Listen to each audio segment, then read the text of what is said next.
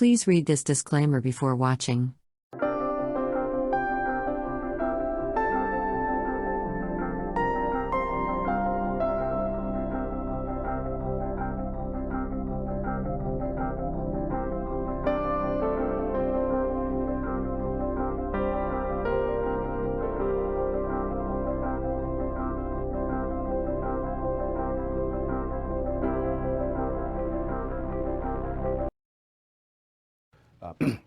Superintendent, we're on 5 years now. What does this case mean to you?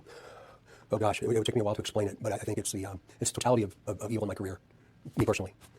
But the beauty of it is I get to represent some amazing people that have given their entire life to this. One of the last things I think about every day, one of the first things I think of in the morning. Wow. What is the focus of your investigation right now, and what is the evidence telling you? Well, I'm not going to talk about the evidence. I think we've done a fair job of doing that over the course of these last 5 years. There's been a tremendous amount of speculation, Rich, about what we know and what we don't know. I think most people's intentions are good when they've done their own courses of investigations globally. But I'm pretty confident in the place where we are right now. And eventually the world's going to know what we do. I still get between probably 25 and 40 direct tips a week right here, literally from around the world. Germany, Australia, of late, Italy, in almost every state in the country. And I'll forward that up to our investigators in Carroll County. Tony Liggett from the Cass County, from the Carroll County Sheriff's Office, Tobe Leazenby and Jerry Holeman and Dave Vito are Jay Harper are troopers that are assigned to this.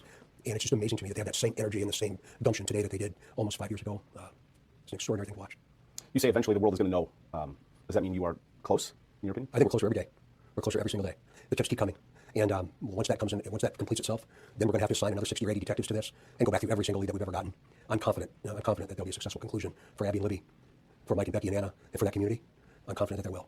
Do you have a person or persons of interest, or do you have a suspect? I'm confident this will come to a conclusion eventually. In the past, you've said we have likely interviewed the killer. Do you still think that? I think that we're not going to singularly identify anyone right now, at least publicly. But again, we've done, we would be that I would be including that. I'm not included in that. The detectives that have been assigned this, task forces have been assigned this, have talked to hundreds, if not thousands of people. And again, one day we'll be able to tell you why we did that and who did it. Early on, you released a sketch of how do I phrase it? Early on, you released a sketch, and later you released a different sketch. Right. Why have the sketches changed so dramatically? Well, investigations evolve. One of the things that I say consistently throughout this entire process, Rich, is that, remember, a sketch is not a photograph, but there'll be pieces and parts of that sketch that will make that photograph whole, you see. So if we didn't evolve with information, and we didn't evolve with what we know, then shame on us. Unfortunately, we're not in a position where we can tell everybody why we switch gears, why we make a slight turn to the right or a slight turn to the left. And that's where the speculation begins, and that's where the animosity comes, and the frustration. And I understand it. I do understand it. Because very selfishly, there's other than the family of Abby and Libby in that community, there's nobody that wants to find this monster more than me. In December, you came out and said, you asked for the public's help and saying, anybody who's communicated with this Anthony Schatz profile on social media, please get in contact. Did Abby and Libby communicate with this profile? I'm not going to talk about that, but I am going to say that we learned a tremendous amount through that particular investigative course. What can you tell me about this man who has been arrested, the creator of this profile, Kline? All I can say about Keegan is that entire issue and the entire release has allowed us to glean significant investigative leads. That's all I can say about him. I've spoken to some people who were involved in the investigation early on, and they say that there's more. There's more video, there's more sound. Why not release more of that? It's important that we don't show our hand, quite frankly, and very directly. We're not going to explain what we know about the killer. We're not going to do that.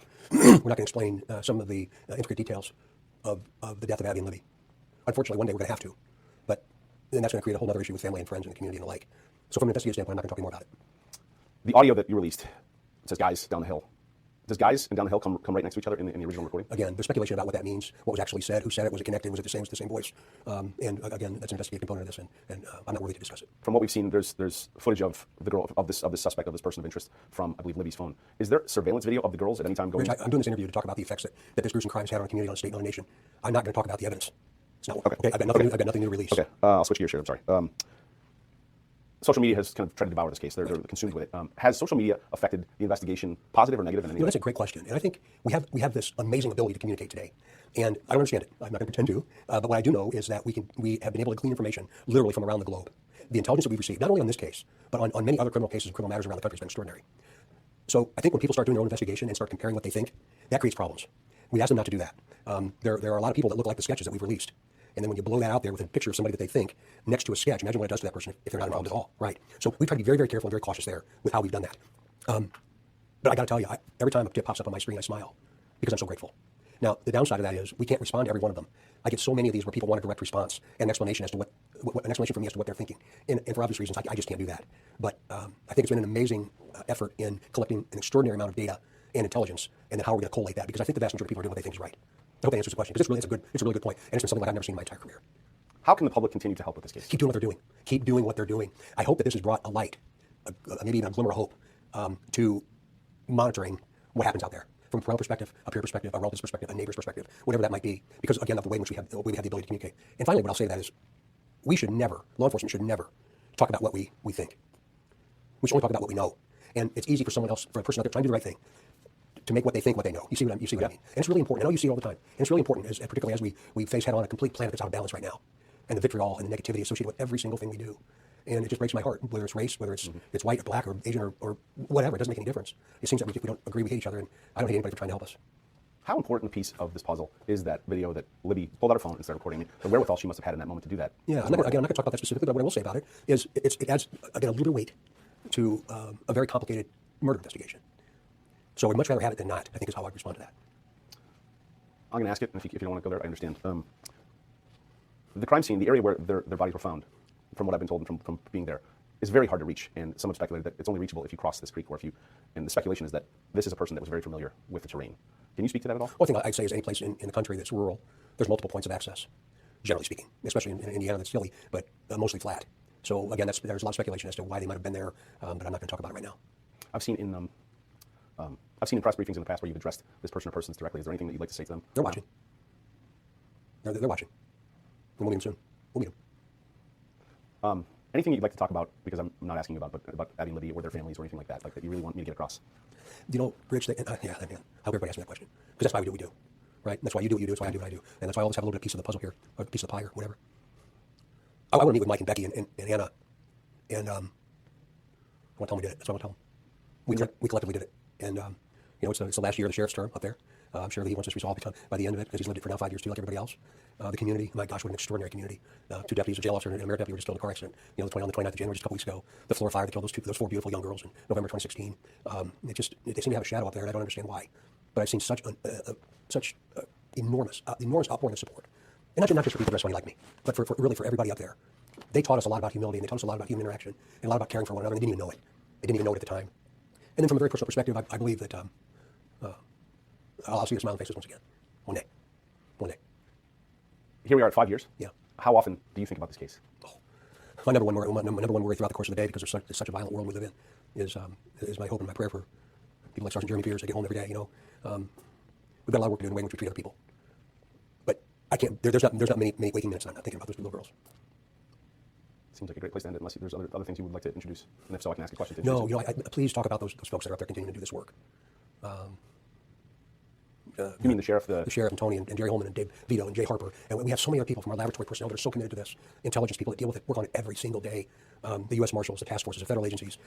It's been an extraordinary thing to see, and it's made us better. Their work collectively has made us better. It's not been perfect. You put 2 people in a room, eventually you're going to argue, right? Eventually. Right. So we fuss with each other just like brothers and sisters do. But everybody's intent is the same.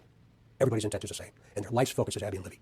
And then the family, and then the community, and then the county, and then the state, and then the nation, and then the countries from around the world that we've talked with. I guess with such violence and such horror, some good's come out of this. The Delphi community, how grateful I am. You inspire people you don't even understand why. Information is being released today is the result of literally thousands and thousands of hours of extraordinary investigative efforts by Delphi, Carroll County, the FBI, the Indiana State Police, and countless other agencies. This community surrounded us some 26 months ago. And you did everything you could to support us, but most importantly, you surrounded the family of these 2 little girls. Gosh, I'll never forget it. After you hear what we're going to release today, I'm going to ask for your continued support, your continued understanding, your empathy and compassion as we move forward to find out who did this, and we will. We're seeking the public's help to identify the driver of a vehicle that was parked at the old CPS DCS welfare building in the city of Delphi that was abandoned on the east side of County Road 300 North next to the Hoosier Heartland Highway between the hours of noon and 5 on February 14th, 2017. If you were parked there or know who was parked there, please contact the officers at the command post at the Delphi City Building. We are releasing additional portions of the audio recording from that day. Please keep in mind, the person talking is one person and is the person on the bridge with the girls. This is not 2 different people speaking. Please listen to it very, very carefully. We're also releasing video recovered from Libby's phone. This video has never before been previously released. The video shows a suspect walking on the bridge. When you see the video, watch the person's mannerisms as they walk. Watch the mannerisms as he walks. Do you recognize the mannerisms as being someone that you might know? Remember, he is walking on the former railroad bridge. Because of the deteriorated condition of the bridge, the suspect is not walking naturally due to the spacing between the ties. During the course of this investigation, we have concluded the first sketch released will become secondary as of today. The result of the new information and intelligence over time leads us to believe the sketch, which you will see shortly, is the person responsible for the murders of these two little girls. We also believe this person is from Delphi, currently or has previously lived here, visits Delphi on a regular basis, or works here. We believe this person is currently between the age range of 18 and 40, but might appear younger than his true age. Directly to the killer, who may be in this room. We believe you are hiding in plain sight. For more than 2 years, you never thought we would shift gears to a different investigative strategy, but we have. We likely have interviewed you, or someone close to you. We know that this is about power to you. And you want to know what we know. And one day, you will. A question to you. What will those closest to you think of when they find out that you brutally murdered two little girls? 2 children. Only a coward would do such a thing. We are confident that you have told someone what you have done. Or at the very least, they know. Because of how different you are since the murders.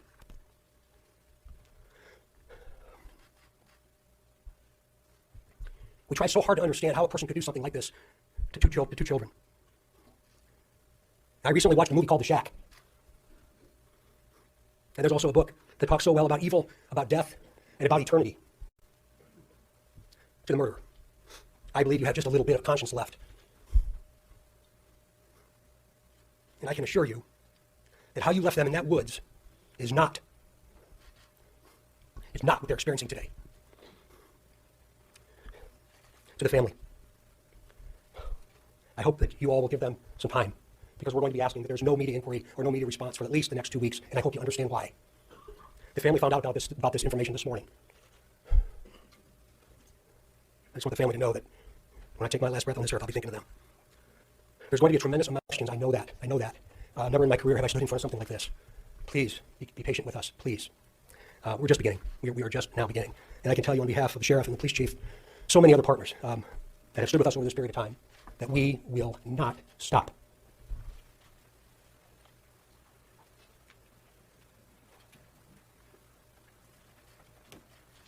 I just unveiled the person that we believe responsible for the murder of these two little girls. So I invite media to take a look at that now. Kim.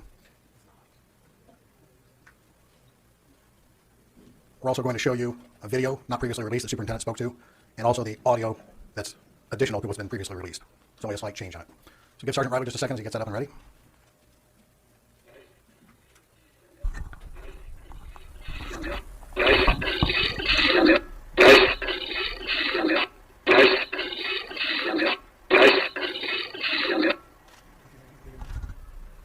Stand by for the video, please.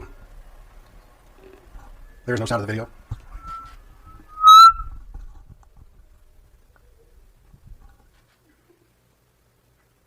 As Superintendent Carter mentioned, he is on the railway bridge. You have to take different steps to get to it. This information later this afternoon will be on the State Police website. For the community that's here, we have 100 copies of the news release. If you put in that URL, you'll be able to get to that site to play it. And we also have that same release for you in the media. And the rest of the state will get that release in about 15 minutes. So we appreciate those of you that came here. This concludes our announcement. Thank you for your time, patience, and courtesy.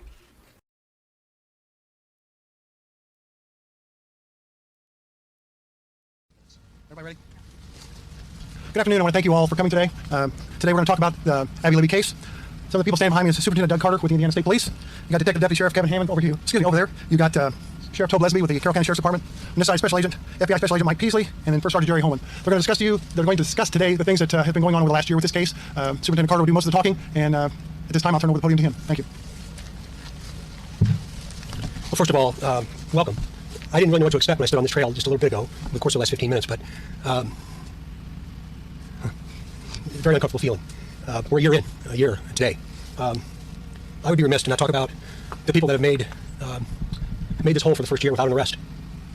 We talked about Sheriff Leazenby, who stands behind me to the left, and Kevin Hammond, Mike Peasley with the FBI, Jerry Holeman over my right shoulder, Steve Buckley, the new prosecutor Nick McClelland here in Carroll County.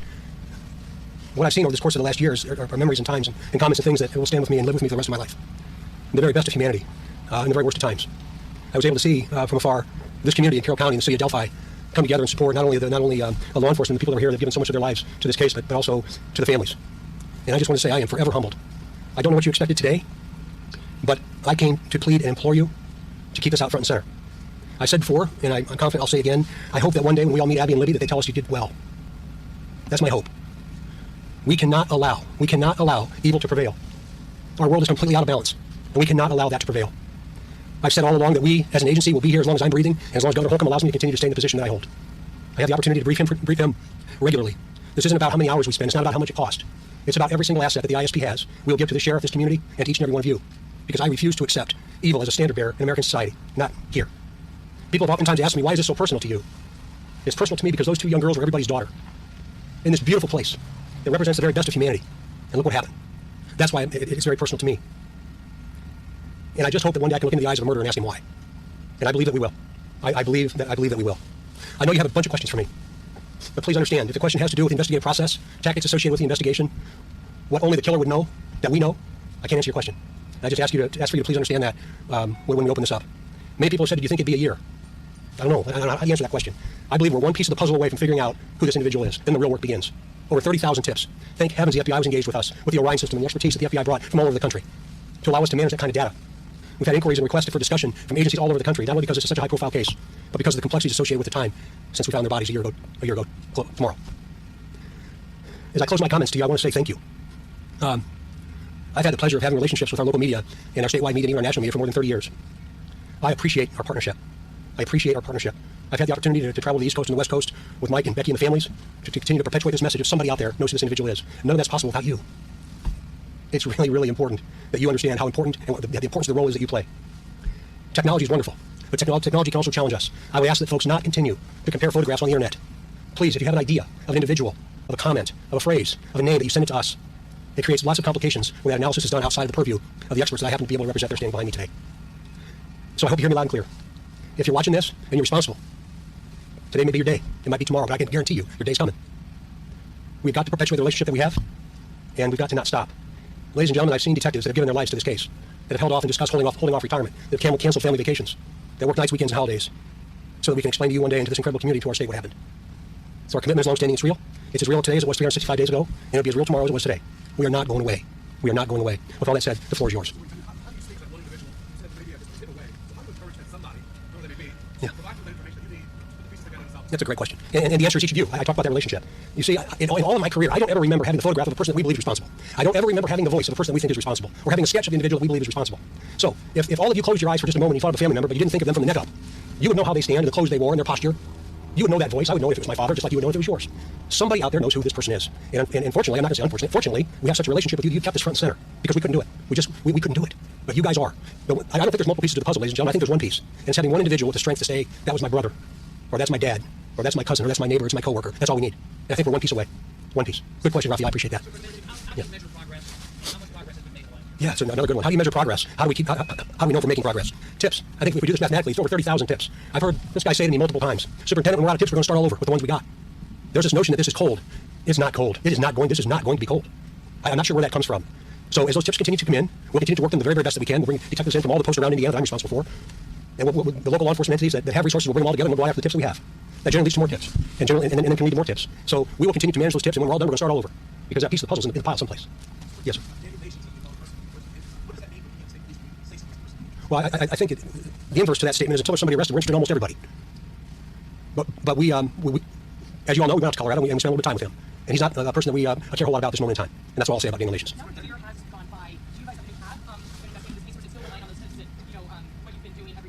Yeah, I think that repetitive nature is going to reveal something that's right for us. We just don't know what it is yet.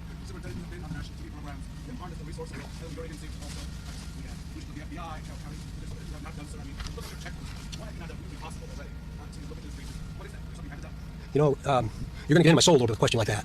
Yeah, and I'm going to tell you why. I want to tell you why. Because of what my eyes have seen and what the eyes of these fellows behind me have seen that you haven't seen.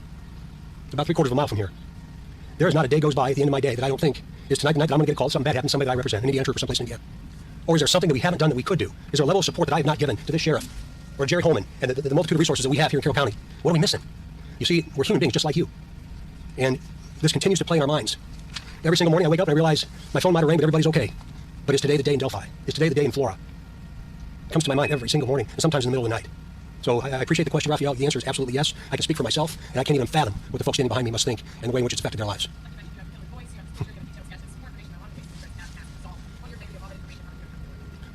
Answer the question for me. I wish I could answer it. I've said locally, statewide, even nationally, that sometimes our citizenry doesn't trust us.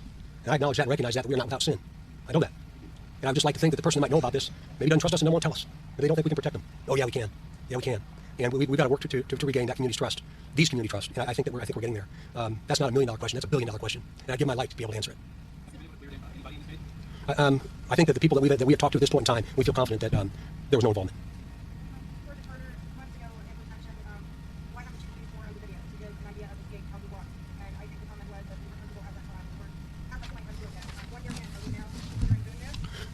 No, we are not. We think that we've released enough now that if there's a possibility of identifying the killer based on that photograph, we'll be able to do that. And that's all I have to say about the video and audio that we have. Yeah. As needed, absolutely yes. Absolutely yes. That's an investigative process that we continue to perpetuate all the time. $1 billion question, isn't it? I don't know. As with any major case, it ebbs and flows, right? I mean, the rhythm, it ebbs and flows. And this one is certainly no different. When it does slow down, it gives these incredible servants standing behind you an opportunity to take a breath. Then about the time they get that breath, something else happens, they fire right back up into high gear. I have no indication to believe that's going to stop or slow down.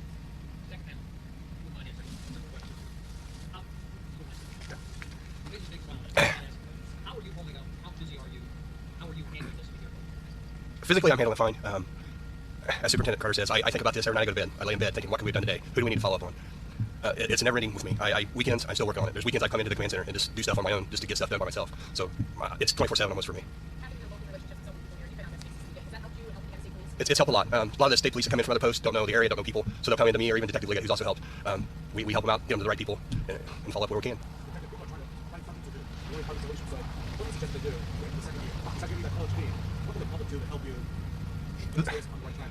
As far as local, the public's been fantastic. The support has been fantastic from Carroll County, from food to snacks to beverages.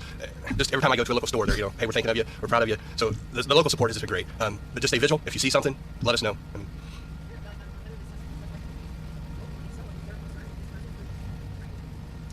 It could be local, it could be distance. At this point, we don't know. Again, always be visual of your surroundings when you're out and about. It has. It affects me because I have children at home too. So I am more vigilant with my own children than what I ever was before this had happened.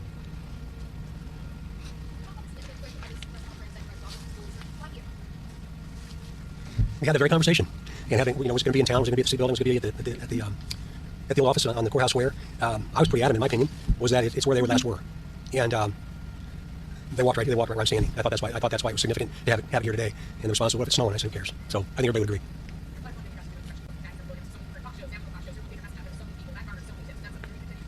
Listen, every single opportunity that we get to throw this out to the front, whether it be in a newspaper in small-town Southern Indiana, or whether it be on a national stage, Dr. Phil is 135 countries and I think 20 million people. Absolutely, yes. Again, it resonates with the relationship with all of you. Please understand the importance you play, how important it is that you're here. I didn't know what to expect when we flew in, but I looked down and I saw this line of cars, and I'm so grateful, so very grateful to you. It's my hope the murderers, killers watching us. It's my hope. Take 2 more questions.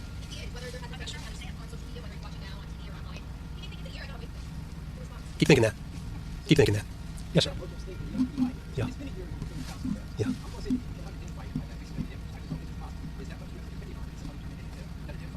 That's one piece, of course, and I agree with you completely, but that would be one investigative step for us. The other investigative step might be a hunch, might be a notion that someone has. It would be great if someone came out and said, yeah, that is this person, first and last name. I know it is. But likely, very likely, from an individual, yes, yes. No, the science piece of this I'm going to keep very, very close to the vest. Very close to the vest. Thank you very much for coming today. We appreciate your time. Thank you all very much.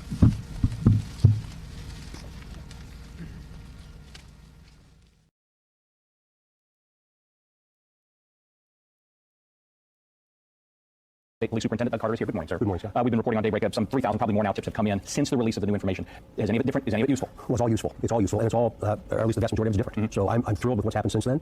We still have a lot of work to do, but we're not near done. When we first got word, it was on Friday that we got word that there would be this new information. Some of the things struck me as unusual. You invited the public to this. You weren't taking questions at that point, again, to wait those a little bit later. And then in that briefing, it seemed like you were speaking directly to whoever did this, with the sense that person might even be in the room. Do you think that person was in the room?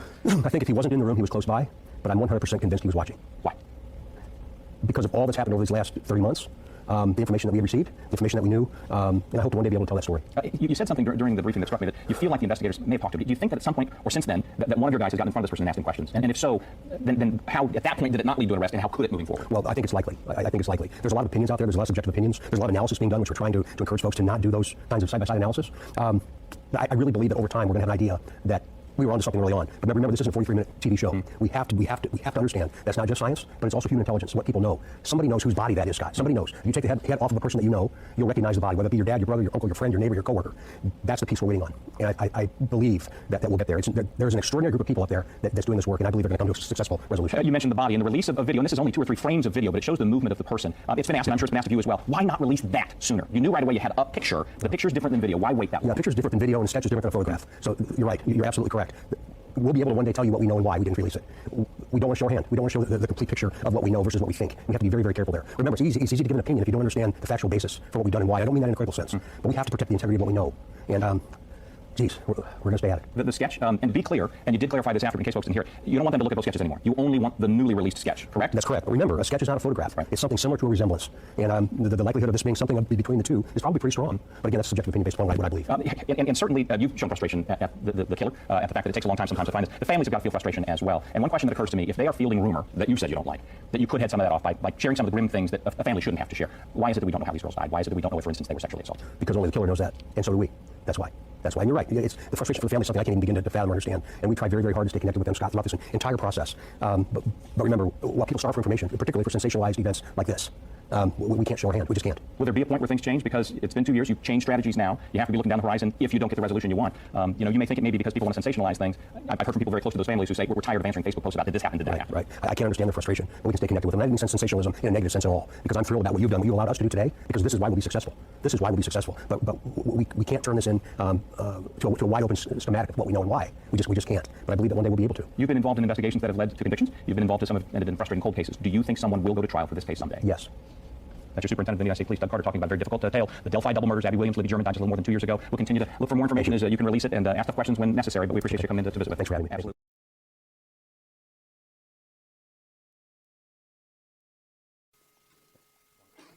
Okay, good morning. On behalf of Sheriff Tobe Leazenby of the Carroll County Sheriff's Department, who's the lead agency in this investigation, Delphi Mayor Shane Evans, I would like to welcome you to Delphi, Indiana, and Carroll County. If you would allow me a little bit of latitude here before we get into the meat and potatoes of the press conference to give a couple of thank yous, I would like to do that now. We volunteer because we care. Again, we volunteer because we care. I saw that on a fire truck here in Delphi, Indiana yesterday. And I believe it's a way of life here in Delphi and the Carroll County community. Because the way this community has wrapped their arms around this investigation and provided not just resources for officers as they're investigating this case, but also their willingness to give us information and anything that we've asked, including this church today for the press conference that Pastor Todd has given us. And of course, we want to thank the Delphi United Methodist Church for this facility today. Again, I would like to thank everyone who's given donations and any general support to this investigation. I would also like to thank in advance the person who's going to call our tip line and give us that tidbit of information that's going to lead to the arrest of the murderers of Liberty German and Abigail Williams. And I would like to thank the media for their patience. I understand there's information that you would like to get to your subscribers, get out into the media. But as you know, we have information that's germane to our investigation that we have to keep close to the vest because this investigation is too important to make any mistakes and give out the wrong information. So again, I thank you for your support and your patience as we go through this case. There are a couple of acknowledgments I must introduce today, a couple of folks, department heads that are here. We have Delphi Mayor Shane Evans, Carroll County Prosecutor Rob Ives, Carroll County Sheriff Tobe Leazenby, Delphi Police Chief Steve Mullen, Indiana State Police Superintendent Doug Carter, FBI Assistant Special Agent in Charge Greg Massa, and Captain Dave Bursten, Chief Public Information Officer for the Indiana State Police. Obviously, the reason we're here today is to give out information on the double homicide of Liberty German and Abigail Williams. On February 13th, Abigail Williams, 13, Liberty German, 14, went on a hike at the Delphi Historic Trails. On February 13th, they were reported missing later in the afternoon when they failed to return to a pickup location as a family member returned to pick them up from their hike. After organized searches on February 14th, one of those search parties unfortunately found the bodies of the two teens. Evidence in this case has led investigators to believe this is a double homicide, and that's what we're investigating at this time. Also shown in front of me is an enlarged depiction of a person believed to be the suspect in this case. We are actively looking for this person. We believe this person is our suspect, and we would like any information, regardless of how small or minute you might believe that information to be. It might be the one piece of a very large puzzle that helps us get this person in custody. So please call our tip line, 844-459-5786. And again, I would like, as we go through this press conference, to remind the media there's going to be information that is germane to our investigation that we're not going to release today. But at the end of the press conference, we will have time for questions and answers. So as we go through our speakers, I ask you to please hold your questions to the end of the press conference. So at this time, I would like to invite Indiana State Police Superintendent Doug Carter to the podium.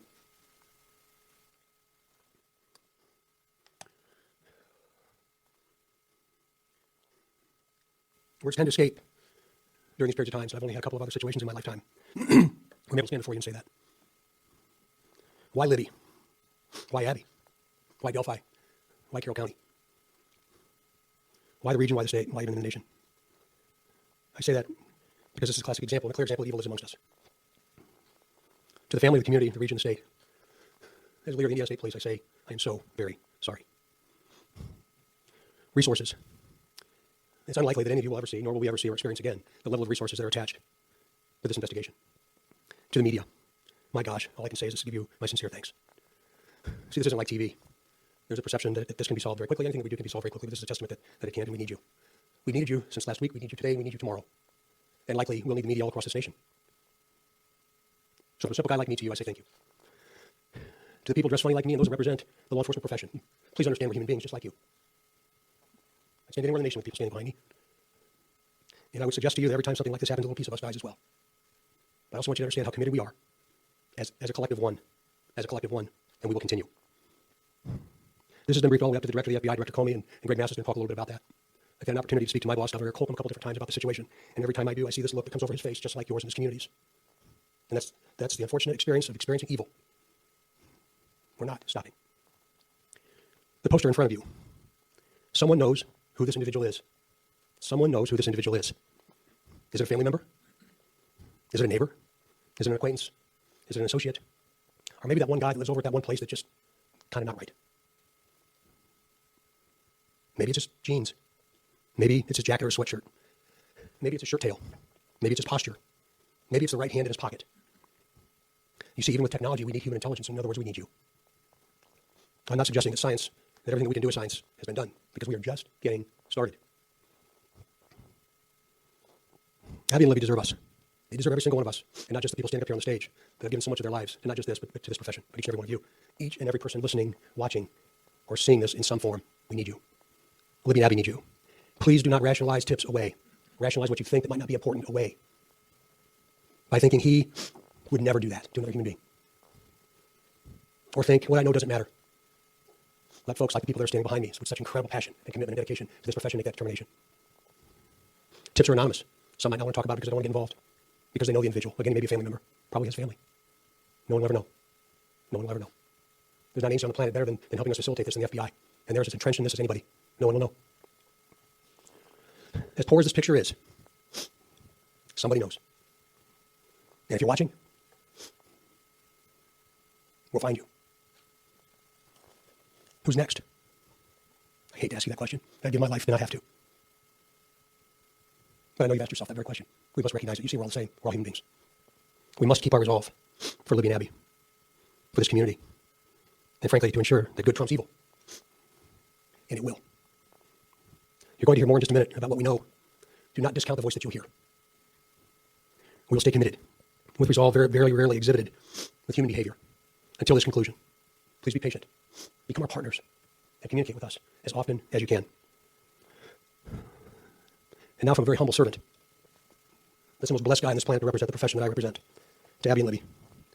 It's my hope and my prayer that you're now experiencing God's promise of eternal peace.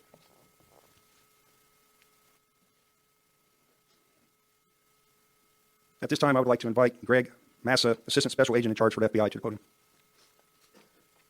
Good morning. As the Assistant Special Agent in charge, my role is to supervise and lead the FBI's criminal investigation across the state of Indiana. 9 days ago, we had an agent that was participating in the search for the missing victims, and from that moment until this morning, we have stood shoulder to shoulder with our law enforcement partners here. The FBI plays an important support role in this investigation, this joint investigation. I'm very humbled by the response that the resources that are under my direction have brought, and hopefully the contributions that we are making. On any given day, we have 20 FBI agents that are here providing investigative help, whether that's running down leads, conducting interviews, helping with lead tracking system, providing intelligence analysis support, providing technical assistance. Every night, I update our FBI headquarters to our Deputy Assistant Director, and as the Superintendent mentioned, this has been briefed to the FBI Director on 2 occasions. So whatever resource that the FBI has available, whether it's here in the state of Indiana or nationally, we have brought those resources, and we will continue to do so. We were committed to working around the clock, as we have been over the last 9 days, and we'll continue to do so until this case is solved. To the members of the community, when I met with our behavioral analysis unit and their expertise and their experience, it is oftentimes even unwitting that a member of the community may have information that is germane to this investigation. And I'd like the community to go back 9 days and go back to the afternoon of February 13th, Monday, February 13th, and just think if you had an interaction with an individual who inexplicably canceled an appointment that you had together, or an individual called into work sick and canceled an important appointment or a social engagement, and at the time gave what would have been a plausible explanation. My cell phone broke, or I had a flat tire on my car. But in retrospect, that excuse no longer holds water. That may be important. Likely so are behavioral indicators that this individual may have exhibited since the afternoon of May 13th. Did this individual travel unexpectedly? Did they change their appearance? Did they shave their beard, cut their hair, change the color of their hair? The superintendent mentioned the clothes that this individual was wearing in the photo. Did they change the way they dress? Did their behavior change? Did their sleep pattern is different now? Did they start abusing drugs or alcohol, whereas they would not have? Have they been anxious, nervous, irritable? Have they followed this case and what the media is putting out with a sense that is not normal? Have they had ongoing discussions regarding their whereabouts on that afternoon or thereafter? Please, if you have that information, call that into the tip line. After this press conference, the FBI will be putting out a series of these indicators on our social media, so it'll be available not only to the citizens of this community, but across the state of Indiana and then nationally as well. We'll also be utilizing digital billboards, and in any way we can spread this message, we will. I'll just finalize my remarks just to say that to my law enforcement partners behind me, to the community at large, 9 days ago, the FBI stood shoulder to shoulder with you. We're not going anywhere. We will be here until this case is solved, and I'm confident this case will be solved. Thank you. At this time, I would like to invite Captain Dave Bursten, Chief Public Information Officer for the Indiana State Police, to the podium. Thank you, Tony. We do have some new information for you today. It's in the form of an audio file from the cell phone that Liberty German had with her at the time. We're not going to play everything that we have, but Liberty had the presence of mind to turn on her video camera. Again, we're not going to be able to share everything with you, but we're going to share this audio clip with you momentarily with the hope that somebody will recognize this voice. And I want to be very clear that what you're about to hear is just 4 short words. Excuse me, 3 words. Down the hill. You're going to hear this played 4 times. The audio quality is not superb, but there's enough there that somebody could recognize this person's voice. And as Superintendent Carter said, not to rationalize away. If you hear this today and you think, my God, that sounds like fill in the blank, call us. Make an anonymous tip. Tell us who you think it is. Let us investigate it. If it's not the right person, they'll just be out a little bit of time and they'll be cleared and they can go on and they'll never know that you called. But you may tell us who the right person was. And you could be the person that helps us to solve this horrible crime. Micah, play the clip, please. Could you play it one more time?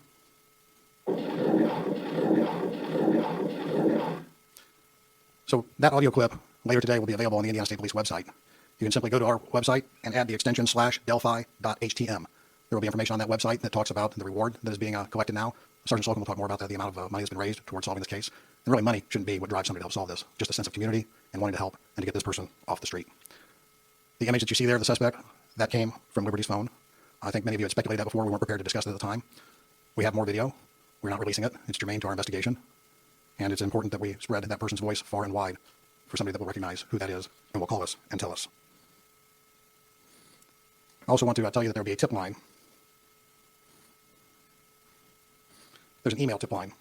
I'll spell it out for you. It'll be on the website later, but if you want to copy this down, tips can be emailed to ABBYANDLIBBY@cacoshrf.com. So that is Abby and Libby Tip at cacoshrf.com. Phone number, email, call the Delphi Police, call the Carroll County Sheriff's Department, call the State Police. Help us to capture the person responsible for these murders.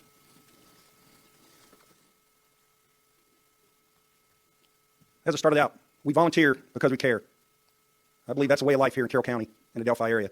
As Captain Bursten indicated, we now have monies for a reward. I believe we're in upwards to around $41,000, with $25,000 being donated by the FBI, $10,000 by the Indiana Packers, a local business. The Andersons have donated $5,000. Indiana Lafayette Savings and Loans has donated $1,000. They do that because they care. We need to solve this case. We have every resource that we can think of to prompt people to give us information. We need to get the murderer of Liberty German and Abigail Williams into custody sooner rather than later. That will be the end of our press conference. As far as speakers at this time, we will entertain questions.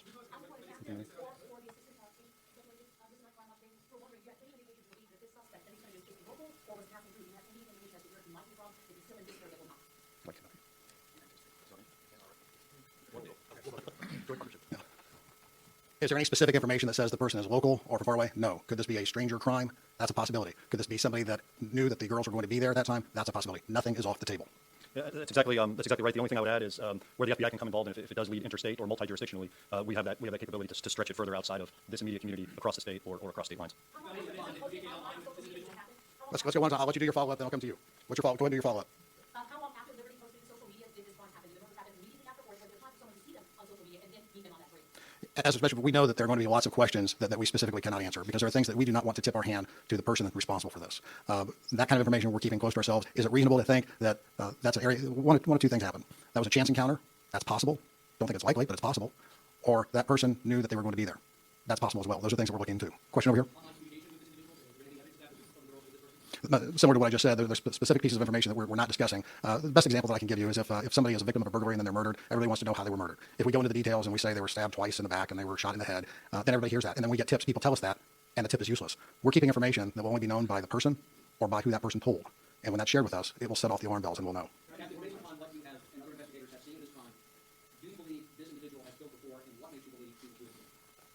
I'll let Agent Massa address that. There's been no indication right now that this is part of a serial murder, if that's what your question is. So as of the facts that we have collected at this point in time, we have not tied it to any other known homicides. We have other information that we're not sharing, and specific to your question, Raphael, keep in mind that there is the likeliness of the possibility of more than one person. We're not saying that the voice that you heard is the same as this person here.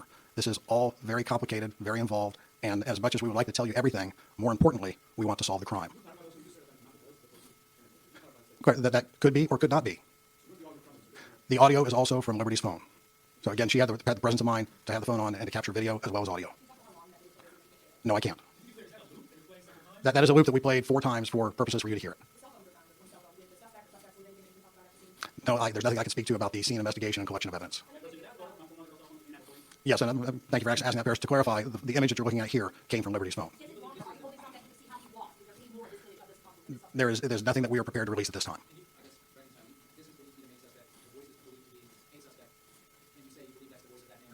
No, I can't say that because we weren't there.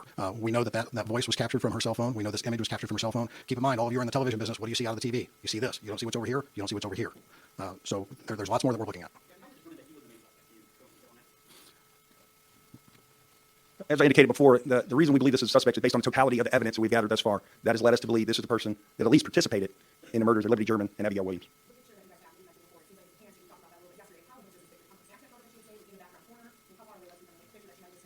Now, we're not going to release that part of the information, but it did come from her phone, which entails that even though we enhanced it, it's the best we have. That's the image we're given. And just because you and I do not recognize that photo, there, as indicated earlier, a person that works with what appears to be a male white in that photo might recognize him. Again, a family member might recognize that. Unfortunately, it's the best we have, and that's what we're going to go with at this time. If we decide to go other routes later, we'll let you know.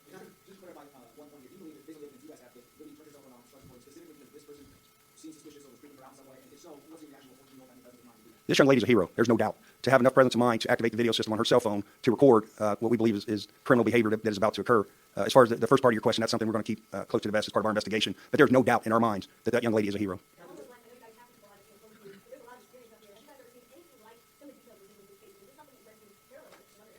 Well, unfortunately, when you're in the law enforcement business, there are crimes that occur in this nature. As far as the time frame and different things in my experience are unique to my career, but there are a lot of smart people standing behind me that will probably have a different answer. But again, rest assured, we're using our resources to put the person and or persons that murdered Liberty German and Abigail Williams into our jail here in Carroll County. The only thing that I want to add to that is all of you have more questions than we can answer here today without compromising the case. I think we all can agree there's one thing we want to do. We want to capture the person or persons responsible for this crime. We wanted to get the audio clip out to you. We wanted to confirm to you where that image came from. We've accomplished those 2 things here today. We encourage you to play that audio to your audiences frequently over the days to come so that we can develop a tip to that tip line or to the email address that I gave you or to the website information that will be on the State Police website at 10:45. At this time, we're going to conclude the news conference. Thank you all very much for coming here today and helping to spread the word. Thank you.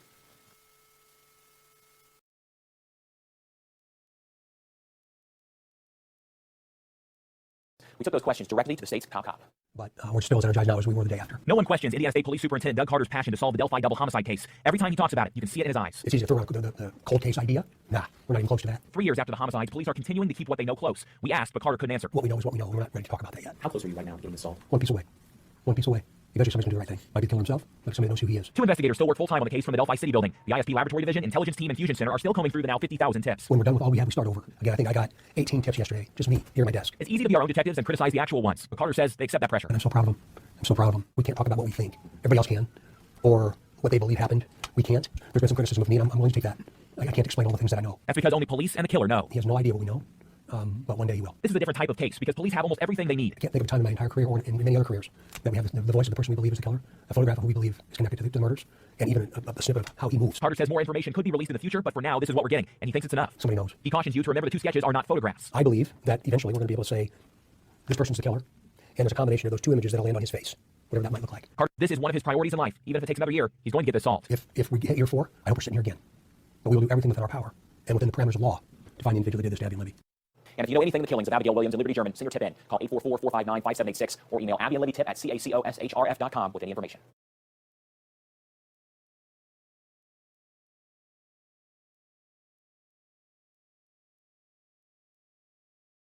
Tim Riley, I'm with the Indiana State Police. I'm the Public Information Officer from the Lafayette Post. Steve Holeman, Delphi Police Department Chief of Police.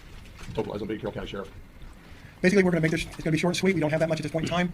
Basically, what we've got, we have found 2 bodies is that the Sugar Creek? Deer Creek. Deer Creek, sorry. In Deer Creek, about a mile east of town. We are investigating this as a crime scene. We suspect foul play. We have not made positive identification of the two bodies, so we're not going to be releasing any information on them at this point in time. We've got the Indiana State Police who's assisting the Carroll County Sheriff's Department and the Delphi City Police Department in the investigation here. We also have the FBI crime scene investigation group here out of Indianapolis. And one thing the family asked us to do is to thank all the communities around Delphi and the people here in Delphi for assisting in attempting to locate these the two young children that were missing earlier. They just wanted to say thank you to those people, and thank you. They just wanted to express their gratitude for the hard work that was done in helping search for these children. Has the search been called off for these two teenagers? Not officially, because we have not positively identified the bodies at this point in time. We have people still searching the woods and creeks. There's still people out looking, but it has been scaled back. Let me just put it that way. Are the bodies of the two individuals discovered, are those of young female children? I'm not at liberty to give that information out as of this time. Who found them? I'm not going to say at this point in time. Why do you believe that there is foul play? Just the way the bodies were found. That's about all I can say at this point in time. Were they in the water? They were on the edge of the water, from what I understand. That's about the best I can tell you. Any outside injuries? I'm not going to make a comment on that at this time. What time were they found? That's not sure. 12:15. About 12:15 this afternoon. Are there any either suspects or persons of interest being questioned at this time? We have not gotten that far into the investigation, so I cannot comment one way or the other. Sheriff, you are from this community. Talk about the toll this search and this apparent recovery has taken on your county. It's been along for several hours. It's played tremendously on the emotions of the community, but the positive is the outreach of love and support for the families involved. I think it's been fantastic. It speaks highly of our community. You've talked to the families. There's no identification, but we could hear that this was a sad meeting. There is some sadness, yes. How long do you think it's going to take, of what you know so far, how long do you think it's going to take to positively identify? I can't speak for the coroner. He's the one that will take care of that part. That's not something I can give you that information at this point in time. How far down was it from the bridge? Downstream. Probably more than a mile, less than a mile. I'm going to say somewhere between half and 3/4 of a mile. I'm guessing. The road curves back in there, so it's really hard to tell as a crow flies how far it is, but I'm going to guess about half to 3/4 of a mile back there. It wasn't that far from where the search started. You mentioned hours of searching, hundreds of people. So were they not in plain sight in that area that it would have taken a long time for you guys to find them? We really don't want to comment on that at this point in time. We don't really want to put out too much information at this point in time. Something I will do, if you follow me on Twitter, I'm going to probably put tweets out approximately every hour on updates. It may be as much as that. I'm just going to say we have nothing new at this time, but I will try to do that for at least the next 4 to 6 hours. How do you suspect, do you presume that these are the two people you were looking for? I really can't comment on that at this point in time. Were there any visible injuries or other signs of trauma to the bodies that were discovered? We're not making any comment on that either. I know we're not giving you much. I understand that, but I mean we're at the baby stages of this case. At this point in time, I cannot release really much more information. As soon as I can, I will be more than happy to put stuff out. Who's the lead investigator? Carroll County is actually the lead. Office. Is it fair to say the search has been drastically scaled back? Correct. I will say that, yes. Sheriff, are you classifying this as a homicide investigation at this stage? It's a death investigation with unknown sources. Chief, you have not said anything that this is your town. Talk about the impact this had on your town. It's had a terrible impact on our community. The people who have participated in the search, people who have participated in all the efforts to try to find the victims in this case are very much appreciated. But I know this had a terrible effect on our people, and we are grieved that this sort of thing would happen here in our community. I am pleased to see the community come out and help us the way that they have. I'm very pleased to be part of a community that has done everything they have done to help us out in this case. Going forward, you're going to do everything. Obviously, you can't find out who was involved in this. And earlier we talked pretty much all the law enforcement's been holding back tears because these young girls and families and the whole search is really taking a toll on you. So you're going to do everything, exhaust every option just like you did in the search, find out who was involved in this. Yes. Anything to the community? Huge thank you. Yes, thank you for all their help. Should people in the community be afraid right now, based upon what you've seen and you know? I think people are smart enough in our community to draw their own conclusions about what they should feel and shouldn't feel. Our people are very smart. We have a very good community, and they are very strong. And they are able to draw their own conclusions about this whole situation, I think, quite successfully. Thank you for the question. Because the reason I ask is I hear the words foul play suspected. And people might be wondering if there's somebody running around this community preying on people that they need to be afraid of. I understand what you're saying. Should they be? I think people are able to draw their own conclusions about this situation, and they're smart enough to figure out that what the situation warrants them to think. So that's all we have to say about that. And you said you scaled back the search completely, so the hundreds of people even they were coming up a little bit ago. Can I offer my help? Can I get back out there? At this point, you guys not want more people heading out in that area? What's the advice for people who do want to be involved in the search? I think they can continue to help in the way we need the assistance at. I am not at the scene, and I'm not aware of what's going on out there at this point in time, so I can't really say what we're going to use them for. We may be just telling them we thank you for your help, and we may just be sending them back. So, again, it's we believe what you believe what you can, and then we got to go with the truth that we have. So that's what we're working at. One final thing. You started off with a statement about finding the bodies. Can you say that over again with the right creek? Oh, Deer Creek. The bodies were found in the Deer Creek area, just east of town, about a mile from the 3/4 of a mile east of the Freedom Bridge. I know it didn't help you much there, but South Freedom Bridge or the one on High Bridge. High Bridge. I'm not sure which bridges. They're two separate bridges. I know. The Freedom Bridge is on the Heartland, and the High Bridge is where it started up at the So how far from High Bridge? I think that was the last known location. Within probably 3/4 of a mile or so. Okay. And how close were they to the area where they were supposed to be picked up by the brothers?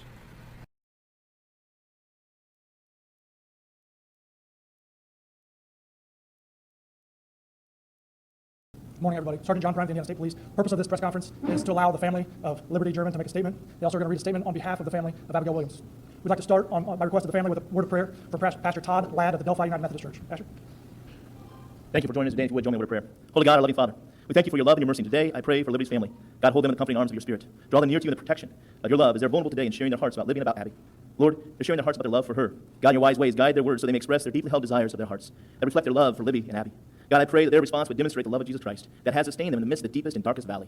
God, I thank you for all these individuals who have come today to tell the story that needs to be told so that more tips may process and we can begin to find justice. Lord, we pray for justice here on this earth, but Lord, we also ultimately hold hope for justice on the other side. So that in all of this, we put our trust in you. Bless them, bless their words, and allow us to tell the story in ways that give hope. We ask this in the name of Christ, our Savior. Amen. Carroll County Sheriff Tobe Leazenby. Good morning. My main purpose this morning is to thank each one of you for being here. I also want to thank our community, and I want to send out a huge net of thank you to everyone that's even had this on their mind for the last few weeks. Without your help, without your involvement, we feel like that we wouldn't be where we are right now. We continue to move forward, we strive for justice, and we will get that justice. At this time, I want to introduce Mike Patty, Liberty German's grandfather. Thank you, Tobe. I wrote down some stuff so I wouldn't forget what we'd like to communicate. My family put this together. So obviously my name is Mike Patty, this is my wife Becky. We'd both like to thank you for showing up here today. I'd like to read a statement. I got to put my glasses on for this, so show my age a little bit.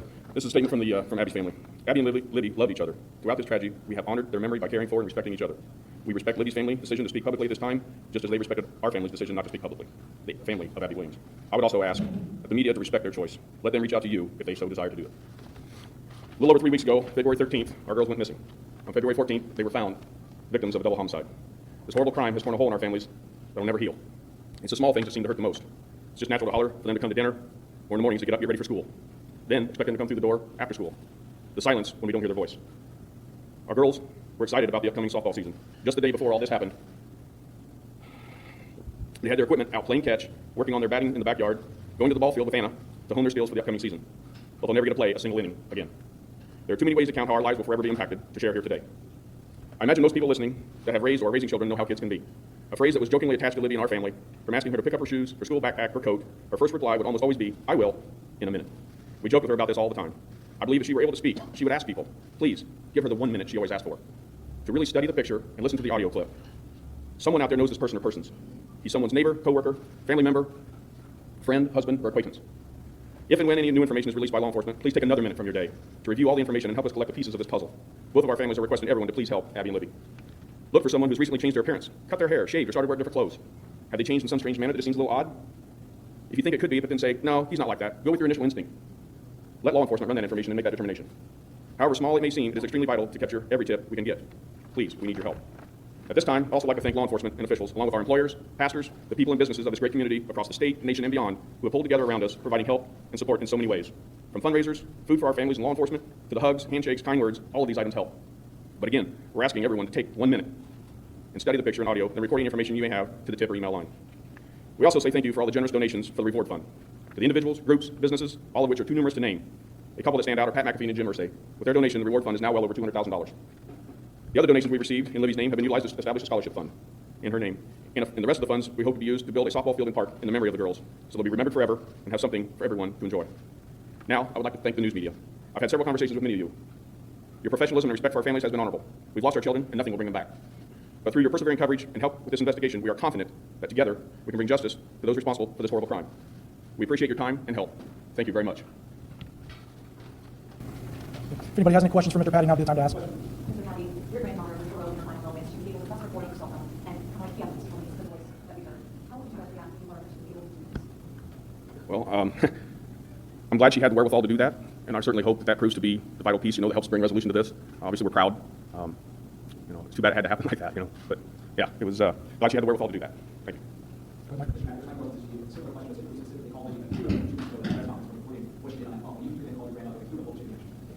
Well, first off, I'd like to address that is both the girls were heroes. They stuck together. I don't know exactly what happened out there that day, but I imagine there was probably an opportunity for one or both to separate and try to make a break different ways. But those girls loved each other. They were good friends. Neither one of them left each other's side. Both those girls are heroes in my book. Absolutely.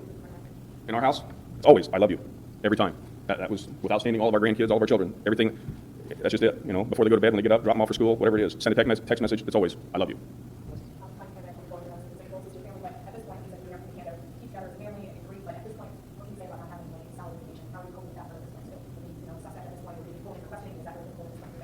Well, obviously, yeah, we would like to see somebody, responsible for this. But I'm relying on law enforcement, and the efforts that they're putting forward. They've been kind enough. They walked me through the process of how they're evaluating this. I'm kind of a process-oriented guy, so they walk me through that. I'm very impressed with the steps that they go through whenever they receive tips. And trust me, every tip, every call is checked. There's nothing that's just going into a bucket, even if it seems so silly. There's the cohesive, work between the state police, the county police, the FBI, and the city police, and officers from all over that are coming in is just truly impressive. I truly feel we're going to get to the bottom of this, and that's why I'm asking for help out there. Any tips we can get is monumental, and it can really bring this case to resolution. Thank you.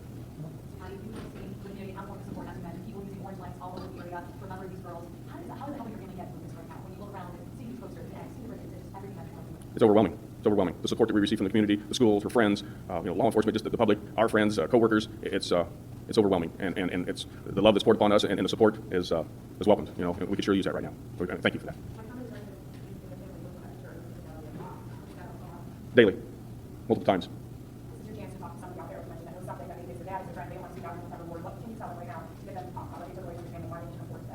Well, I'm hoping through if you want to call it the speech, or that we developed or that we put together there and read, and I'm just reaching out to them to help put closure. This is a hurdle and a path that we're going down that, the pain will always be there forever.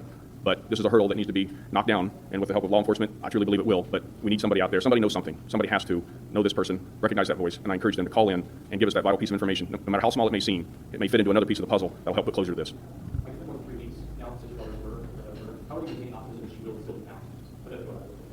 Well, that's a lot of what we have right now is optimism, and in the pouring in of the tips and the support of the public, and again, all of our friends and everything that is coming into us. That's where we're gaining our strength right now.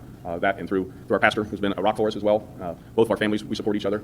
Abby's family and ours, we're in contact, so we help each other get through this. Yes, sir.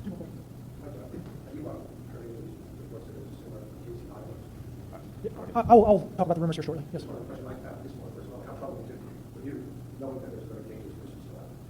Well, obviously, it's troubling for us as well as the whole community, the state, the nation. Somebody's out there that's done this. They need to be brought to justice, and that's why we're holding this conference. We need somebody out there who has that vital piece of information to turn this in. Help this community, help the state, help our nation, help our families to bring this to justice. We're not going to speculate right now on where they're from, and I'll get into that here shortly. So one more over here.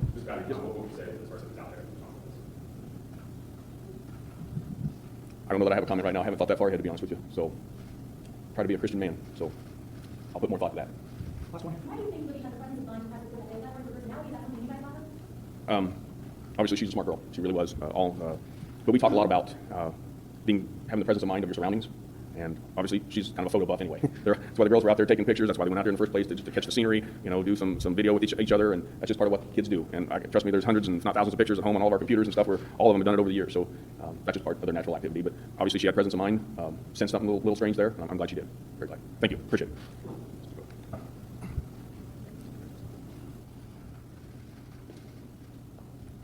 The cash reward, thanks to incredible generous donations from the community, from organizations, to bring the person or people responsible for this crime to justice is now over $224,000. Now, we know historically cash rewards aren't always claimed. We like to believe that somebody with the information would come forward out of the goodness of their heart to do the right thing. But there might be somebody out there that is motivated by this cash reward, and we would ask that person who knows something to come forward. There have been more than 11,000 tips come in to our command center.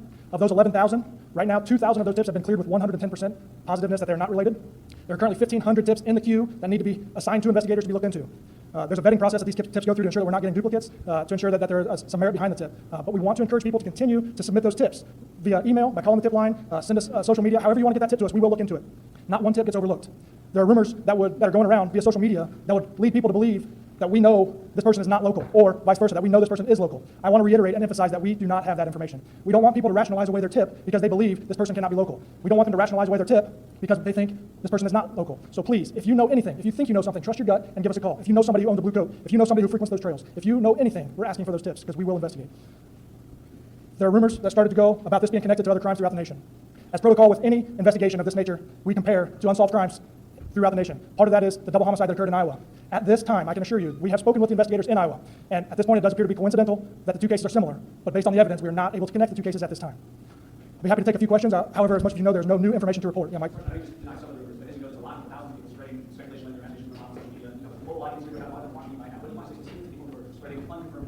Yeah, spreading unconfirmed information or rumors could be detrimental to our case because it could lead people who might have information about this case, to believe that we're closer to solving it or that we have information that we don't. Spreading those unfactual rumors could be detrimental. It could slow the process. We're asking people, if you see something on social media, if you hear something, make sure it comes from a reliable source. That reliable source will likely be the Indiana State Police. If it does not come from us, please hold off on spreading those rumors.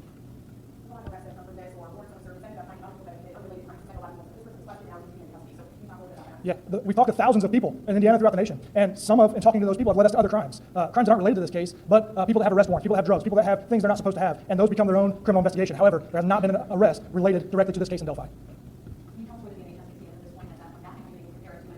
Yeah, so part of any investigation involves a human element, also involves a scientific element. The scientific element of that investigation does include searching for DNA. At this point in the case, I can assure you that we are using every tool necessary, every tool available to us to find the person responsible, which would include looking for those clues.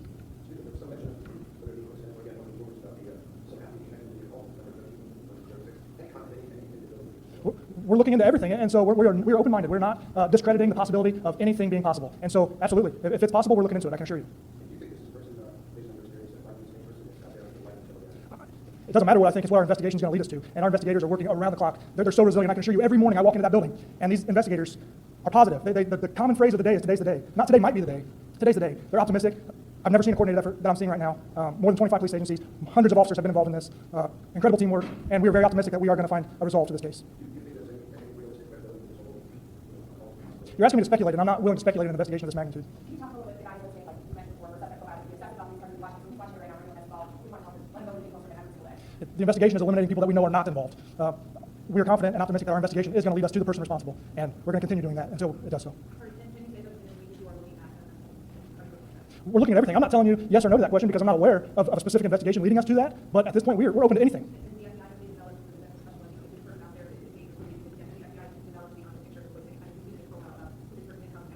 Yeah, those things take a lot of time, and I can assure you that they're giving every resource they have to this investigation, which would include those, but at this point, we don't have any definitive answers.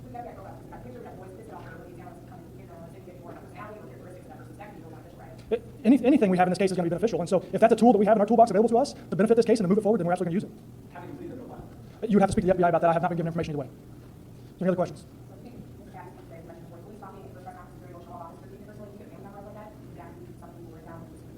Yeah, Alexis, this is emotional for all of us. I can tell you that it's not easy, and a lot of people are putting a lot of work into this, and we're hoping that the tip's there, and we're going to find it. Thank you. We'll be available for individual interviews if you need so. The Patty family has asked not to be contacted today for an interview, but they are willing to do that in the future, and that should be coordinated through us. So thank you very much.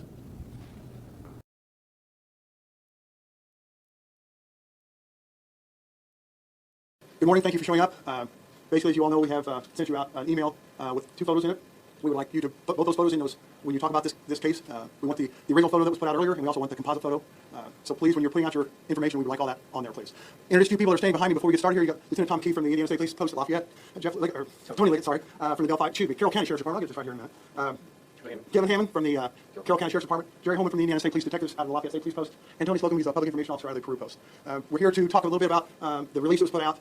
So I'm just basically going to open up the questions. I will tell you now that most of the information that you have in the news release is about all that can be released at this time. So there's not going to be anything else real exciting, I guess would be the word, that's going to be put out there. But I'll be more than happy to take questions, and we'll go from there. How did artists develop this sketch? Was the sketch made with the help of eyewitnesses, or was it made solely from the other picture we've seen so often? Basically, I can't really answer that question completely. I can tell you it came from the investigation itself, from officers looking into things, to tips and leads that come in, that people that have come forward. We've got information from there, and the composite was put together with that information. Why release the sketch today? Did you just finish? Have other people already seen this, including family? Now it's just the right time to release it? This picture was released at this time because that's when we felt that it needed to come out. The information needs to be put forward, and we want to get it out there so people can look at it. Again, it has just taken a while to get this thing put together, and that's why it's taken so long to get the picture out. In the realm of evidence and leads that you have, how big is this photograph? How much are you counting on this artist sketch or photograph this sketch? I mean, it's like anything else in a case. Anytime we get something new or some information out there, we always feel it's important to the case. We feel this is very important because it actually gives a better view of the person in the picture that you see down below. It shows a little more facial features, gives you a little more information on what we're looking at, who the suspect might be, and that's why we feel it is very important that this picture's out there at this time. What's so striking about this? What's the thing that investigators look at and say, wow, that's the thing that's going to make this guy stand out from all the other men walking around? It's basically just a clear picture of his face compared to what you saw down below. We've got the information out there, the picture's out there. Now we've got this composite that we feel that is the same. We feel it is the same person, and we just want to make sure that people realize that picture is this person. We're hoping, and that they can get that picture and take that picture and get us some information on a possible suspect. How confident are you that is accurate? We're pretty confident. The information was received. With that information, we've been able to put that together. Again, this thing wasn't drawn up overnight. We've been working with this picture and with the suspects that the witnesses that we have that put this together. So it's not something that we did overnight. This has taken a while to put together. Those witnesses, did they see them in the area? Did they call the tip line with that information? I really can't go into that because we don't want to compromise the case itself. But when you say witnesses, some of the people were able to help you out with this. There was people that were able to help us out with this, yes. A lot of people say you guys are releasing this now because you run out of leads. That's not true in this case, right? No, we're still getting anywhere from 5 to 10 tips a day. We're still getting emails, so it's not something that is just, this case is not dried up. It's not a cold case. This case is still very active. If you didn't have those tips, we may never have seen this picture in the first place, right? The possibility, yes. What's the attitude of the troops working on this? I mean, the fact that there's a composite that's infinitely clearer than the picture we've been looking at. And what is the feeling among investigators who've been grinding away at this for 5 months? Well, anytime you get new information, officers are always excited about that information. It kind of builds up their confidence on the case itself. With this information here, we're really, it really excites them, lets them know that people are still caring about this case, that people are still interested, and when we can get somebody to come forward with more information, if we can get a name or at least a location of this subject, that would be great. But officers have never really gotten down on this case. I think they've frustrated maybe, but as far as solving this thing, it's something that's never, we've always felt like we're going to solve this case. Who made this sketch? ISP? Did you guys bring somebody specific in here to talk to those witnesses to come up with the exact look of this person? It's basically just been a combination of all the departments that come together and we put this composite together. There was a release you talked about not to focus on the hat. Could you talk a little bit about that so people at home know why? Well, if you see the original picture down below, it appears that he's got a hat on, it's got the flaps down with kind of down over the face. We want to make sure that you focus on the picture. We want to make sure the face is what you're looking at and not to worry about the hat. Even though that hat is not quite the same as the one in the picture, we want the facial features is what we want you to look at. If someone did recognize this person, what should they do? They can call the tip line or they can email us. In the release, you mentioned some exactly what his hair color and things like that. Can you talk about that information you put in the release right now? Basically, the hair color is a reddish brown. The person was not clear on the color of the eyes, but the person said it was definitely not blue. The person was very obvious that it was not blue eyes, but they did mention that they were not clear on which color it was. So there are people out there who are sure that they saw this guy walking around that day and they helped you out. Is that fair to say? Pretty much that's what it is, yes. Those people come forward right away, or did it take a little bit of time for those people to come forward? It's been a while. It took a little bit. People are scared, afraid to be recognized by the subject. So it just takes a while for these things to happen. Like I said, the picture didn't come overnight. We've been working on this for a while. Do you think this guy's still around the Delphi area? Do you think he's in a different state? That's what I hope this is all about.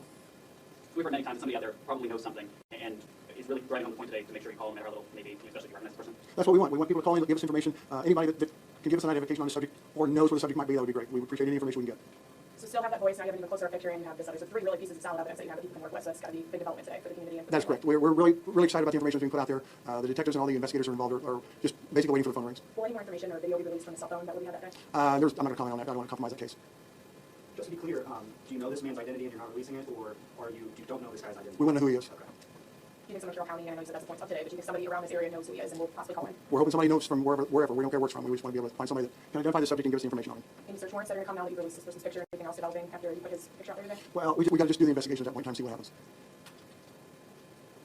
Anything else? Thank you. Thank you. All right.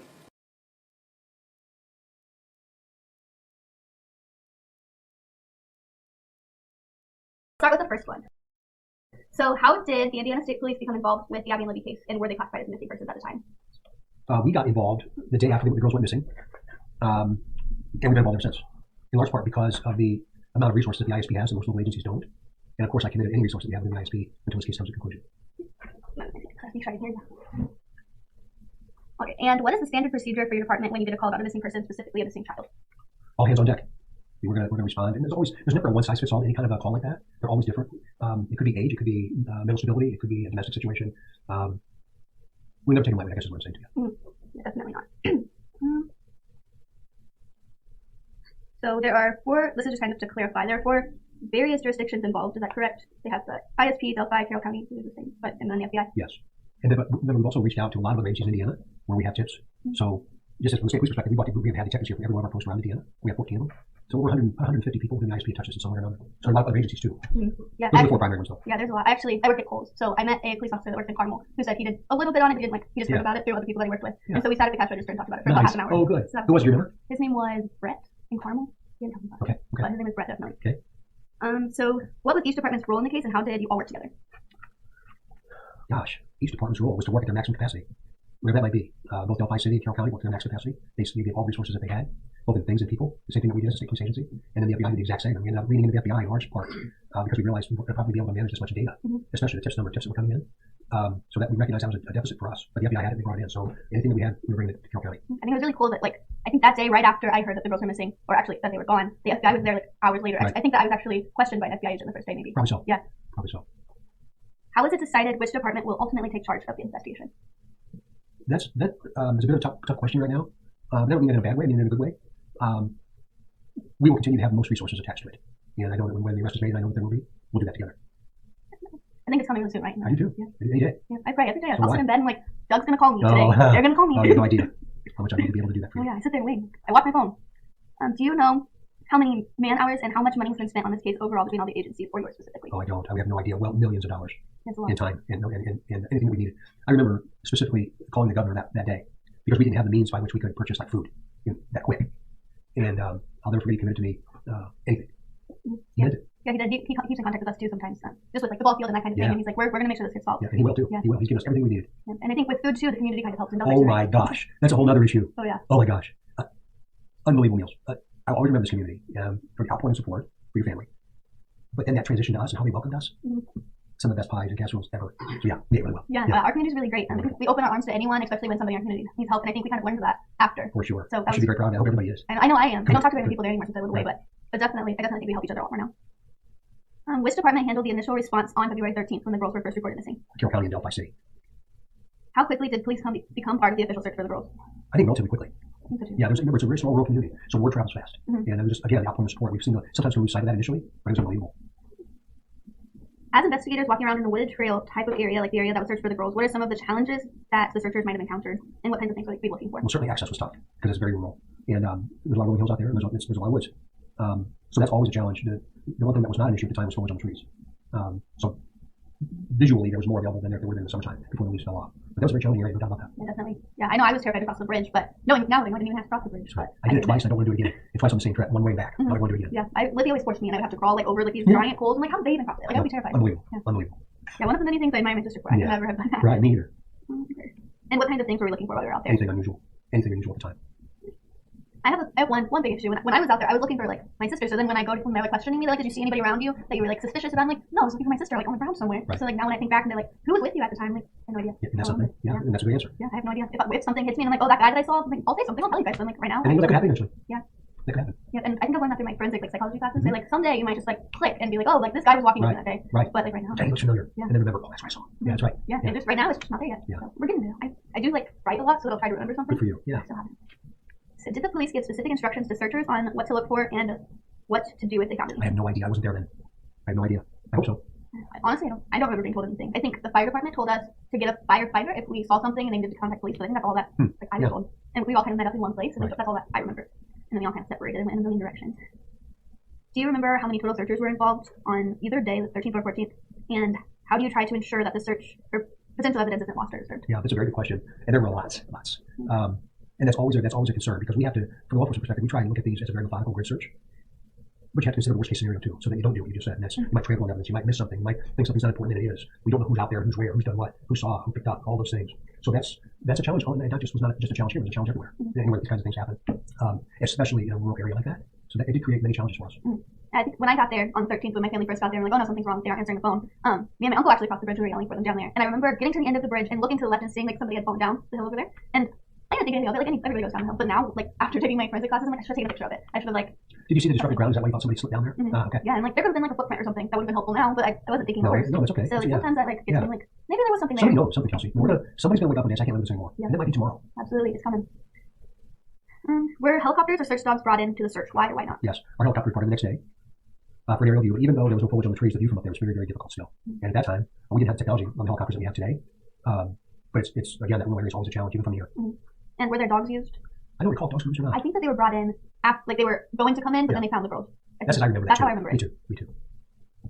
When the girls' bodies were found, did the case immediately switch from missing person to double murder case, or was it a suspicious death type of investigation? No, any one of those will always be the worst case scenario, and we put it backwards. So that was a double homicide. How quickly was the scene secured and an investigation of two deaths started? Almost instantaneously, as I understand it. I got up there about 2 hours or so after the girls were found, and at that time it was completely sealed.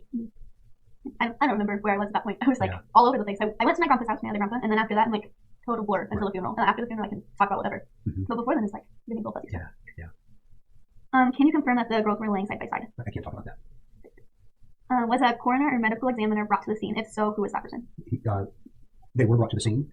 I don't remember the names, but they were there. Were they are Carroll County? They were them. Yeah, I know who they are. Can you verify that both of the girls' times of death are around the same time? No. I can't answer that. I gotcha. How does a murder investigation start out for investigators?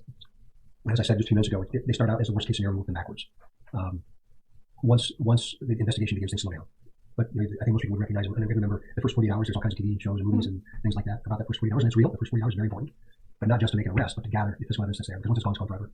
So it was very slow and very, very methodical. And again, this would create some significant challenges because of location. And that's, I'm glad you mentioned like the first 40 hours of the show. When I'm in my forensic class right now, and my professor, the first day he told us that after we start taking these classes, we're not going to like watching them anymore. Because now I watch them and I'm like, why are they doing it like that? They're doing all this stuff wrong. And so it's just amazing to think that like they can solve that in like 55 minutes, and I'm sitting here like 3 years later. Like that's how it really works. Well, the problem with that is people think that 43 minutes of a 1 hour TV show that things can be solved all because of science. That's just simply not the case. Sometimes it is, but we have this unreasonable expectation that science is the be all and all of everything. It's not. Yeah, definitely. There's definitely a lot more to it. Yes. So police scanner audio during the search revealed that the girls' undergarments or clothes were found during the search. Can you comment on that, or whether or not they were found related to the murders? I can't. Yep. All right. Remember, there's things that we know that only the murderer knows. So I can't talk about anything having to do with evidence. Absolutely. And I know that, but I told them on Google things. Anyway, police didn't announce to the public right away that the girls were murdered, but how soon did investigators determine that the girls were murdered? I'll just say very early. Yeah, right away, I would assume. Police choose not to release the cause of death. Can you say why that was? Only the murderer would know. Can you give us any details of where Libby's phone was found, and how quickly did you realize the phone itself might include evidence for the case? I can't talk about that. I'll skip that one. In past cases, police have reached out to companies like NASA and Disney. Did you enlist any experts in source of the video? We enlisted a lot of experts, and that's how I'll answer that question.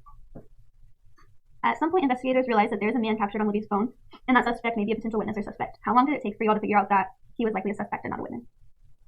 That has to do with the investigatory process, so I think I'll leave that question alone. As an investigator, how encouraged were you that the video that it was a video and audio that you had found of a potential suspect? Important enough that one day I'm going to tell her thank you. Me too. I was pretty proud of her. So I saw that, and so at Delphi, the students and like the teachers weren't allowed to say anything about it because they didn't know how it would affect the kids there.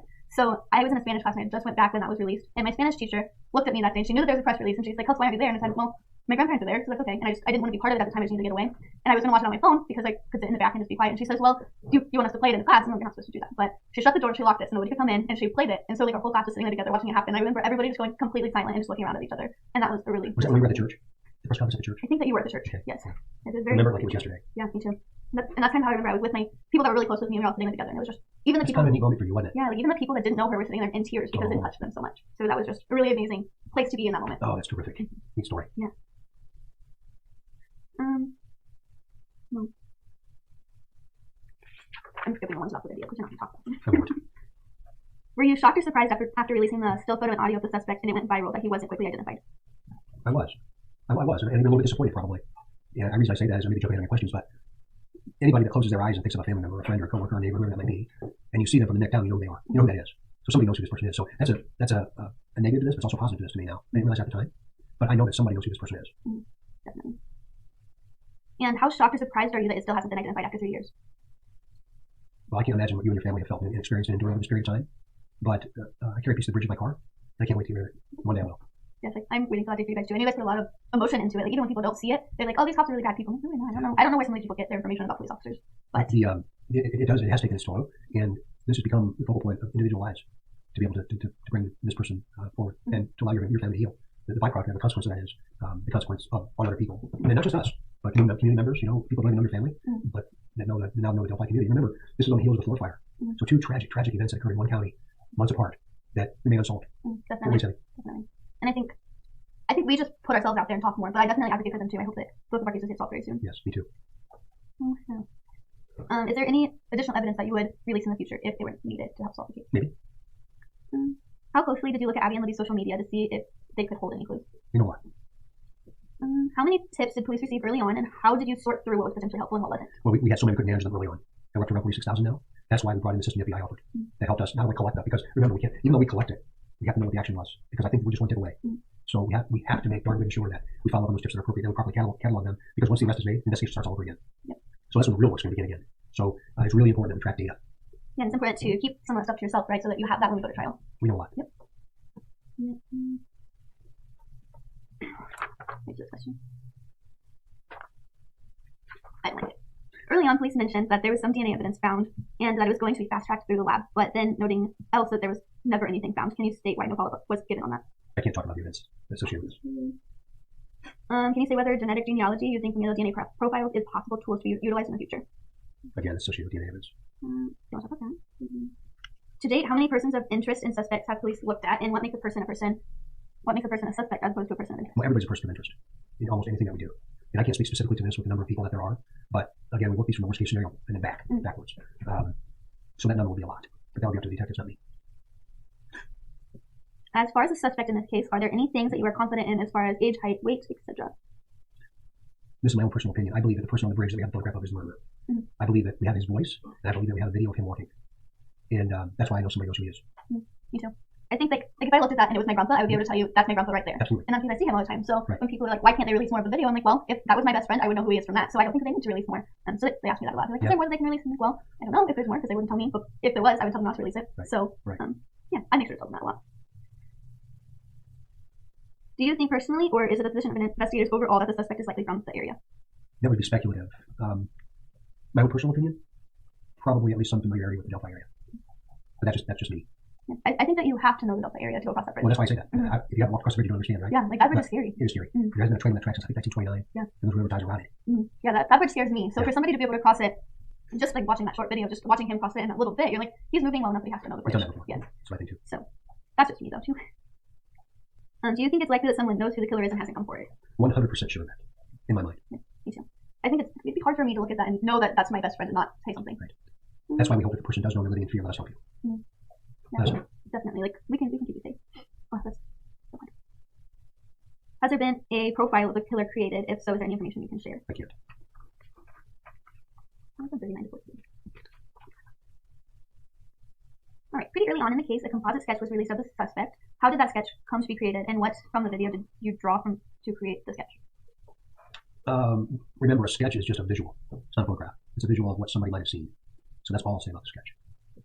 In 2019, a new composite sketch of the suspect was created that looks a lot different to many people than the original sketch. How and why was the new sketch created, and why might it appear much different to people? I can't talk a lot about that in detail, but I'll simply say that the investigation has evolved. And there are things we know we can't explain. And I know that there was a lot of anxiety about that. And even there was some confusion and some blame and some criticism of us. That criticism needs to come to me, not to anybody else. Because I absolutely supported that change. And I think there will be enough similarities in this person when we find him that we'll be able to see them both. Yeah, I just have a feeling that it's somewhere in the middle. So when everything happened in the beginning, I didn't have a face. Like I had really bad nightmares, so we didn't have a face. And then I don't know, like a week later, like before the sketch was released, he suddenly had one, and it was not the new sketch, not the old one, but it was somewhere in the middle. And so I always tried to figure out what that face is. Like maybe I do know him, maybe I have met him, and that's the face. Like I'm giving it with the voice, I just don't know it yet. Kelsi, you're spot on. I wish everybody would look at this that way because the similarities. Let me back up. When people look at that sketch, they think, oh my gosh, that person is 20 years younger than the initial one, and they view it as a photograph. That is not what a sketch is. It's really, really, really important people look at it like you do and understand that it's going to be somewhere in the middle, or there'll be some similarities between those with the booking photo that I know we're going to get one day. Yeah. And I'm really looking forward to the day I can look in his eyes and tell him how much I don't like him. I'm looking forward to that. Yeah, I'll stand with you. Yeah, I can't wait. Okay, at the conference in which the new sketch was released, there was a specific wording and talk that seemed aimed at someone in particular. Can you verify if it was actually meant for someone, obviously the suspect, but beyond that, like a particular person? Those are comments made by me, and no, I'm not going to talk about it. I'm assuming your comments made by me. That's what you're referencing. It was, yeah, I think it was the way you word things. Okay, yep. Yeah. Another thing, I don't know if you can talk about it now, but there's the shack was used in it. Was that on purpose? It was. Okay. Have you seen the shack? I have. I watched it twice. You know what I mean? Yeah, so I think one of the big rumors going on around, I guess, is that they died in the shack, or like there has to be some other meaning other than faith to it, which is something that we're trying to kind of get rid of that rumor. There was no shack involved. Okay. But that had a really, the field had a really compelling effect on me. Yeah, I think that movie in general, the first time I watched it, and it had like zero effect on me. I just kind of sat through it and didn't think about the meaning behind it just because I just wanted to watch it as a movie. And then the second time I went back and watched it and I cried the entire movie. And the third time I went back and watched it, I cried even more. And so then I read the book so that I could kind of dive deeper into it. And it actually helped me a lot with forgiveness and myself and being stronger, going through it all and being able to help other people. So it's really good movie. It's so cool to hear you say that. I didn't say that same effect on me in a different way because I'm not, I don't understand what it's like to lose a sister. But that movie had such a profound effect on everything about our life that it was worth mentioning. It was worth mentioning. It had no other effect on anybody but you and what I did. Yeah, and it didn't even like then I was like, holy cow, he watched that movie and it like it affected him in a really good way. But I remember watching it and like watching the dad the first time and like seeing how he was feeling and like, oh, that's how my grandparents are feeling right now. Yeah. And then watching it again and watching the siblings kind of go through what they were going through. I'm like, man, that's what I'm struggling with right now. And your grandparents are strong people. Oh my gosh. Yeah. Oh my gosh. I don't think I could be the strong person I am without them. So. How nice is that to say? Yeah. So, yeah. And I look, it's like life just keeps throwing stuff at us and we still make it through. And that's just really amazing to me. Like most families, like in forensics right now, we're learning that like the statistics behind everything. And like most of the time families don't stay together at the end of this. Right. And so being together 3 years after is really, really good. And like it's not even in the statistics because it doesn't happen very often. It's inspirational. It does not. Yeah. And you guys just take it and it comes to you. That's what controls right in the middle. And that's why I see you guys doing it all the time. We definitely hold each other together. As soon as we have the thought, like we don't want to be here anymore, we don't want to go through this anymore. We just keep pushing through it and we push through it together. And I think that's what helps us a lot. And other families, you don't see that. And then like if you just do it this way, but I can't like force that on them. Sometimes we're just like, you're doing it wrong. Yeah. So, all right. During this investigation, the murders of Lyric Cook and Elizabeth Collins in Iowa were mentioned as being particularly similar in some ways. Investigators took it seriously enough to look into it and eventually decided the cases were not related. How did you come to that conclusion? I can't talk about that, but what I can talk about is that we have a way of monitoring what's going on in the country in other similar cases, and that will continue. We'll continue to follow up on those as they occur around the country. And as other communities, more importantly, as other families are affected in such a horrible way, it doesn't matter where it is on the globe we're going to go. I want to see if there's any similarities with what occurred here. And you know what scares me more than not knowing who did it and not knowing exactly what happened to my sister is the fact that he's out there somewhere and could do it again. Yeah. And I think that's what causes so much anxiety in me. I think that's what keeps me going instead of stopping. Right. Is because even if I go my entire life not knowing, I would rather not know than it happen to another family. Right. Good for you. So. Me too. And that's one of the reasons that we'll never get tired on this because we've got to bring it to your family. We've got to bring it to the community. Because there's a likelihood that he has either done this before or will do it again. I think most people understand that. Yeah, definitely. It's very scary knowing he's out there somewhere. Like I could be a cold when he comes up to my register, and I would have no idea. I might get a feeling, but I would have no idea. Remember, this is a little different because we have a visual. Yeah, that's true. If I can see him walking, maybe then I'll be like, hey, that's our guy. I'm going to leave right now. This is a big one. So there have been a number of suspects and persons of interest, is a real word that I should have used, that you have looked into and publicly admitted that you looked into in many cases. These are people brought forward by tipsters in the public. Did any of these men seem promising, and how much of a letdown was it when you were able to rule them out? I'll say in this entire investigation, almost 3 years now, that there have been a lot of highs and lows, because we're people too. And there's been lots of highs and lows. I think there will continue to be. But that doesn't mean slow down or stop, just because there's some lows. Like you just said, what you guys do. Definitely, stick together. Absolutely, that's exactly what we're going to do. Yep, definitely. I think the first main person that we looked at, we were like really hopeful about this person, and we we're like, oh man, it could be him. And I think after that person, after we heard that it wasn't him, like he was ruled out to us maybe, but maybe not. Not officially, you guys should tell us he was ruled out, but like to us he was, because we didn't hear about him again. So we got that, we were kind of let down, we got less hopeful, and I think after that we stopped looking at people like that. We stopped saying, oh, that's our guy, because after you get let down the first time, you're like, you don't want to be let down, you don't want to get your hopes up. So after that, we were like, we're not gonna put too much into these people that these people are putting out there. Well, the other side of this, Kelsi, is we have to remember and realize this was such a high-profile case, as it should have been, and it still is, frankly, that there's a lot still to this day going on the internet with people communicating and talking in different groups and putting side-by-side comparisons with a coworker or whoever that might be. Eventually, they're going to be right. Or eventually, we're going to be right. Or you're going to be right. Whatever. But what if we're not right with a person? And that's happened.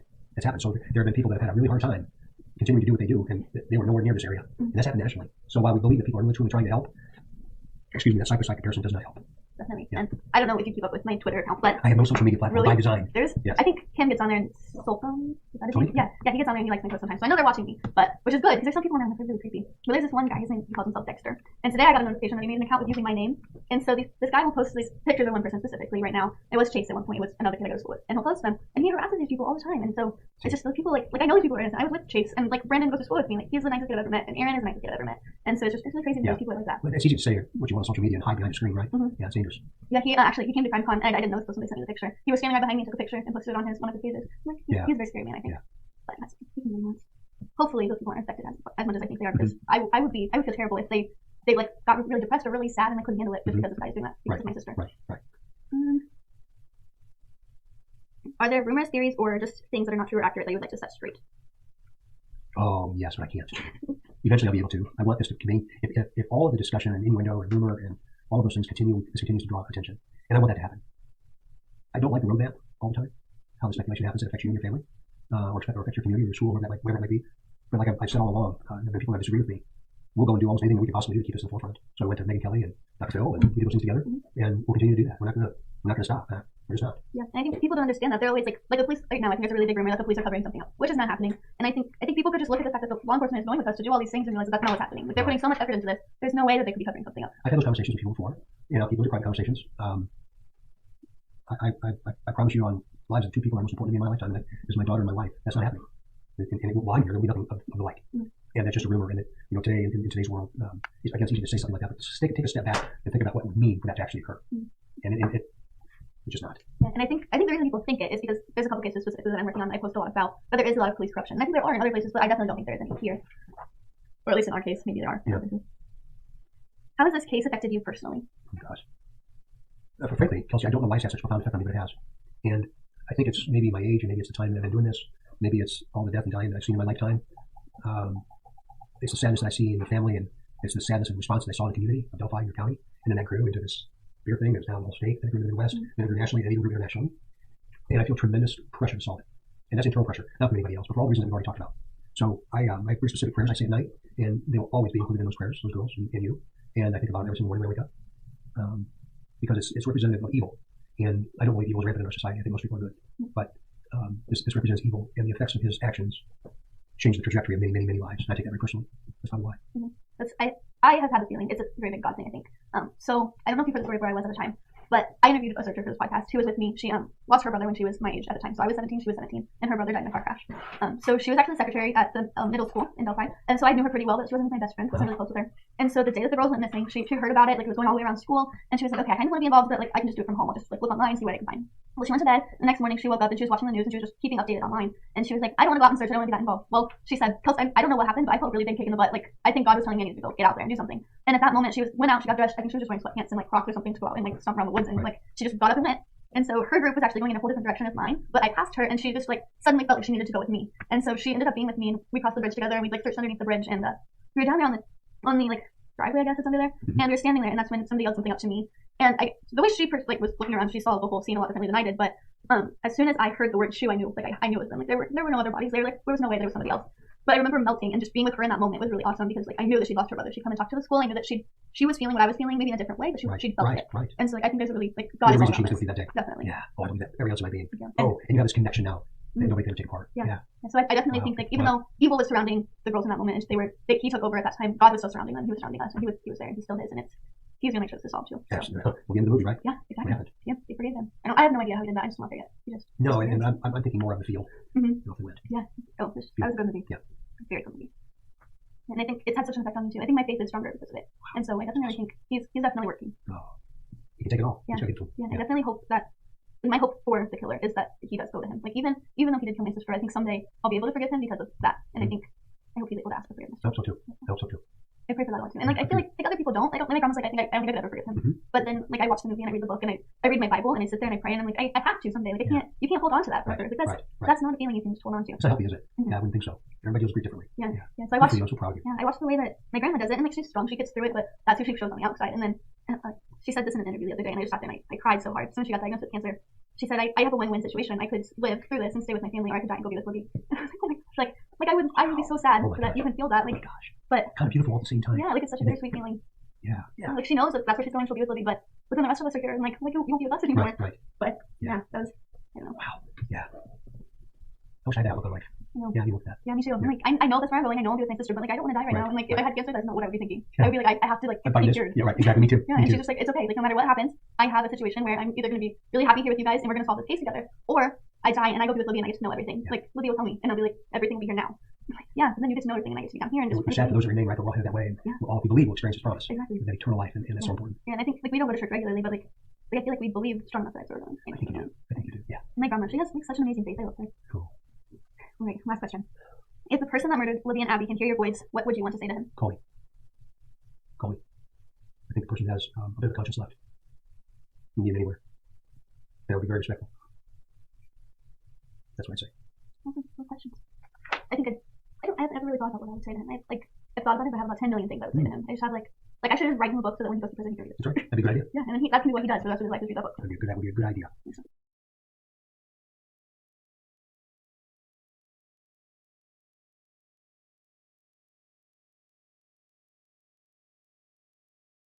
I knew the girls were missing the day before. And I can tell you, I at least, and I think most people thought, oh, well, you know, they're hanging out with friends, they've had a fight with mom. No such thing happened, don't misunderstand me, but we didn't think much about it. And when the next day, when their bodies were found, it was shocking to everybody. It was certainly shocking to me because in Carroll County, such a crime was unprecedented. You know, people kill each other sometimes, but generally it's a crime of passion. It's about boyfriends, girlfriends, husband, wives, or some just emotional dispute. We've never had, in my time, I was first prosecutor in 1987, we never had a murder in a robbery or a random murder. You know, we had drunk driving deaths, we had murders of husbands and wives, but nothing like this. And so it was tremendously shocking. And the outpouring of law enforcement support was incredible then, because not only did the FBI come in extreme numbers, but the law enforcement, the police departments in the surrounding counties, the sheriff's departments, the city police departments, they all sent detectives. And in those early days, there were plenty of leads, you know, but there was no great lead. You know, people would ask me sometimes, was there a point where y'all knew who did it, but you couldn't prove it? No. When I was involved, that point was never reached. There was never a time where we thought, this is the person, we just don't have enough to charge. But there was so much physical evidence of the crime, and the crime had been found so immediately after it had been committed, that it's the sort of thing that experienced law enforcement officers, experienced investigators all believe, well, this is going to be solved really quickly. And normally it would be. It's shocking to me that it hasn't been solved today. In today's world, we have cell phone evidence and we have DNA evidence. But if you had been a police officer in 1960 and you had arrived at this crime scene with the traditional physical evidence that was there, and then not to mention the fact, of course, we have video and audio of the person I think certainly killed the girls, you'd be certain you were going to catch them within 48 hours. So when you add in the fact that we have evidence today, or we have investigatory methods that we didn't have in the 60s, all police officers, I believe anybody who's involved, I doubt anybody in that first 24 hours had any doubt it was going to be solved within 2-3 days. And just from the evidence at the scene? Yes. The circumstances of the crime, yes. And, you know, then after that, what happened was they developed a system where when there were tips or there were hints or there were reason to believe somebody was in the neighborhood, they would assign, they had so many officers working on it that the guys would, they give them sheets, in fact, go find these people and interview them about where they were that day and so on. And so there was this unbelievable manpower, totally unprecedented in my experience, working on this and enthusiastically and passionately. And I would have been certain. If you had asked me at the time, I said, oh, next couple of days, they're going to find a suspect and action's going to be taken. Not because I had any particular feeling about a particular thing, it's just because of the circumstances of the crime. At the scene? Yes. I've told people before, there were times in those early days, it'd be late at night, and guys wouldn't go home because they thought, no, we're going to go out and do this, and then we're going to solve this, because that's the perception everybody had. Not because we had necessarily a really good lead, just because it just seemed like, well, of course this is going to be solved. The location is such a, it's not a tourist attraction or anything. You know, if you weren't from around here, you'd have no reason to even know such a place existed. You know, the trail actually terminates at the bridge. The girls had gone out because it was a beautiful day, 52 degrees, as I recall, in February. They just decided we're going to go out for a walk. And I remember at the time, I would see on the internet or nationally people saying, I can't believe those girls were out there, as it was the wilderness. You could walk from my office downtown out to where they were in 20 minutes, maybe half an hour tops. And you could drive there in 2 minutes, 3 minutes. And so it was just on the edge of town. In fact, there were houses. In fact, where the crime scene is, there's a house up on a hill that can actually look down. The backyard can look down and see that house, or the crime scene, I should say. And so the idea that they were someplace dangerous, I wouldn't have hesitated to have my child at that age to be walking up there. That's another thing that's shocking about the whole thing.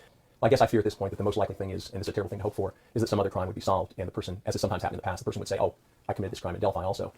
I started to say, on the one hand, because it's not a very famous kind of place, I always tend to think it was a local person. But the fact that it's not been solved, and the fact that there doesn't appear to be any motivation for it, it appears to be a serial killer type of thing. I'm not saying it is, I don't know, but makes me wonder if it wasn't a random act by somebody who isn't around here all the time. But I don't know. I mean, I'd like to tell you I have a strong feeling about that, but I don't. Early on, I would have said, well, it's surely somebody local, because who would know to be out there? Why would you be out there? Why would you even expect to find any other human beings out there in February? So it's broad daylight. This is something that needs to be emphasized. This is not like these girls were in a back alley in the middle of the night. They're broad daylight in Carroll County, Indiana.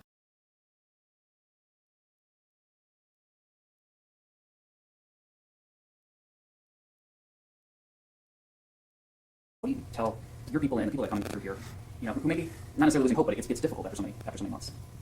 That's true. This is obviously been something that this county's we've never had this before, and so for me, my biggest thing is my faith in God. I have a strong faith, and so I also have faith in the investigators we have on board. Who would have thought that we would have local all the way up to federal involved with this situation, because this is small town USA, and so for us to have the best of the best, as I've been putting it, on board, that's where I tell folks that's our drive, that's our focus, and we also get feedback from other outside law enforcement agencies that maybe aren't directly connected, but from what they see of what we're doing here, they give us feedback and say, you guys are on the right track. Your investigators are doing a fantastic job, and you're on the right track, and you will get this resolved.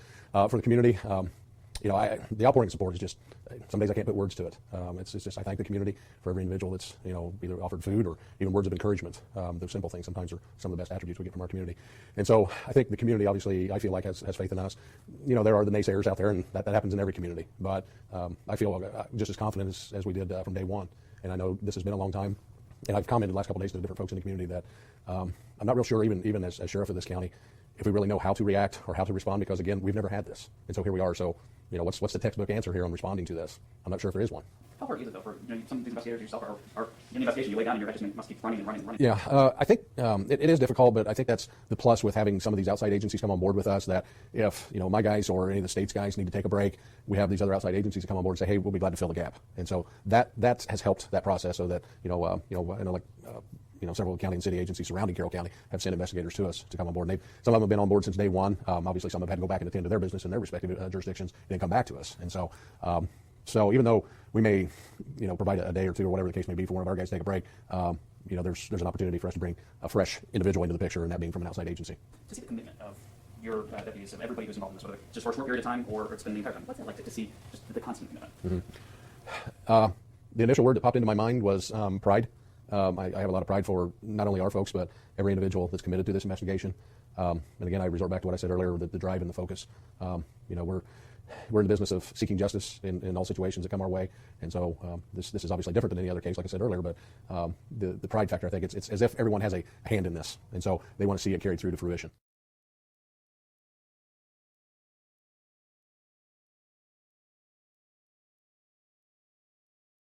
I feel like I'm being harassed completely. Did you have anything to do with the murders of Abby or Libby? Not at all. And I gave up my DNA, a hair follicle test. I've done everything they want me to. In December, Delphi investigators announced that catfish account Anthony Schatz was active on Instagram and Snapchat in 2016 and 2017, and they asked for anyone who interacted with that profile to come forward. But more than a year ago, then 26-year-old Kline admitted to investigators that he was behind the fake profile and that he used it to ask young girls for nude pictures and videos. Tell me about Anthony Schatz. Why did you create that profile? I don't really know. I was just lonely, you know what I mean? Just talking to people. I don't know why I did it, really. And were you ever trying to meet these girls in real life that you were talking to? No, never. Just 11 days after the murders of Abby and Libby, task force investigators served a search warrant on the home that Kegan shared with his dad. At the time, the FBI told the Lafayette Journal and Courier they found nothing to indicate a connection to the Delphi case. Kegan's electronics were confiscated then, but he wasn't arrested until 3 years later. He's now facing 30 counts of child pornography and child solicitation in Miami County, Indiana, unrelated to the Delphi murders. He says, though, that Indiana State Police told him Anthony Schatz had been communicating with Libby before her murder. So why do you think investigators are putting so much focus on you right now? I have not a clue. I think it's because they said I was the last person to talk to her, is what they've told me. And then she shows up at the bridge and they're abducted and later found dead. Right. And that was not you? No, 100% not. Kegan says he has no memory or knowledge of communicating with Libby, and investigators haven't confirmed if what he says is true. Do you think you're going to be charged with anything related to Abby and Libby's murder? No, I don't. So the state police haven't threatened that? No.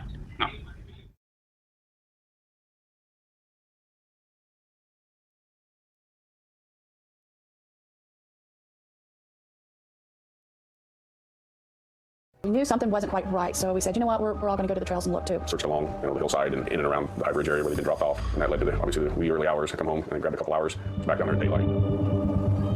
there was hundreds and hundreds of people that showed up volunteering to come put him into a search party and let him go. I looked up and the coroner's van come driving by, and that's when it hit me that they weren't found alive. What does that do to you as a mother? There's no words for it. It affects us hard, you know, as a family. I didn't sleep for a long time. You worry about them dating and driving and going to college, not going out for a walk on a beautiful February afternoon. Why Libby? Why Abby? Somebody knows. And if you're watching, we'll find you. Do you think it's possible that your sister and Abby were communicating with this account? I think that the account is definitely important and that we have to keep sharing it and putting it out there because for whatever reason, law enforcement thinks it's important. Do you think the authorities are close? I have to hope so. It's awful. It's awful to think that, you know, that was the last thing our girls heard. What is the focus of your investigation right now, and what is the evidence telling you? Well, I'm not going to talk about the evidence. The likelihood is that it's somebody from around here. But I'm pretty confident in the place where we are right now. And that's the scary part, is that it could be anybody that I see every day. And eventually the world's going to know what we do. You know, we're probably all in for some sort of surprise or shock when this all plays out. You say eventually the world is going to know. Does that mean you are close in your view? I think we're closer every day. We're closer every single day. I don't know exactly what that means, but I believe them. They're watching. I think when people start doing their own investigation and start comparing what they think, that creates problems. We ask them not to do that. There are a lot of people that look like the sketches that we've released, and then when you blow that out there with a picture of somebody that they think next to a sketch, imagine what it does to that person if they're not involved at all. Superintendent, thank you for doing this. We're on 5 years now. What does this case mean to you? I think it's the totality of evil in my career. And there's not many waking minutes that I'm not thinking about those two little girls. What is the focus of your investigation right now, and what is the evidence telling you? Well, I'm not going to talk about the evidence. There's been a tremendous amount of speculation, Rich, about what we know and what we don't know. But I'm pretty confident in the place where we are right now. Eventually the world's going to know what we do. I still get between probably 25 and 40 direct tips a week right here, literally from around the world. You say eventually the world is going to know. Does that mean you are close? I think we're closer every day. We're closer every single day. The tips keep coming. And once that comes in, once that completes itself, then we're going to have to assign another 60 or 80 detectives to this and go back through every single lead that we've ever gotten. I'm confident that there'll be a successful conclusion for Abby and Libby, for Mike and Becky and Anna, and for that community. I'm confident that there will. Do you have a person or persons of interest, or do you have a suspect? I'm confident this will come to a conclusion eventually. We believe you were hiding in plain sight. We likely have interviewed you.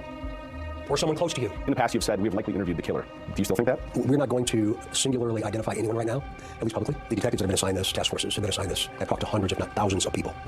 And again, one day we'll be able to tell you why we did that and who did it. How important a piece of this puzzle is that video that Libby pulled out her phone and started recording? I mean, the wherewithal she must have had in that moment to do that. Yeah, I'm not going to talk about that specifically, but what I will say about it is it adds, again, a little weight to a very complicated murder investigation. So I'd much rather have it than not, I think is how I'd respond to that. The audio that you released says guys down the hill. Does guys down the hill come right next to each other in the original recording? Again, there's speculation about what that means, what was actually said, who said it, was it connected, was it the same voice? And again, that's an investigative component of this, and I'm not worthy to discuss it. I've spoken to some people who were involved in the investigation early on, and they say that there's more. There's more video, there's more sound. Why not release more of that? It's important that we don't show our hand, quite frankly. We're not going to explain what we know about the killer. We're not going to explain some of the intricate details of the death of Abby and Libby. Unfortunately, one day we're going to have to, and that's going to create a whole other issue with family and friends and the community and the like. So from an investigative standpoint, I'm not going to talk more about it. The crime scene, the area where their bodies were found, is very hard to reach, and the speculation is that this is a person that was very familiar with the terrain. Can you speak to that at all? One thing I'd say is any place in the country that's rural, there's multiple points of access, generally speaking. So again, there's a lot of speculation as to why they might have been there, but I'm not going to talk about it right now. Early on, you released a sketch, and later you released a different sketch. Why have the sketches changed so dramatically? Unfortunately, we're not in a position where we can tell everybody why we switch gears. And that's where the speculation begins, and that's where the animosity comes, and the frustration. And I understand it. I do understand it. All I can say about Kika is that entire issue and the entire release has allowed us to glean significant investigative leads. I've seen in press briefings in the past where you've addressed this person or persons directly. Is there anything that you'd like to say to them? They're watching. They're watching. And we'll meet them soon. We'll meet them. I'd like to welcome the top investigator on the case, Superintendent Doug Carter with the Indiana State Police. You've seen him a number of times throughout the show. He is joining us live tonight. Appreciate your time tonight. It's a pleasure to be with you, Barney. I was listening closely to your interview with our reporter, Rich McHugh, and at one point you said that the killer is watching and we'll meet them soon. And I couldn't help but notice you glanced at the camera as though you may have been looking at the killer. What makes you think that they're watching? Well, I think that even though we're at the 5-year mark, I still believe, even today, that he knows what's happening. He knows what's happening nationally. He knows what's happening locally. He knows who's covering the story and what's being said, and very likely he's even going to be watching this interview tonight. And I want to be clear, Marty, I'm not the lead detective. I represent many of them that are on this case. And I know there are many working tirelessly. You were front and center on many of the interviews, so I appreciate the clarification. Has the person responsible reached out to you or other investigators directly? They have not. No, they have not. In terms of the evidence, you say it's important that you don't show your hand. It's been 5 years, and you know the frustration from people who follow this case closely. They want answers. Wouldn't releasing information now, more information that you have, be helpful in producing more tips from the public? Well, I know there's frustration. I know there's frustration locally, and there's frustration literally from around the world. I receive 25 to 30 tips a week just in my desk here in Indianapolis. So I know that there's frustration, and I know that there is a lot of speculative opinion about what we should do, criticism about what we've done, and how we handle this up to this point. I would just say to that, Marnie, that this is very, very dynamic. It hasn't slowed down too much over the course of these last few years, and I don't anticipate that it will. So everything is calculated. This has been a strategic process from the very beginning, and I completely support what the investigators have decided to do. You know, they've given their life to this, and I've developed lifelong friendships now with the family of Abby and Libby, and there's no one on the planet that wants to go to them more than me and say, we finally did it. How much more video and audio evidence do you have? I'm not going to talk about what we have that we haven't released. The purpose of this was to talk specifically about the human effect of this and what it's caused over the course of these last 5 years. But can you confirm there is more evidence out there? Yes, we have evidence we've not released, and eventually I want to be able to tell the world what we know, and I believe that we will. There is a report and some court documents that suggest there's up to 43 seconds of video. Can you confirm that? I can't. I can't. Again, I'm not going to talk about what we know or about what I think. I must talk about what we know. And there are some things that we know that I just simply cannot release. I understand. I'd like to talk about these two sketches that were released years apart by investigators. The images have caused quite a bit of speculation, also some confusion. Are there two suspects that you're looking for? They're not. They're not. I saw some coverage tonight where I saw Becky Patty was interviewed back in 2019 when that was done. And she said tonight it was like a gut punch. And I felt that gut punch tonight because I would never, ever intentionally cause that to happen. Again, this is very strategic. And I really believe, Marnie, that eventually we're going to take both of those sketches. Remember, a sketch is not a photograph. But we'll take both of those sketches and we'll put them together and then remove them, and the killer will be behind them. So is the sketch sorry, go ahead. No, go ahead, please. I was just going to ask, is the sketch, how does the public receive this information? Is the sketch, the ultimate suspect, a combination of these two images put on this body that we're seeing on screen right now? Yes, I believe that we'll be able to put the two of them together and drop the sketch, and that will be the person responsible for the death of Abby and Libby. Do you anticipate releasing another sketch, perhaps a third sketch that is more of a cross between the two? No, I have no intention of that happening. At least that's not what any of the detectives have brought to me or talked about. DNA is critical to solving so many of these types of crimes. How important is it in a case like this? Well, of course, it's very, very important. And technology associated, generally speaking, with complex homicide investigations continues to become better over time. And I think that will be the case with many of these unsolved crimes around the country as we continue to work through them and time goes by. And is it an important component of this investigation? It is. Kline, he was brought up several times in our reporting tonight. He has not been named as a suspect. Has he been questioned in relation to this case, and why release that fake social media account? What was the purpose of that? Yeah, again, a very dynamic situation and very strategic decision to do that. And what I can say about Kline is when that was released not long ago, significant tips have come in that have been very meaningful to us. So we're just beginning with the Anthony Schatz profile and what that might mean for the Delphi homicides. What does the fake social media account have to do with your outreach to the public? What are you asking for from the public in terms of focusing on Kline, focusing on this Anthony Schatz, releasing that to the public? What is your message to people who may have crossed paths? To let us know if they did. And we explained that pretty well when that was released, I thought. I felt that it was very well done. And we received a tremendous amount of tips since then. So we'll follow up on every single one of those with anyone that's had any contact with Kline or Anthony Schatz. Superintendent, the day that Abby and Libby's bodies were found, I know you were there. I know you chose to drive home the long way, as you say, to process what you had seen, and you didn't listen to any music. You just thought about this horrific crime. What motivates you today, 5 years later, to solve this case? There are so many pieces to it that have had such a detrimental effect on so many people. And we owe that. We owe the community. We owe the family. We owe the state and literally the nation an explanation as to what happened. That's any town in America, Marnie. It's any town in America. And the level of violence, it just got wrenching to me to think about what happened to those little girls and ultimately what happened to the community. But I would like to say, even through all the criticism, all the things that we've been through associated with this, which I understand I'm not being critical of, so much good has come of this. That community in Carroll County and Delphi is wonderful. The people there, how they responded to this, how they come together in such a terrible, terrible, terrible dark time, is something I'll remember to my final day. I still spend time on that trail, and I still spend time in that small town. And I feel for the sheriff's office and CPD there, and the hundreds of people from the state police here in Indiana that have been involved in that. And I believe we'll come to a successful conclusion. Superintendent, I know that you have spent countless hours working this case, as your colleagues have as well alongside you. You call this the totality of evil, and I pray tonight that you are in fact close to catching this killer for Abby and Libby, for their families, and for all those who have followed this case so closely. Thank you for your investigative work, and I appreciate you coming on and speaking with us live tonight. I know you don't do it very often. I wish you the best, and I'd love to have you back when you catch this guy. I'd love to come back. Thank you. Superintendent Doug Carter.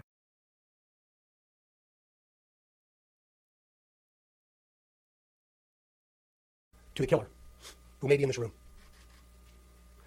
We believe you are hiding in plain sight. For more than 2 years, you never thought we would shift gears to a different investigative strategy, but we have.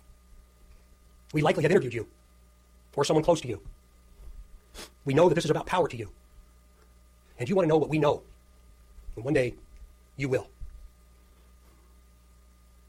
A question to you. What will those closest to you think of when they find out that you brutally murdered 2 little girls? 2 children. Only a coward would do such a thing. We are confident that you have told someone what you have done. Or at the very least, they know, because of how different you are since the murders.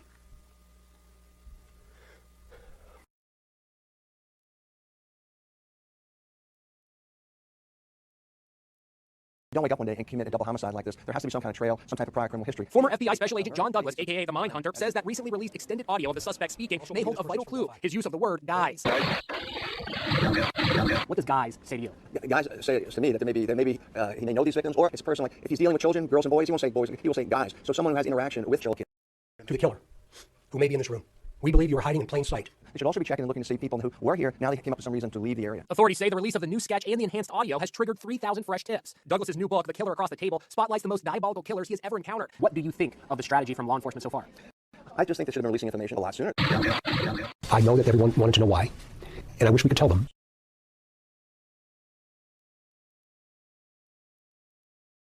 I asked State Police Superintendent Doug Carter how that was allowed to happen and why it took nearly 5 years to tell people about the account. I will just simply say that we have gleaned a tremendous amount of information over 5 years. Okay. And we would, if there was any meaningful reason to talk about it or act on it, we would have. A couple years ago, at a press conference, you said the killer could be in this room. Do you believe that your investigators have interviewed this person? I'm not going to go there. I don't think it'd be proper for me to do that. But I do think that the killer will be watching this interview. What do you want to say to him? What the family says today could be the day to sleep well. Today could be the day. Maybe it's tomorrow. If we're sitting here, February 2023, do you believe, based on what you know, not what the public knows, but what you know, that we'll be talking about an arrest? You are really creative when you ask me questions. Personally, I'm very critical of myself. And I certainly hope that by the time that my run here ends, that there's an arrest made. I think it'll be before that. And that's all.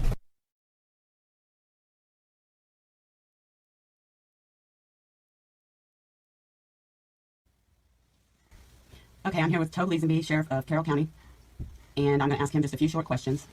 And the first one is, Tobe, everybody wants to know why you called off the search for Libby and Abby.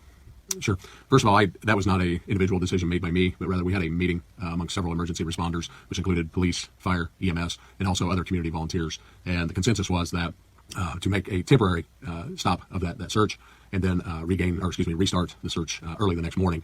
I do want to stress that even though we formally had stopped that search, there were still people out there searching throughout the night, and we were aware of that, particularly community and volunteers. And we were not in a position we could tell everyone to stop. And basically, we made it optional. If they wanted to stop, they could, and get some rest and come back out the next morning, as many did, to start that search over or up again. And so that was not an individual decision, as many may feel, but rather a decision made by several community members and emergency responders.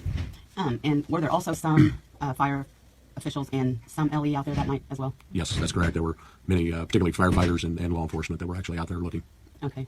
And then also, just to be clear for my own understanding, the family did tell you that this did often happen with the girls. They sometimes didn't come home. They might be at friends, and that Libby was wanting to go to her mom, so they may have ran off. We had spoken to, obviously, the family a number of times as far as other locations the girls could have went to, and we had learned as far as their history, whether it be they went to each other's homes and not communicated that to other family members. That had happened in the past, but there had been times where the girls had been elsewhere and had not told, whether it be parents or grandparents or any other family members where exactly they were.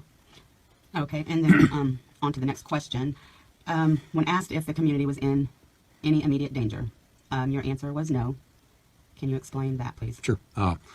I've been with this agency in particular for 32 years, and so I had a lot of feeling and real faith that we were not dealing with an ongoing event as far as someone going out there and committing this crime again. One thing I do want to speak to, though, is that more of a concern for me as a law enforcement leader was that we obviously did not want to create a large amount of paranoia and concern where individuals or families would have to constantly, if you will, be looking over their shoulder all the time, wondering, who's that behind me? That's no way for a community to live, in my opinion. And so, we wanted to convey that message that this was solely related to, or isolated, if you will, to these individuals involved. And so there was no factual information to believe that we were dealing with an ongoing situation with someone out there in the community. So I felt assured that, and still feel that way, honestly, that this is something that the community is safe in what's taking place in Carroll County. Okay, and then when Anthony Greeno interviewed you, he asked you if Ron Logan was cleared, and you said he is not cleared but covered. Can you explain what covered means? Sure. Covered means that at some point an investigator has met with that individual or individuals, as the case may be, and in essence gained alibi information as to their whereabouts and their dealings during this particular time frame, particularly those 2 days involved with February 13th and 14th, 2017. And so we cover that information in determining what was actually happening in that individual's life. Where were they? Were they at work? Were they at church? Were they at school? Were they shopping? Where was that individual? So that's covered. The concern is, we've discussed before amongst ourselves as investigators, if we come out and say we've cleared someone, the concern is that when we go into the courtroom, a very good attorney representing that individual could easily say, so-and-so was cleared by the police, if in fact we ever said that, so-and-so was cleared on such and such date. And if we come out and say somebody's cleared, there's an opportunity there that individual, that seed of doubt will be planted with the jury. And so there's also the opportunity that we may have to circle back around on someone and come back around and whether it be re-interview or look at them again, we want to leave that door open so that if we have to do that, we can. Of course, it's up to each individual and whether or not they want to talk to us again. But the main concern in cover versus clear is we don't want to enter into the courtroom where this will ultimately take place and for any seed of doubt to be planted by an attorney representing that defendant. Okay. So out of everyone that has been questioned or searched, they are still a person of interest and they will remain that way until there is a conviction. And again, correct. Again, I choose to use the word conviction because people are arrested every day, whether or not they're charged by the prosecutor and then taken to court and convicted is a whole set of new circumstances. So when we talk about conviction, obviously someone has gone through the criminal justice system all the way through. The arrest is just the beginning point. Okay, so we want to strive for that conviction, which is ultimately the ultimate justice for Abby and Libby. Okay, and one last thing. There's still a lot of fake news and rumors flying about Charles Eldridge, who is in custody for an entire different case in Union City. Would you like to comment on that? Sure. I've had other inquiries concerning him, obviously, recently. And so the response I offer is that we, as an investigative team, continue to handle that situation very similar to what we've done with the 35,000 to 36,000 tips and leads that have been sent in to us since the onset of this investigation. To say that that individual is priority at this time, that is not the case, but rather he is being looked into as we would handle any other tip or lead as we've received them. Okay. I think that's it. And I thank you very much, Tobe, for meeting with me. Thank you.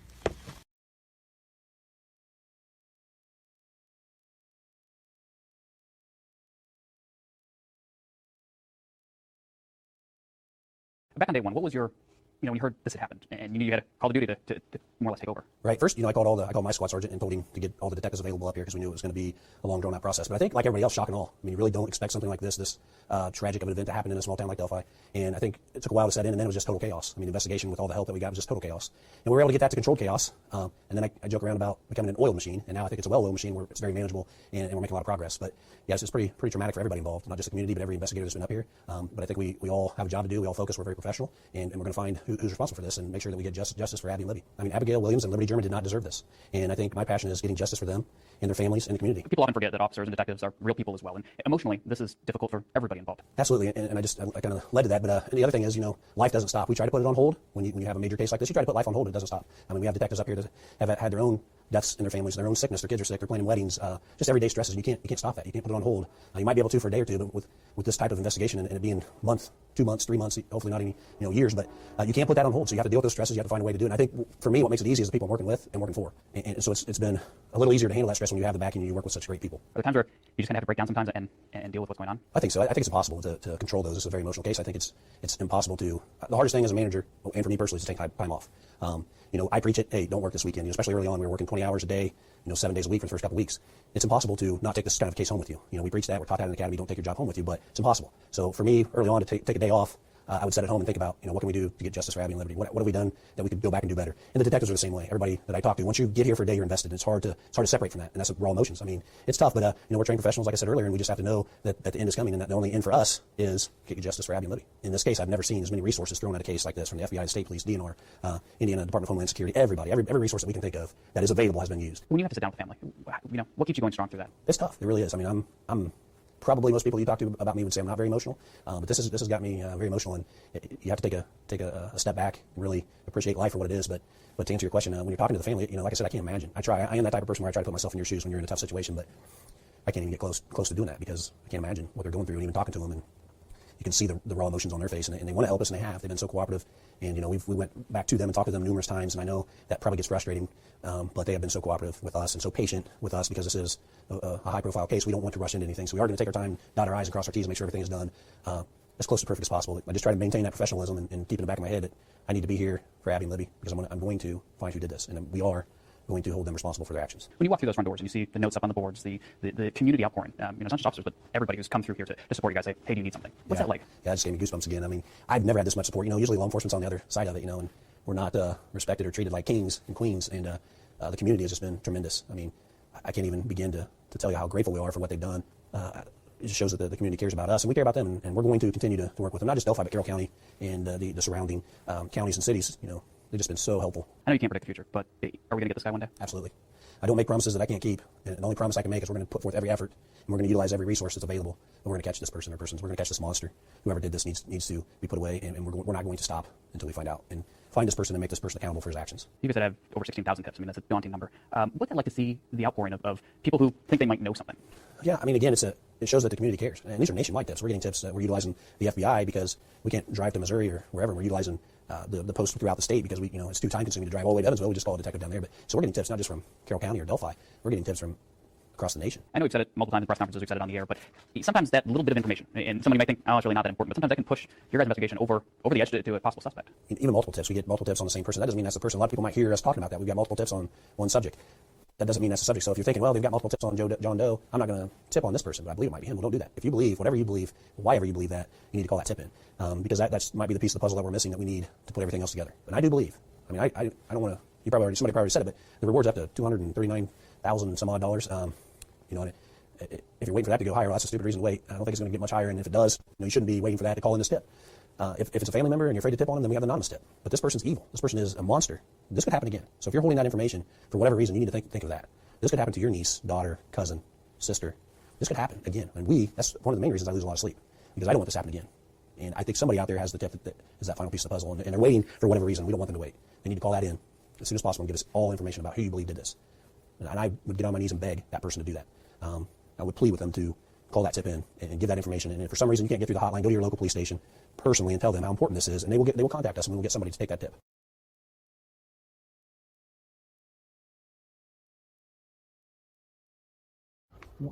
Hello, everybody, and welcome to the Indiana State Police Road Show. I'm your host, Sergeant John Perrine, the Indiana State Police Public Information Office. To my right, you will recognize this man from everywhere.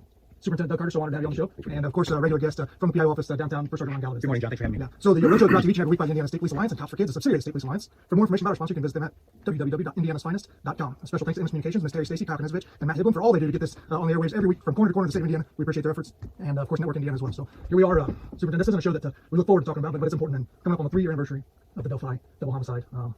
A case that you've carried very, very close to your heart for the last 3 years, and just kind of an update on where we are. Yeah, well, it's hard to believe. It's been almost 36 months ago since Abby and Libby were brutally murdered. You're right, the case was all of us. My job is to keep it at the forefront. I'll do all I can do to make sure that happens, and apologize for my voice. Yeah. It's one of those, it's that time of the year. And I'm driven by their memory. I'm driven by their family and that community. Remember, it was on the heels of the floor fire, which occurred in November of the year before, 2016. Devastating to kill those 4 little girls. So those two cases in rural Indiana represent evil in America, because the city of Delphi is any small town USA. Absolutely. And I saw that community do, and how they came together to support the family and relatives and friends, and finally us. I'll carry it with me for the rest of my life. You know, and all three of us, we sit here together combined with more than 70 years of police experience, and we all can close our eyes and see the faces of those victims of those crashes and those cases we've worked. But this one had a unique feel because of the community outreach, and because we had video, we had audio of our killer, and I can tell you, sitting in that command center a week afterwards, it just seemed like we were on the right track, and here we are almost 3 years later, still working our tails off on it. No, Justin, you should bring that up because it keeps me awake at night too, because we can go back in time and evaluate, not to compare, to evaluate. Are we going in the right direction, doing the right things, asking the right questions, interacting with the right people? I can't remember a time in my career where we have a photograph, sound, movement, and we're one step away, because somebody knows who he is.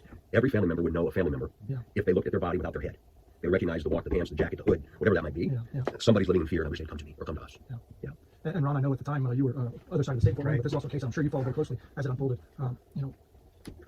Talk about the complexity of something like this, because we have the video and all those things, and it seems like it should be so simple, but this isn't a 1-hour TV show. You're exactly right. And we get communications from all over the place, on a daily basis, asking, hey, we have video, we have audio. Why haven't we caught this person? And again, there's so many complexities, there's so many unknowns, questions that the general public has of us, the media has of us, that we also have, that we would love to answer. And so when we go back and look, oh goodness, about a year and a half ago, in Fort Wayne, they solved a 30-year-old homicide case of a little girl, April Tinsley case. That one was examined and re-examined and re-examined. It wasn't dropped. It was just continually looked into until the technology caught up and allowed us the opportunity to advance our evidence. So is that going to be the same here? I don't know. I really pray, just like the superintendent does, this doesn't go 30 years. I hope it doesn't go 30 more days or 30 more minutes, to be perfectly honest with you. We'd love a conclusion right now. Somebody knows. Somebody knows. Absolutely. And statistics will tell us that we probably have come across the name of the person somehow, because this investigation has spanned such a broad area. But we don't have that one piece. Yeah, I think once we find out who did this, we're going to think, I had the opportunity to travel with family, Dr. Phil, in Los Angeles, California. He was terrific. He was very welcoming. Wasn't sensational. We didn't sensationalize anything. It was here's what happened in remote rural Indiana, and it could happen in the community in America. And that was a terrific experience. I think it was for families as well. Then a couple weeks later, went to the East Coast and talked with Meg and Kelly. Same thing. I say give both those examples, John, because of this is an opportunity for us to thank our media partners. Yeah, absolutely. They're phenomenal. Oh my gosh, they kept this out in front. But there's been some criticism, specifically of me, and it's okay, for the amount of attention that we're giving to Delphi. We can't compare them; they're all different. And nearly 50,000 tips on one case. That makes a difference. Absolutely. So kudos to our media partners out there. Sometimes we fuss and fight with each other like brothers and sisters. But at the end of the day, just like honest, what they allow us to do here.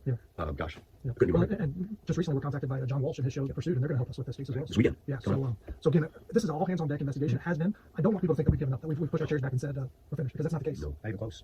I said all along, once we finish, we're going to start over again. I don't believe in cold case. With technology today, the way in which human beings communicate today, and with the interaction, I remember Jerry Holeman and Sheriff of Carroll County saying once, when we're all done, we're going to start over. And that's exactly what we'll do. Absolutely. And I can tell you, First Sergeant Jerry Holeman has kind of led this investigation that has so many incredible people involved. But I can assure you that there's not a day that goes by that he doesn't do something with this case. Oh gosh, yes. Phone calls, emails, reviewing evidence. He is still almost 3 years later actively involved in this investigation. As is Jay Harper, who was one of my classmates. He's been in the department 35 years. A young trooper we assigned there, David Vito. A tremendous opportunity for him to experience something of this magnitude. And this is one of those cases that very few agencies in the country could handle. So there's lots of partners. Carroll County. Well, we're actually not even lead agencies. On paper. That's right. Although we kind of assumed the perception of that. The Carroll County Sheriff's Department is heading this up, and we're getting assistance from FBI, all the federal agencies. Right. We've got hundreds of people from the ISP involved in this, and we will continue to as long as I'm here. And where can people send those tips if they do think, I'm hearing this, I'm seeing this, I'm not real sure. Like, I think it could be my neighbor, but Well, I receive at least 2 to 3, maybe more than that a week directly. And so I'm only going to give you my perspective. You can talk to anybody who's funny like us. Absolutely. And I hope that they'll do the right thing, get the correct information. Our website, it's alive and well on our homepage of the state police website.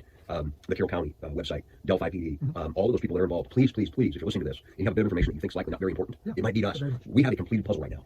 And it's an aerial view of what happened to those 2 little girls. The only thing we're missing is who. So, you may look at that photo and say, hey, my neighbor used to have a jacket like that. Right. Call us. Absolutely. It doesn't mean that we're going to go kicking his door with a SWAT team. No. But we need that information. Absolutely. I totally agree. You said it in an interview the other day. We're one tip away. One tip away. One tip. Yeah. And so, again, let's change, because that community was hit with 2 devastating events in a short time. Let's shift gears to the Florida fire and talk about, that's still a very active investigation as well. It is. And there's a couple of components of that I wish we were able to complete. We haven't been able to do that yet. Again, I've been very careful not to get myself involved. I tend to screw things up. We'll do. But Our investigators are they're incredible. awesome. Oh my gosh, they're awesome. And I will stand ready to support them any hour of the day. We've traveled to multiple states in this country to try and find out who set that fire. Now, listen, I don't believe that anybody set it to intentionally kill those 4 little girls. I don't believe that. I hope I'm not proven wrong. I think it was a consequence of a bad choice. And again, I hope somebody will talk to us one day. Yeah, and so in a short span of time, that community lost 6 young lives. From November to February. And I want to paint a picture for folks that maybe aren't familiar with what that community looked like in the days after. I've never seen anything like that. I haven't either, John. No. Our command center was packed to the ceiling with drinks and snacks and food. We had lines at the door of people saying, can I hand out flyers? What can I do? Right. And so what can they do? 3 years later, what can that community Keep doing what they do. Keep doing what they've done. Yes. Now, I would love to have the recipes of many of those dishes that were delivered. Oh my gosh. Oh my, I'm glad I didn't work up there. I was there for a weekend and gained Right. but more than just the food. That community has raised funds. They've built a softball diamond for those. I mean, they've just done so much, but gosh, wouldn't it be great if we could just close that last piece that we're missing and put somebody in jail for this? I'm not sure how that would feel, but I can't wait. And if, we've said this before, either one of these individuals or a group, whatever that might be, that were involved in this, there's multiple ways to resolve this in your mind, in your heart, and in your soul. And I hope you'll do the right thing one day. Yeah, absolutely. So we have about 3.5 minutes here, Ron. This investigation has gone outside, and what people often do is they take to the internet and they send us a picture of somebody they go to church with, side by side with a picture of our sketch or one of our, and say this is, and that's kind of detrimental. It really is detrimental, because now you're putting somebody out there, somebody else's face out there, unknowingly, unwittingly, and who may absolutely have zero to do with anything. And now you're putting them potentially in harm's way. And that is one thing that we really don't want. So again, as the superintendent said, if you suspect that neighbor, coworker, or whoever that may be, please reach out to one of the many sources with which to convey that information, so that our investigators, who you've so aptly described as hardworking and dedicated and burning the candle at both ends, they'll follow up on that, and they'll run that down and either verify or exonerate. And remember, we can't give you a response to what we've learned. That's the difference between us. We have to talk about what we know now, what we think, right? Yes. And when people, I've heard some criticism about that, and I understand it. Well, I've given us all this information, I never hear anything back. Well, believe me, we're keeping all that information. And remember, the sketch is not a photograph. Yes. I believe the murderer is going to have similar characteristics of both sketches. Great point. It's only a sketch. It's not a photograph. So stay away from a narrow focus of what you see in the face. Yeah.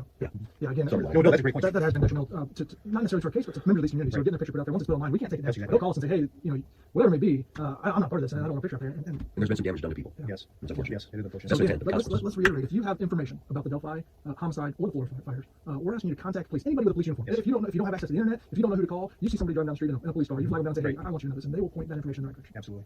And my email. That's perfectly fine too. Yeah, dcarter@isp.gov. It'll come directly to me. Yeah. And that says a lot. That's not a filtered email. That goes straight to him. If you have information, he'd be happy to get that to the right hands as well. Promise. Again, 3 years. 3 years of laying awake in bed at night, just wondering. See, this is something that long ago we stand in that church, just a few days after that happened. And the connectivity in that community was really special. Right. Again, none of us, from our own perspective, will ever forget that. Yeah. So we won't go into theories or concepts. It's simply this.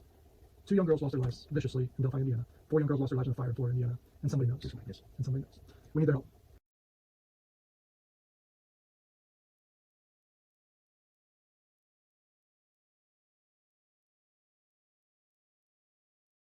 We have identified the bodies of the 2 females that were found out yesterday.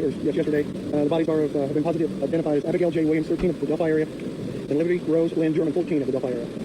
The 2 girls were reported missing on Monday, February 13th. The bodies were discovered about 12:15 on the 14th in the woods just east of town here by volunteers in helping the search of the children after they were reported missing to the Carroll County Sheriff's Department. Family had been notified. This is considered a double homicide investigation. No further information will be released at this time.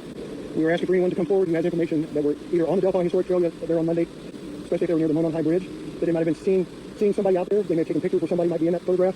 If they were out there doing that kind of stuff, we need that information. We would love to have pictures of that, to just clarify what we got going on out there. You can contact Carroll County Sheriff's Department or the Delphi Police Department, both at the same number, 765-564-2413, or you can contact the Indiana State Police, who's assisting at 765-567-2125.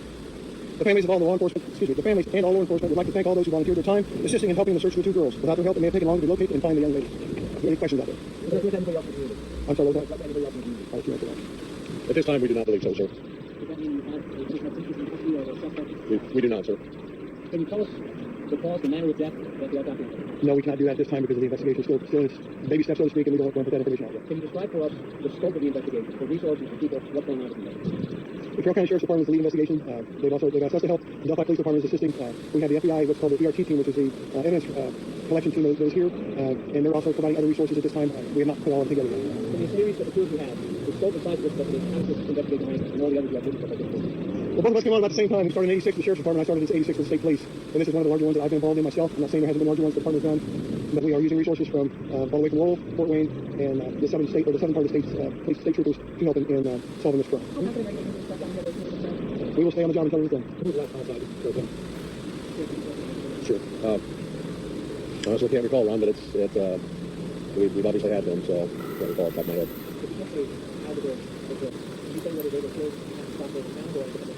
We're not, at this point in time, I don't even want to mention that either. It was originally the search members. We did have police officers who were involved in the search, but it originally was volunteers that found the bodies. You saw a lot of police and fire personnel at that scene today. Can you tell us what they were doing there, David? They're still collecting evidence at the scene. The FBI's team is still out there, plus our Indiana State Police crime scene investigators are also at the scene. And that's probably the one the rest of the day. Sheriff, a little earlier, you answered the question of the salvation microphone. Should people in this community be concerned about someone running around targeting children? My response is no. I feel safe for this community. Whether or not folks should be alert and watchful, that's a true statement, a fair statement. But we always encourage that folks always do that. We're not going to comment on that at this time.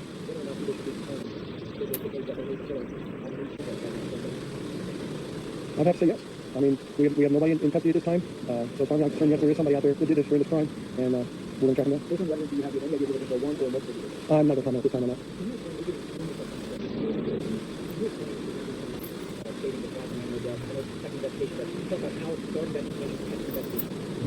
Sure. Obviously, as you well know, that some of that information could be key in a prosecution, and so I feel like that information at this current time needs to be protected so that we make sure that the case is properly handled when the time comes for criminal prosecution. Hundreds of tips coming in from all over the place. Are family members coming to help you guys do some information that's helping you? We have talked to the family members as far as information I cannot say one way or the other. Has the Delphi area ever had a double homicide or telephone site? Not neither that I can recall. Sheriff, given nobody's in custody, are you going to do anything different on law enforcement side in terms of staffing, trails, and patrols anywhere, anything different than done before? We will, I believe, be more vengeful, or I should say vengeful, but mindful of a lot of the trail system is within the city of Delphi and part of their property, and so we will assist the city police with any additional law enforcement that they need. We will always invite folks to contact us with any suspicious activity that they may observe or anything that just does not look right. We always encourage that.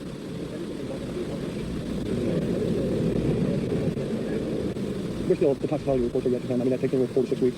I believe the initial on the 2 girls is done, or just about completed. No, I'm not going to comment on that. Anything else? I am not familiar with the trail system, so I can't really say. Are you? I'm sorry, what was the question? She wanted to know if where the girls are dropped off and where they're supposed to be picked up. That information. That information is yet developing. What about the time stamp? Are you able to tell that? That has not been advised to us at this point in time. I'm not sure if we're going to be able to release that or not, but we have not been advised of that yet. You mentioned that the Amber was going to help those patterns from court, right? Correct. And the situation, the whole thing, don't get me wrong, there's nothing wrong with Amber Road. I think it's a great thing. It's just at this point in time, I don't think it would have helped as much as what we would like it to do. Have you gotten any clues at all as to why someone would want to go to jail? I couldn't comment on that before. Did it on the water or were there on trail? I think yesterday I made a remark that they were near the water. It was about 50 feet off the shoreline. I made a remark that they were, the only way you could really get back in there is either a horse or a full walk. I mean, it's very hilly back in that area. It actually was not even on the trail itself. It was on private property. People get away from the trail. I'm not going to say one way or the other. Again, people just have to realize that this has occurred and be mindful and watch what's going on around you. But in that area in general, we're going to have to protect us. So, please come out back there. There's maybe parties going in the area. You're going to have to go back there. Not any routine or regular calls, no. Sure, this is a small town. It's concerning you to see the drop rate. It is disturbing. It is concerning the sheriff in my position, and I want to, I guess, assure the community, as Trooper Riley indicated, we're going to get to the bottom of this. We feel confident, and we're going to do everything we can within our resources to reach justice in this situation. What's your message to those maybe going on there repeating to some degree? We've got concerned that there's someone out there killing people, that there could be more people. Again, I refer back to what I said earlier, and folks just simply being, I don't want to discourage anyone from using the system, and as far as the trail system, it's there for a purpose of recreation. And so I feel that folks should continue with business as usual, but be more mindful and watch their surroundings, the environment a little closer. And again, report anything that doesn't look right or looks unordinary to us, and so that we can follow into it. We're still looking into that. I'm not going to decide that either. As soon as something happens, right now, this is probably going to be all this will play out, unless something breaks or we get some information that we need. help from you guys and gals. There's really not much else we can report at this point in time. So, if we do have something, we definitely will notify you. And we'll give you guys a heads up to let you know when the information will be released.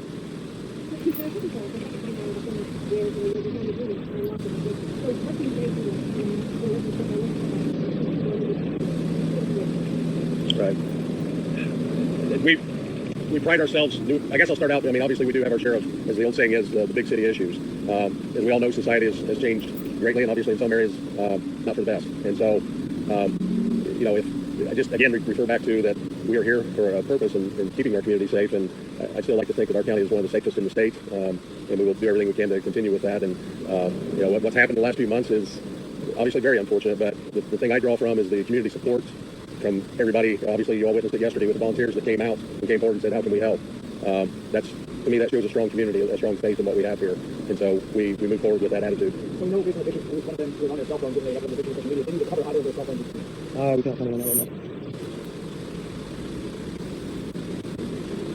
I want to thank you all for coming. I guess you have a question. That's a decision that the family has to make if they want to talk to you. I'm not. Oh, when we talk to them, okay. I think they were pretty much believed it was their children. But when you hear from an official, it's still a little just it hits home twice. I guess is what I'd say. Is that about right? Yes. And if it's bad enough here once, then you got to hear it again. So the parent. Okay.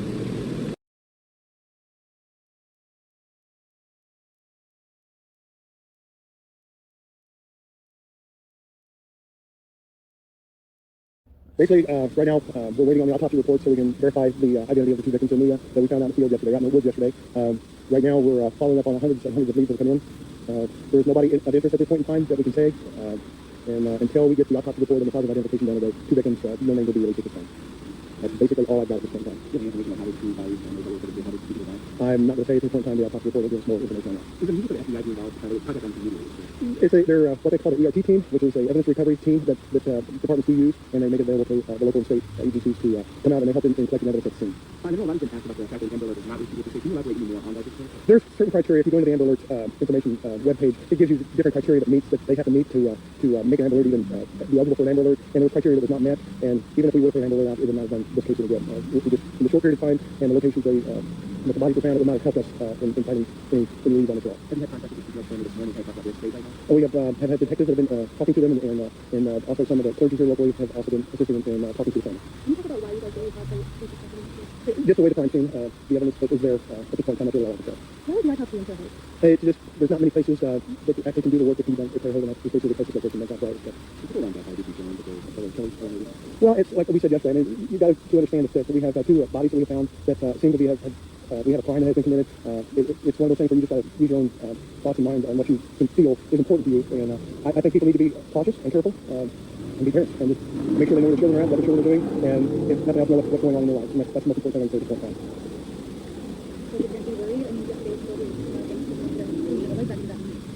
I guess it just means that you should be always worried about your children. I don't care if it's today or any day. And that's the main thing we're trying to let people understand is you got to take care of your family. Watch out for them, care for them, and worry about them. Know where they're at, know what they're doing, know what's going on in their lives. Is there a person that you are doing I'm not going to comment on that at this point. Any idea when the autopsy will come They were this morning. How soon? I cannot tell you. I'm hoping to have something by the end of the day at the latest. I'm sorry, what was that? I'm not sure on that. I have no idea why we're not in school. I haven't investigated that, so I can't answer that question. That's as far as I know, that's something they did on their own. I'm not aware that we made any contact with. But again, I'm not speaking for the sheriff's department or the city police department. They made contact with them. But as far as I know, our department is not. I'm hoping sometime today. That's all. I don't want to say more. Like I don't say it's going to be 2 hours and then it's 2.5 hours. And so I'm just going to say hopefully sometime today. How are you guys doing? How are you guys like to use children? I know they use some of them. I'm sure they have kids that go to school with them. They're holding up very well. They're still doing their job. I understand there's more going on in this crime, but this is a very important situation that we're all dealing with. I used to patrol this area, so I do know a lot of people here in Carroll County, and I know that the people in Carroll County are, I don't know, usually upset, but they're concerned and worried about the safety of their children.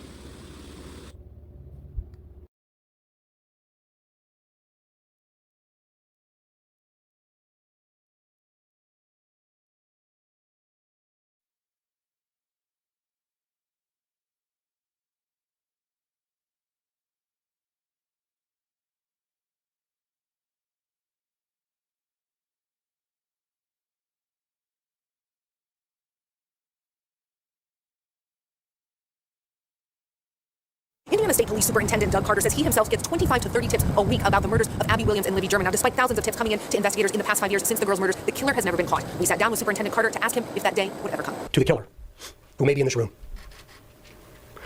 we believe you are hiding in plain sight. It's been nearly 3 years since Indiana State Police Superintendent Doug Carter looked into television cameras and said those chilling words to the person who killed Abby Williams and Libby German. Did you think the person was there that day? I thought there was a chance that he was, or in the air, or somewhere close by. And then these words from Carter, just days before the 5-year anniversary of the girls' murders. You'll be watching this. What Carter couldn't say is who he is. Do you know the suspect? I wouldn't go that far. Or a definitive timeline for his arrest. What is a realistic timeline? I don't know. Only that investigators are working on it every single day, and Carter holds himself accountable for a conclusion being reached. It's certainly my intention that this case comes to some level of conclusion by the time Governor Holcomb's time's up, and that's very personal to me. But I also think it could be sooner than that. I do believe that I'll see it. I believe that I'll see it.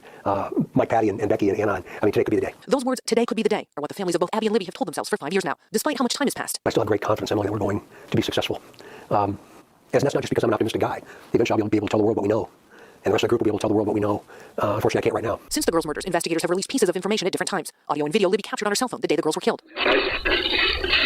And 2 sketches of who investigators said they were looking for. This was the first sketch. Then, 2 years later, a very different sketch of what investigators believed the killer looked like. That was a very significant shift for us.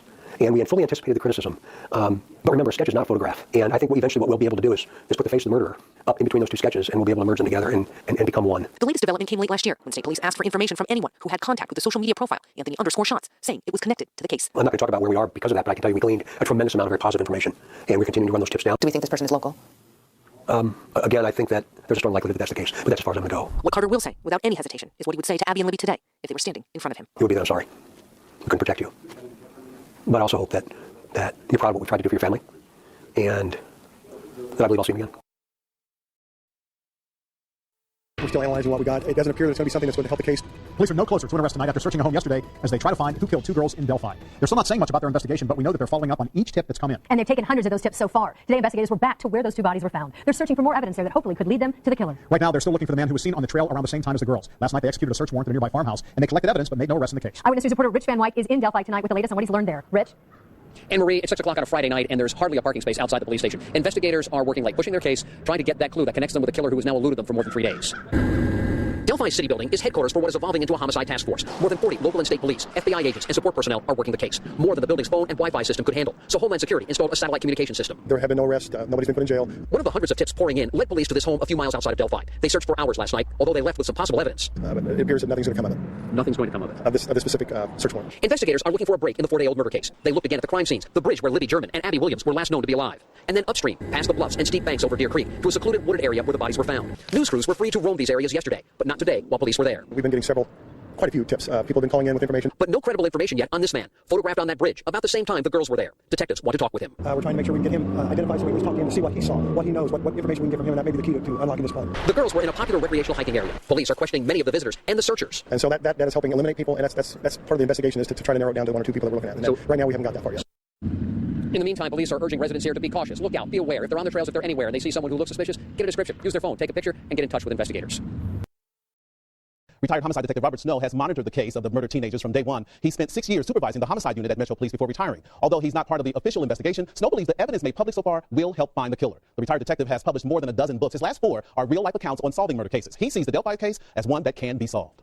Well, they got a good picture, they have a voice. Somebody knows who this person is, or somebody recognizes the voice. This case can be solved. This is obviously not a local person. The person who killed him, because somebody would know him. Somebody in Delphi would recognize this person. This person could be somebody just passing through Indiana. Could be coming from the East Coast, the West Coast, what have you. You got to think, why? Now, again, I'm not privy to the autopsy results or what other things. So you have to understand, why did this person do this? Obviously, the person had a reason for killing these 2 young girls.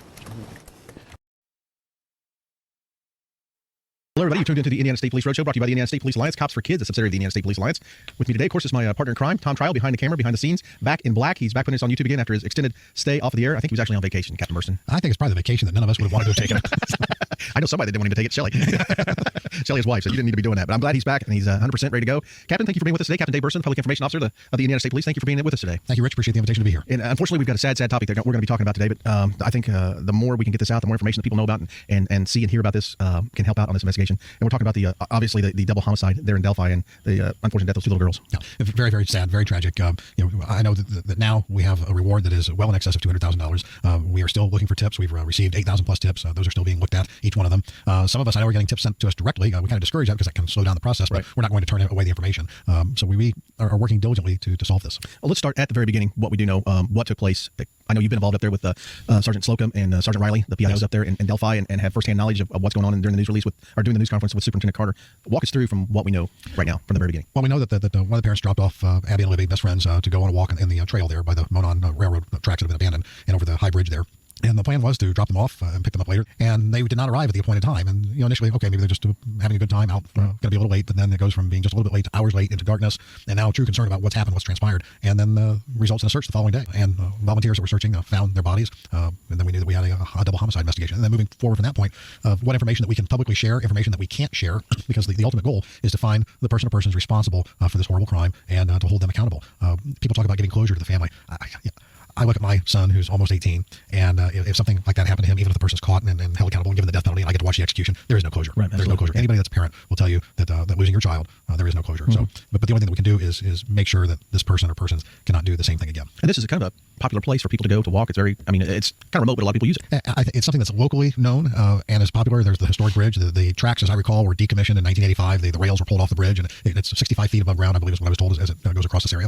And it's a popular trail area to be walking, and it's by all indications, it's a nice, peaceful area to take a hike. And now we have this happen, and it's never going to be forgotten for what happened there now because of the two girls being killed, because of Abby and Libby losing their lives. Let's talk a little bit, and you and I were discussing this earlier today before we went on the air, and we've received questions on this, and I know you have. Is there some information out there that we're not releasing? Oh, there certainly is. And often people ask that they're not involved in law enforcement. Well, why aren't you releasing everything? And sadly, I have to sit here and tell you, I know you know this, but people that are listening or watching today, there are people that will call up and they will claim responsibility for crimes. Or they will call up out of a want for attention, and they will give what they say they have this solid tip information that they want to provide and share. Right. And they've gleaned it from what's been released. The example that I often give, I said, imagine, if you will, that we go to investigate a burglary. And we get there, and then we find out actually it's been a homicide. And the person was killed because they were stabbed twice in the back, and they were hit in the head with a lead pipe. If we release that information, then the tips we get all have that same information. Whereas if we don't release that information, and then we get a tip that says, yeah, I was at Joe's Bar and Grill, I heard this guy talking about how he had broken into a house, and he stabbed a woman in the back twice and hit her in the head with a pipe. Well, if we not release that information, we get that as a tip. We know, hey, this is some good information. Right. Well, there's specific information in this investigation that we're not releasing, that if it comes to our attention, we're going to know that's a good tip. We need to really pay close attention to that. Now, that said, we're investigating every tip, and there's been over 8,000. We are not going to rationalize away a tip without thoroughly investigating it. And that's what we're telling people. Don't assume, don't make an assumption, oh, this couldn't have been it. Right. So what information do we have? What have we released? We've released the audio tape that says, you hear the voice saying, down the hill, down the hill. It's a distinctive enough voice that somebody that knows that person could say, boy, that sounds like fill in the blank of the name. Right. Those are the people we don't want you to rationalize away that thought, oh, Bill could never do that. Call us, tell us, let us go talk to Bill. If Bill can validate where he was at that time, and we can rule him out of the investigation, that will happen. But if Bill can't do that, and we find other inconsistencies that indicate that he's possibly a valid suspect, then you will have helped to solve the crime. Don't rationalize. What about suspect as opposed to suspects? Has that been addressed? What we have publicly addressed is people want to make the assumption that the voice saying down the hill, it belongs to the person that's captured in the image from the cell phone. That's not necessarily the case. We're not making any assumption about that. We have more video, we have more audio, but it is specific to the investigation, and that's why it's not being released at this time. Well, again, you're listening to the Indiana State Police Road Show, brought to you by the Indiana State Police Alliance, Cops for Kids, a subsidiary of the Indiana State Police Alliance. I'm speaking with Captain Dave Bursten of the Indiana State Public Information Office, and we're talking about the senseless crime that happened there in Delphi, Indiana, to Abigail Williams and Liberty German when they were senselessly killed up there in Delphi. And Dave, you were talking earlier about not releasing some information, and I know the public may have a hard time believing this, but there are people, and you kind of skimmed over, but maybe address a little bit more, that do call in and say, yeah, I did this. Yeah, the people do that, and they will call up and take responsibility. Is there an issue of mental illness with people that do that? I would think so. Is it just a lack of attention and they want to have their 15 minutes of fame? I don't think that way. You don't think that way. Most people listening to this program today don't think that way. Right. So there's really no way to answer that, but we know it does happen. And that's why we want to minimize. The best example of that is off the subject a little, but Shannon Sherrill, still an unsolved little girl, 1985, was 5 or 6 years old, vanished from her home, never to be seen again. And then it was about 10 years ago, we had a woman call up and say, I think I'm Shannon Sherrill, and I've been abducted. And she was giving all this information. It was very detailed. Well, she had gleaned it all from the internet. Yeah. And this woman had a mental illness. The Sherrill family put them through a living hell, thinking that their long-lost daughter had been found and was alive. And there's no indication that Shannon Sherrill is alive. There's no indication that she's dead. So that's why hope lingers on for the Sherrill family, all because of so much information that was out. Right, exactly. And with the internet having so much information, and we're using it ourselves, to get the information out there, but there's some people who can use it, unfortunately, the wrong way. They certainly can. And the other thing that we haven't touched on, our show sponsor, the Indiana State Police Alliance. It's the Indiana State Police Alliance that is handling the donation funds. Carroll County is the lead investigating agency, right. But they had no way to have anything set up. Something that the State Police Alliance reached out and said, hey, we think we can do that. They run a number of accounts for because they're a 501(c) corporation. So they are taking on that responsibility, and we're hopeful to receive that tip that leads to an arrest, that will lead to a conviction of the person or persons responsible for this, and we'll gratefully write that reward check out. So how many different agencies are involved in this investigation right now? We've got about 25 different agencies. Again, Carroll County is the lead investigative agency, but also a lot of resources from the FBI, a lot of resources from Indiana State Police, and then just the private citizens and corporations that have come forward. You heard me mention the rewards up to $200,000. A week or so ago, it was at a little over $100,000. And Pat McAfee, former punter for the Indianapolis Colts, came forward and was getting ready to make a sizable donation. And Jim Irsay, owner of the Colts, reached out and said, Pat, whatever you do, I'm going to match. And the next thing we had, a $200,000 donation. We've had public service announcements. The FBI, the resources that they're bringing forward, there are hundreds, if not thousands, of billboards across the nation that have the information on Libby and Abby on the billboard and the image of the person we're looking for. So the FBI has brought that to the table. So lots of things have come together, and it is very frustrating to go this period of time without an arrest, but we are resolute in our resolve to solve this case. I was just looking here on the computer at the billboard that is available, and the tip line 844-459-5786. Again, that's 844-459-5786, and that goes directly to the tip line. And that's the best way to. That's the best way. And if you weren't able to jot that number down, if you go to the Indiana State Police website, the first billboard that comes up on our website is linked to the Delphi murder investigation. If you click that, that will give you the email tip line. It'll give you the 800 number, all that information that if you have a valid tip to pass on to us and how to get it to us. And I know that this has greatly affected that small community up there. Oh, it certainly has. I've been up there twice, and it's small town Indiana. Yeah. And Delphi is I believe is the seat of the county, if I'm not mistaken, and that's a population of less than 3,000 people.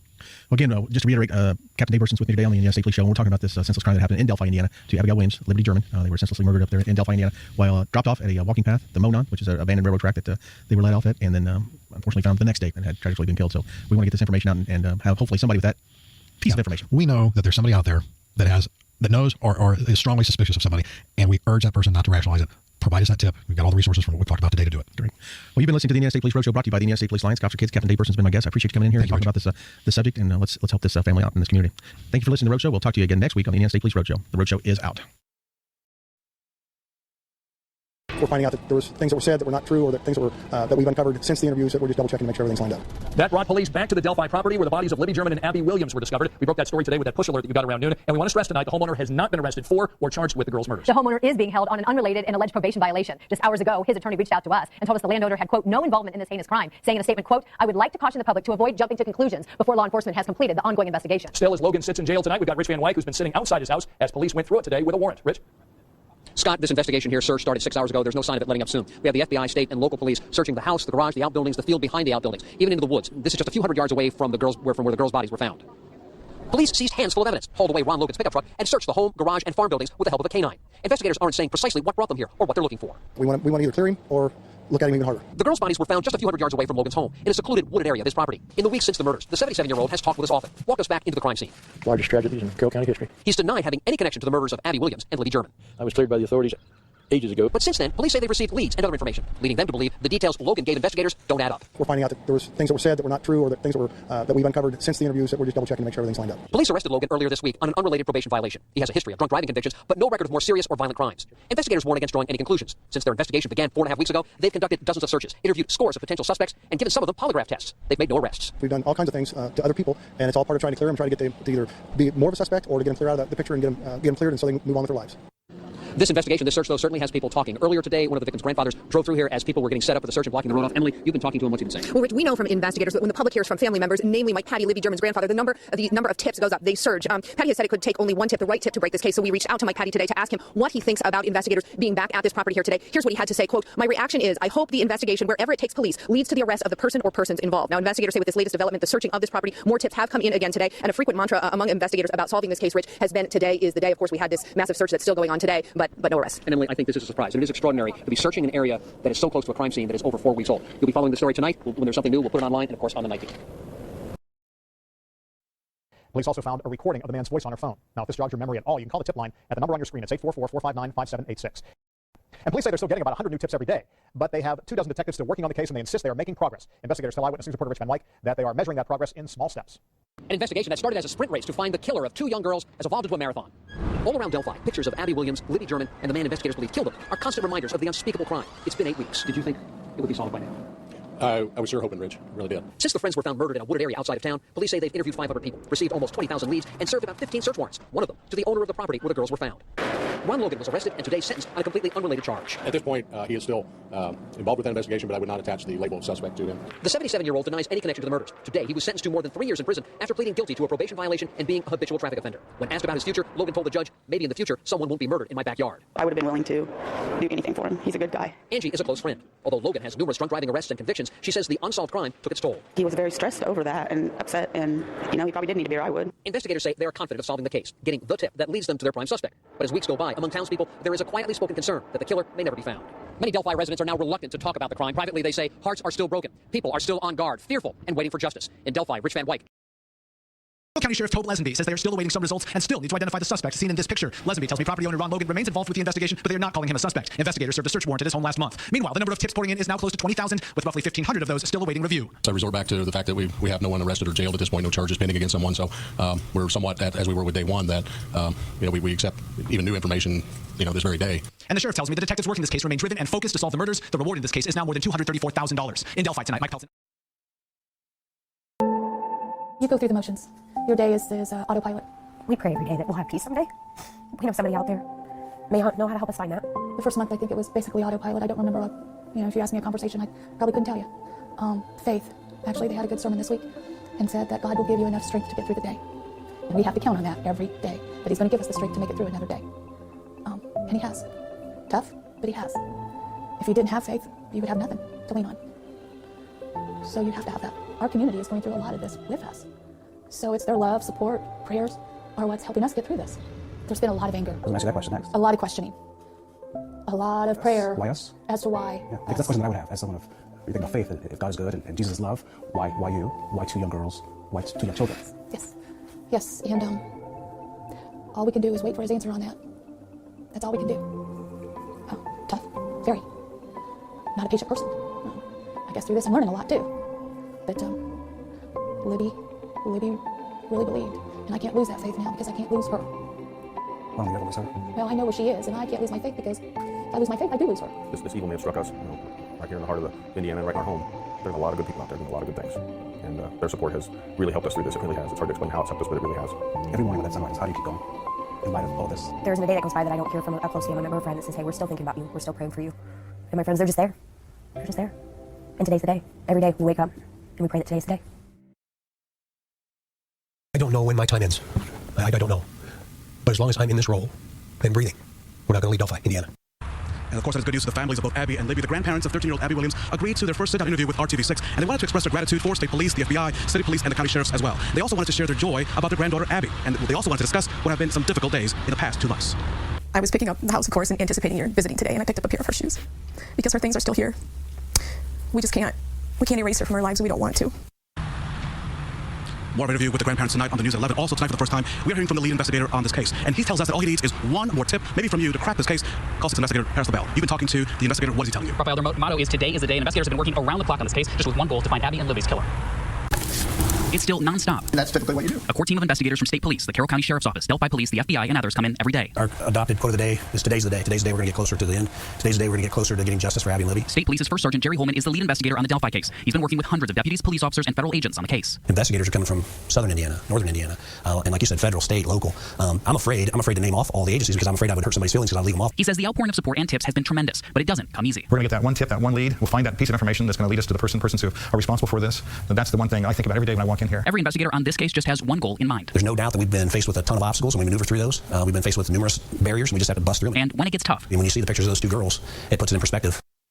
Now, as of right now, investigators have received more than 16,000 tips and interviewed over 500 people, but they say they still need that one tip that might push the case over the edge and solve this murder. You have seen our Facebook feeds, you have seen our Twitter feeds. Are state police in any way, the FBI, getting any closer, making any progress on identifying a somebody? Raphael, they say they're closer every day. They're having getting new information, interviewing suspects, possibly ruling out potential suspects, and getting new information that leads them somewhere else. They say every day they're just a little bit closer. And we should point out that we're here at the post at 21st and post, 52nd post, because officers are dispatched from this location almost every day. Absolutely. Leads are coming down from Delphi, and they're being passed to investigators here in Indianapolis and other state police posts across the state, and they're looking at different leads across Indiana. Paris LaBelle, thank you so much. We should point out that the tip could come from you. The number to call is right there on your screen. It is 844-459-5786. And then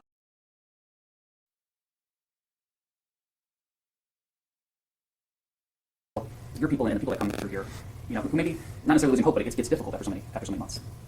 That's true. This has obviously, Paris, been something that this county's we've never had this before. And so, for me, my biggest thing is my faith in God. I have a strong faith. And so I also have faith in the investigators we have on board. Who would have thought that we would have local all the way up to federal involved with this situation, because this is small town USA. And so for us to have the best of the best, as I've been putting it, on board, that's where I tell folks, that's our drive, that's our focus. And we also get feedback from other outside law enforcement agencies that maybe aren't directly connected, but from what they see of what we're doing here, they give us feedback and say, you guys are on the right track. Your investigators are doing a fantastic job and you're on the right track and you will get this resolved. For the community, the outpouring of support is just, some days I can't put words to it. It's just, I thank the community for every individual that's, either offered food or even words of encouragement. Those simple things sometimes are some of the best attributes we get from our community. And so I think the community, obviously, I feel like has faith in us. There are the naysayers out there, and that happens in every community. But I feel just as confident as we did from day one. And I know this has been a long time.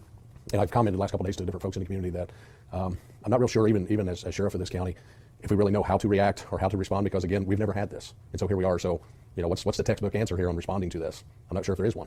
How hard is it, though, for some of these investigators yourself are in the investigation, you lay down and your head just must keep running and running and running? Yeah, I think it is difficult, but I think that's the plus with having some of these outside agencies come on board with us, that if, my guys or any of the state's guys need to take a break, we have these other outside agencies that come on board and say, hey, we'll be glad to fill the gap. And so that has helped that process, so that, I know several county and city agencies surrounding Carroll County have sent investigators to us to come on board. And some of them have been on board since day one. Obviously, some have had to go back and attend to their business in their respective jurisdictions and then come back to us. And so, so even though we may, provide a day or two or whatever the case may be for one of our guys to take a break, there's an opportunity for us to bring a fresh individual into the picture, and that being from an outside agency. To see the commitment of your deputies, of everybody who's involved in this, whether it's just for a short period of time or it's been the entire time, what's it like to see just the constant commitment? Mm-hmm. The initial word that popped into my mind was pride. I have a lot of pride for not only our folks, but every individual that's committed to this investigation. And again, I resort back to what I said earlier, the drive and the focus. We're in the business of seeking justice in all situations that come our way. And so this is obviously different than any other case, like I said earlier, but the pride factor, I think it's as if everyone has a hand in this. And so they want to see it carried through to fruition. But we just learned from the superintendent that they have recovered a very important piece of evidence from the crime scene that is linked to the killer. That's the first time we're hearing any of the information about what was found at the crime scene. And also, this is active and ongoing investigation, but with that key evidence and a suspect profile, police tell us they're getting closer every day to that killer. And they want him to know that. Right now, they're still going after him with the mindset that he could very well be a local. Now, the FBI profile that is in the works right now will give police a better idea of who exactly they are looking for, because they do have that voice and they do have that grainy photo, but this looks at behavioral aspects of that person. So behavioral analysts from the FBI can identify certain personality traits, behavioral traits, and lifestyle things that the suspect would have. All of that information then gives police clues to what kind of things they can be looking for when they're serving those search warrants here in Carroll County and around central Indiana. Now, we talked exclusively to Superintendent of Indiana State Police Doug Carter tonight. He tells us that they have several pieces and parts, but they're still looking for that one piece of evidence or tip that's going to crack this case. I know that we have a human element. We have a very solid science element. We're using every capable process that we have from a scientific perspective, as everyone would expect us to, and we'll continue to do that. There's nothing left to do. Would that include DNA? It does. Was DNA found at the scene? It includes DNA. We haven't ruled out the possibility that it's a local person. Every time we clear somebody, it gets us closer. We're confident that somewhere in these tips that we have some valuable information. Every time we can eliminate one, we can move on to the next. Now, family members will be speaking to us for the very first time here in Delphi tomorrow, and investigators are hoping that when the grandpa, it's Libby's grandpa that's going to be speaking to us, when he talks and people see that in the community, that somebody who may be holding back information will hear their plea. Obviously, it's going to be a very emotional time for the family, and maybe that will be the connection that somebody needs to give these police a break in the case. So maybe if they are withholding information, when they hear Libby's grandpa talk tomorrow, that's going to be the key to getting them to speak out. Obviously, those tips keep coming in, the reward keeps on growing, but police once again asking anyone who recognizes that man in the picture to please come forward. We're getting nationwide attention, and that everybody's going to be on the lookout for this fella, not just locally. The families of Abby Williams and Libby German were interviewed about the case on NBC's Megyn Kelly Today. They shared their stories and how the public can help. State Police Superintendent Doug Carter spoke about the possibility of the killer striking again. Carter is quoted saying, "We believe that a person that would commit a crime like this with such incredibly evil intent likely has committed that crime before, and with that known, he will likely commit it again." ISP Chief Public Information Officer David Bursten says it's common sense and people shouldn't look too deeply into it. If somebody has killed a person, the likelihood that they'll kill somebody else is pretty prominent. So it's reasonable to expect if somebody's killed a person, they'll kill again. Carter also shared his concerns about the sketch of the killer, telling viewers to, quote, "Please disregard the face, but look at the body, because anybody could identify a family member by looking at the body." Bursten says it's important to look at all the available evidence that could help find the killer. If somebody sees somebody that looks like that person, or they know that person, they recognize the body style of that person, don't rationalize away. Call and provide a tip. Let us investigate it. West Lafayette resident Tony Jesse also believes people should look past the sketch. I think we do need to focus more on what he was wearing and the clothing, because people know that. I mean, especially if they know this person. They know those clothes. Still so many unanswered questions. That was Samantha Tiki reporting. State Police say they are certain that someone out there knows something that could lead to justice for Abby and Libby. They say it's never too late to do the right thing. Anyone with information can call the tip line at number 844-459-5786.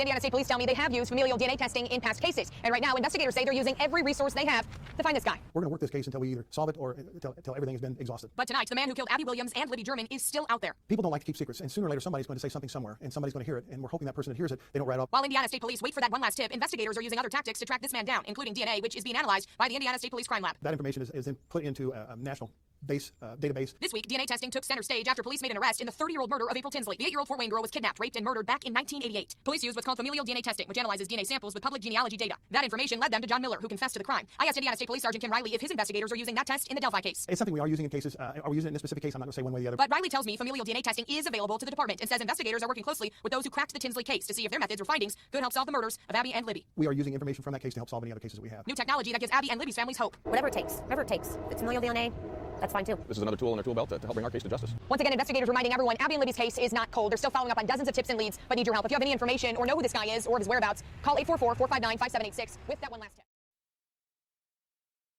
Tonight, the lead detective on the Delphi case tells me although the killer thinks that he got away, every single day lab techs are working to process evidence, including DNA that was left at the crime scene.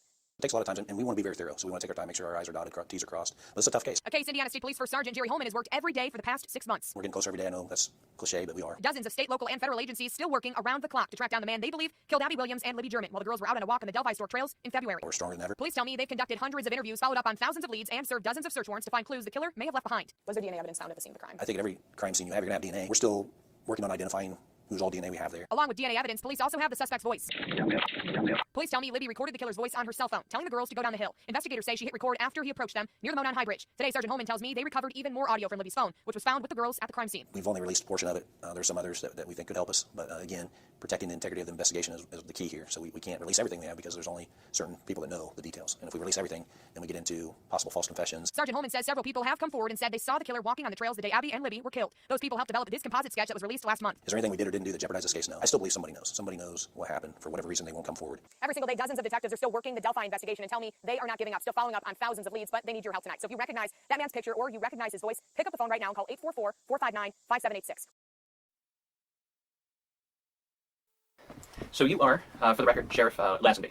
Yeah, Tobe Leazenby. Do you let people call you Tobe around here? Uh-huh. Okay. Yeah, I'm a very laid-back type of individual. So. Are you from Delphi? Originally from the next county south, which is Clinton County, but ironically, my career I've been here longer in my career versus my growing up time period in Clinton County. How long have you been sheriff? Since January of 2015, in my first term. I'm hoping you can just walk us through the particulars of this case and what we know and what can be shared at this point with the greater community and online. Right. Yeah. Well, the Abby and Libby investigation obviously began on for us on February 13th, 2017. As I recall, that particular date, I was in attendance of a local county council meeting and was notified by one of our detectives. We have 2 full-time detectives with our agency. And at that stage, it was late afternoon, early evening. Do you remember what he said? At that stage, it was just simply 2 girls that were out on the trails, and they were having difficulty in locating them. So it was initially developing into a missing persons type investigation. What was your first hunch when you heard that there were 2 girls missing on the trails? You know, this will refer back to or come back around when we move forward with this, but you know, I've been with our agency for 32 years, and so we have prided ourselves not only as an agency but as a community in being able to locate either missing people or even runaways in our county. I mean, I would go as far as to say our clearance rate, if you will, percentage-wise, was probably 90 to 95%. Wow. And so my initial thoughts were that, you know, we'll find them. You know, we'll definitely find them, and everything will be okay. Do you think that maybe they just got lost at that point? I think there was that part of the thought process, yes, that maybe they were lost. Obviously, the concern began to mount with you know, that time of year. The days were shorter, and so it was becoming darker sooner in the day. And so, anyway, once I completed, well, I actually left the meeting early, and then many community members, and in essence, that's when the search groups developed and went out and began searching the last area where the girls had been seen. Were you out there personally? I was not. I was part of the coordination efforts. Okay. Actually, we were based out of the local. At the time, they were in the old fire department here in Delphi. So. Is that where the command center is now? Yeah, same building. Mm-hmm. Yeah. So yeah. When did it go from missing persons to the feeling that this was something more? Obviously, I think the next day when the girls' bodies were found. Did you have this? Did somebody get the Snapchat before then? Were you able to see these pictures and video before the bodies were found? If I recall correctly, no. Okay. Those items were recovered after the fact. Okay. So when were the bodies discovered? It was the next day, as I recall, on Valentine's Day on February 14th. Morning.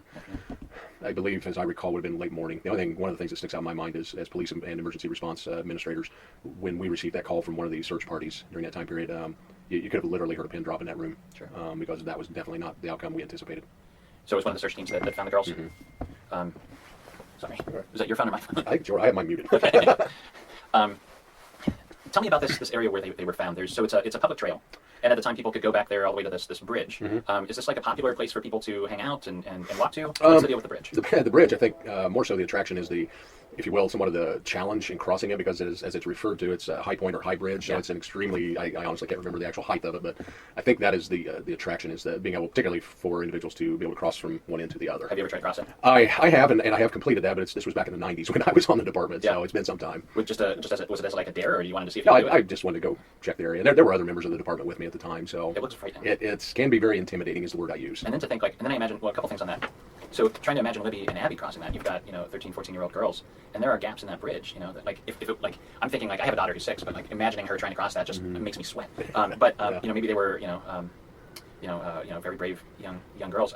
Well, I would certainly just interject. Obviously, at certain, particularly maybe that teenage age level, you know, there are those that have the mentality that they're 10 feet tall and bulletproof. Right, sure. So yeah, I think back on some of the things I did at that age. yeah. But then another thing I think of is this guy that they took a picture of. Right. He looks pretty comfortable up there. Yeah, there's the picture. Yeah. You know, he's got his hands in his pockets or something and walking across like it's no big deal. Right. Like if I was on that bridge, I'd be going like this. Right. You know. Right.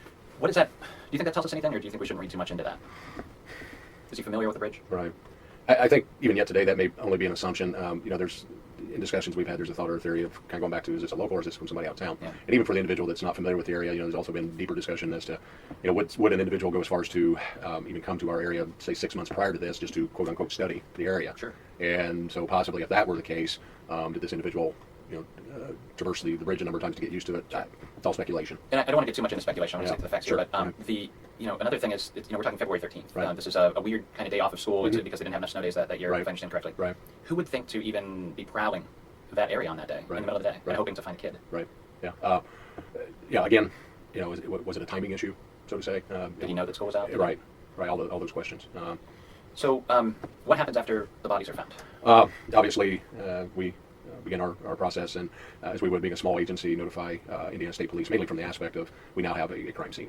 And so notify State Police for purposes of utilizing their CSI personnel. And then, you know, in essence, that's when the criminal investigation aspect of it. Did you visit the scene? Not, as I recall, later, I take that back, later that same day, yes. Were the bodies still there? They were in the process of being removed once I had arrived. What's the scene like? I mean, as somebody that has 32 years experience. An initial viewing, simply a wooded, remote area of the county next to or adjacent to the Deer Creek. And so, was it like a clearing or a place that somebody had set up, or was it just? It was actually a combination of some trees, obviously foliage still on the ground from the previous autumn, and just actually somewhat of a serene area because it being in a remote section of the county. What happened? How were they killed? I can't go into that because of the ongoing. Yeah, they're still part of the ongoing. Was there anything? I mean, what was your personal? You probably have kids. I do. What was your personal reaction coming up to that crime scene? How could this happen in Carroll County, Indiana, initially? Granted, we've, you know, as I've said for a number of years, we have our share of quote unquote big city issues, but just on a smaller scale. And so, you know, professionally, you know, I knew we obviously still do have work to do. But, you know, again, similar to what I still hear community members say, you know, how could this have happened? Was it disbelief, anger? I think all of those. Yeah. You know, how could the innocence of those young kids be taken away from them? The full audio, the full Snapchat that was captured. What is that like? I hate to be somewhat cliche, but it's obviously I hear an evil voice. But to say whether or not that's the face of evil in that picture, yeah. I mean, you know, we're still in the mindset of have to still look at the big picture here as far as, you know, was someone else involved along with this individual? Sure. You know, is there anything on that we did to believe that? No. Other than you just don't want to rule anything out. Right. Yeah, we want to, you know, be outside and hopefully be able to shrink that picture down to, you know, once we end up in our courthouse, and say this was what actually happened. Is the attack itself on the recording? No. Yeah, that voice. You know, even that little snippet that you guys released. You just it's that voice of the mask is off and it's just emotionless. You know, here's what I want. Right. Yeah, the hairs stand up on the back here. Yeah. Where's the investigation at right now? At this stage, you know, since day one, our most recent update is we've received over a combination of both phone and email tips at 35,000. So if you do the math on that, even you know, people are frustrated. You know, obviously we are too that we're this far out, but just the time to process. Exactly. Those. Yeah. So you can't. You know, obviously there are those that not every one of them, admittedly so, is valid. Yeah. You know, but we still have to. Our guys still have to take that time to, you know, kind of go through those and make that determination. So they continue to follow into, and there are still tips and leads coming in. I know even in my position as sheriff, individuals have contacted me directly because they don't want to talk to anyone else other than me. You know, so usually what I have to end up doing with the information I receive, either I flip it around and call it in myself, or I get on my laptop and send it in as an email tip myself. You know. So, and I guess delving further into, you know, particularly with the Golden State investigation, and you know, more recently here in Fort Wayne, more talk of obviously of looking into the DNA genealogy aspect and being able to use those tools. Do you have some DNA? I'm going to offer a blanket and say, you know, as with any crime scene, there's always DNA. There's DNA even in fingerprints. Yeah. Okay. Yeah. So I guess the answer is yes, but you know, again, I don't want to go into specifics. You know, with this new technology that's come out just since this crime has happened last year, we've got this new way of finding a person through familiar DNA. You know, by tracking down their second or third cousin and then working backwards. Right. This guy's going to be caught. It's just a matter of time with the technology, with the pictures, with the audio. Why doesn't this guy just turn himself in? Good question, James. There's even been discussion both by the public and we as investigators. What's the chances the individual, or even I'll go as far as to say maybe even individuals involved, what's the chances they are already dead somewhere? If they are alive, do they get a better deal if they walk in and turn themselves in? In general, and this is again kind of a blanket comment, that most individuals that surrender themselves to the system, if you will, and it's a simple example, obviously we have folks from time to time turn themselves on with arrest warrants, they walk into our lobby and turn themselves in. So it is something that I know that particularly most defense attorneys will jump on that, and say, Your Honor, my client, surrendered himself to the authorities. So obviously it's up to, particularly the judge in weighing that and see whether or not it's to be considered. You have the death penalty in Indiana? We do. Is it lethal injection? Or yes, lethal injection. That's the only means there. So yeah, that might be at least a chance to maybe avoid the chair there. Right. What else do we need to know? Is there anything that would be particularly important for people to keep in mind about this case? Do you want to say something about social media and the responsibility of... Well, I guess somewhat related to that, and again, I guess I've heard it more so, or been told at least more so, the social media, the two words that have come up several times actually is cold case. And people change the definition of that. And I know any law enforcement individual that I speak to, they bristle at that term, because to you guys, cold case means it's gone cold, nobody's working on it. Right. To people that watch Dateline and NBC or CSI, right. Cold case just means, it hasn't been solved yet. But you guys probably take that personally. So not to cut you off, but it's not a cold case, right? No, it's far from it. And you're correct with your evaluation of, in our business, it basically means every little piece of information has been followed into and it did not develop anything. So in our business, actually, it's referred to, if a case gets to a point where we have nothing to follow through with, we always label it as suspended pending new information. So it's not necessarily clear, because a true clear case means that it's been solved. Yeah. All right. Suspended means that basically nothing else to work on. Yeah. But it's always there. Obviously, with this type of investigation, we don't have the pressure of statute of limitations. Right. So we could no statute of limitations on murder. Right. So. Well, thank you very much for your time. Is there? While I'm in town, is there anybody else specifically that I should speak to? Any place other than the trail that I should see? Let's see. You've met with Mike and Becky and Anna. I hear they're building a park. Mm-hmm. Sounds like a good idea. And I'm glad you brought that up. It's very rough right now because it's in the construction stages, but that's just roughly 3 miles out there. Not even that far. 3 baseball diamonds, a bandstand, playground. Yeah. And Mike is on the forefront with that, and I really commend him for that. Are there any good suspects at this point? Does this investigation, is it narrowed in on one person, or are you still taking a wider look at things? Still a wider look, but again, discussions, I think, and going back to that cautiously optimistic thing and being able to take the DNA avenue, and then be able to hopefully hone further into an individual or individuals. All sorts of new things you can do with DNA. They've got a procedure now. You can put the DNA in and it pops out what their face probably looks like, which is better than any composite sketch. And then you've got the Y chromosomes that'll trace back the father's lineage, and you've got the mitochondrial. This guy's caught. He just doesn't know it yet. Well, and it's somewhat related to that, James, is again an old police or law enforcement statement that once we start getting word of this kind of technology that was available, the words that came to mind for me was that for many individuals, it could very well now be you can run but you can't hide. Retired FBI agent I spoke to just a couple of hours ago shed some light on why police are being so tight-lipped. The photo was recovered from Libby's phone, and police say that this man may be a suspect. But who is he? Retired FBI agent Michael Tabman believes he is local. I say better than even chances. Most crimes are committed close to home, to include homicide. Always possibility he was a drifter or he fled, but if you were to think about statistics, it's most likely he's still living in the area. I think he was familiar with the area, he knew how to plan his escape, and he's probably still in the area. Is it the same guy? It was probably someone with a past criminal record of assaults who happened to know this to be an area where we can find vulnerable women, perhaps where they won't be seen. Usually by now we would hear about the cause of death and the mode of death, such as homicide, by strangulation, by stabbing, whatever it is. It is not unusual for police to hold back details of an unsolved crime. They don't want to tip their hand to the suspect, but it has been 2 years. Well, I would think if there is more identifying information, they would and should release it. Police have received more than 30,000 tips in the past few years. The case is still considered active. The question is, for how long? And on the live line, we're very honored and pleased to welcome Sergeant Kim Riley with the Indiana State Police. Sergeant Riley, you're based in Indianapolis near Delphi, is that right? Or you're in Carroll County? Actually, we're just outside of Carroll County. We're in Lafayette, Tippecanoe County, which borders Carroll County. So I'm about 25 minutes away from the location where the crime occurred. Okay, super. Yeah, I know where Lafayette is. Absolutely. That's fantastic. Thank you, sir. Well, can you tell us approximately how many new tips have come in since the April press conference? We've had about 3,500 new tips that have come in. That's through the hotline and also through the webpage or the email address that we have out there for the people to send in information. And you might not mind me deviating on this one question a bit in the sense, and that is, what is a good tip? Because I'm sure your task force is waiting through a lot of time-consuming information that's probably frustrating for them. Are you looking for somebody that knows who the person is, essentially, and you need a name, and is that it? Well, we need the tips to be, we need the people that are sending tips to try to be as accurate as they can with the information that they put in there. I realize we're asking maybe more than what people want to do, sure. But we need to make sure that whoever you put a tip to us on has some type of ties to the Delphi or the Carroll County area. I mean, if you live in the state of Washington and you see a guy that look like the picture or pictures that have been out there, and you don't give us any information, that picture really does us absolutely no good because we cannot do face recognition type background investigation. So we have to have a name. That person has to have been in the Carroll County area. That date there around the 13th and 14th of April of 2017. We don't need people's ex-boyfriends, girlfriends information. Killer, because I just know he would do something like that because that just sends us on a wild goose chase because you want to make life miserable for somebody. Right. We don't really have the time or the people to do that, and we've gotten quite a few of those. And we would really like people to really think about the tips that they're sending, that they can tie this person or persons that they send information to us, to the Delphi or to the Carroll County area. You bet. And this may explain why you've been so limited on the information you've released on the suspicious vehicle or sedan parked off of County Road 300 between noon and 5. Is that the day the girls were kidnapped and presumably killed? Is that because somebody may be phoning information in on a vehicle, 5,000 miles away that looks the same? Right. Basically, this car was parked along the roadway sometime between the hours of noon and 5 the day the girls went missing, which was the 13th of April. We don't have much of a description other than it was a car. Yeah. We need to see if somebody can give us a make, model, a color, if somebody knows the license plate, even if they don't know if it was numbers, if they knew it was a state, what state the plate was out of. Because sometimes, in a small county like that, somebody may drive by and they say, oh, that's not from Indiana, that's from California or Tennessee. Yeah. They'll notice something like that, but they may not notice the whole information. So it's that any information we can get on that car would be helpful for us. Okay, you bet. And we're still not certain that car is associated with the crime, but it's possible because of the timing. Is that correct? Right. Maybe the person saw something that they don't even realize they saw. I see. And, or maybe they saw the person or persons get into a vehicle and leave, or somebody picked that person up and took off. So we're not completely sure it's the suspect's vehicle, but we just want to know who that person is who was driving that vehicle, maybe get more information from them. Oh, excellent point. We're speaking with Sergeant Kim Riley on the live line with the Indiana State Police regarding an update on the Delphi murders. Sergeant Riley, can you say whether any of the high-profile criminals currently in custody in the region, such as Garrett Kurtz, Paul Eder, now deceased from a self-inflicted gunshot wound, and Thomas Bruce, have been cleared?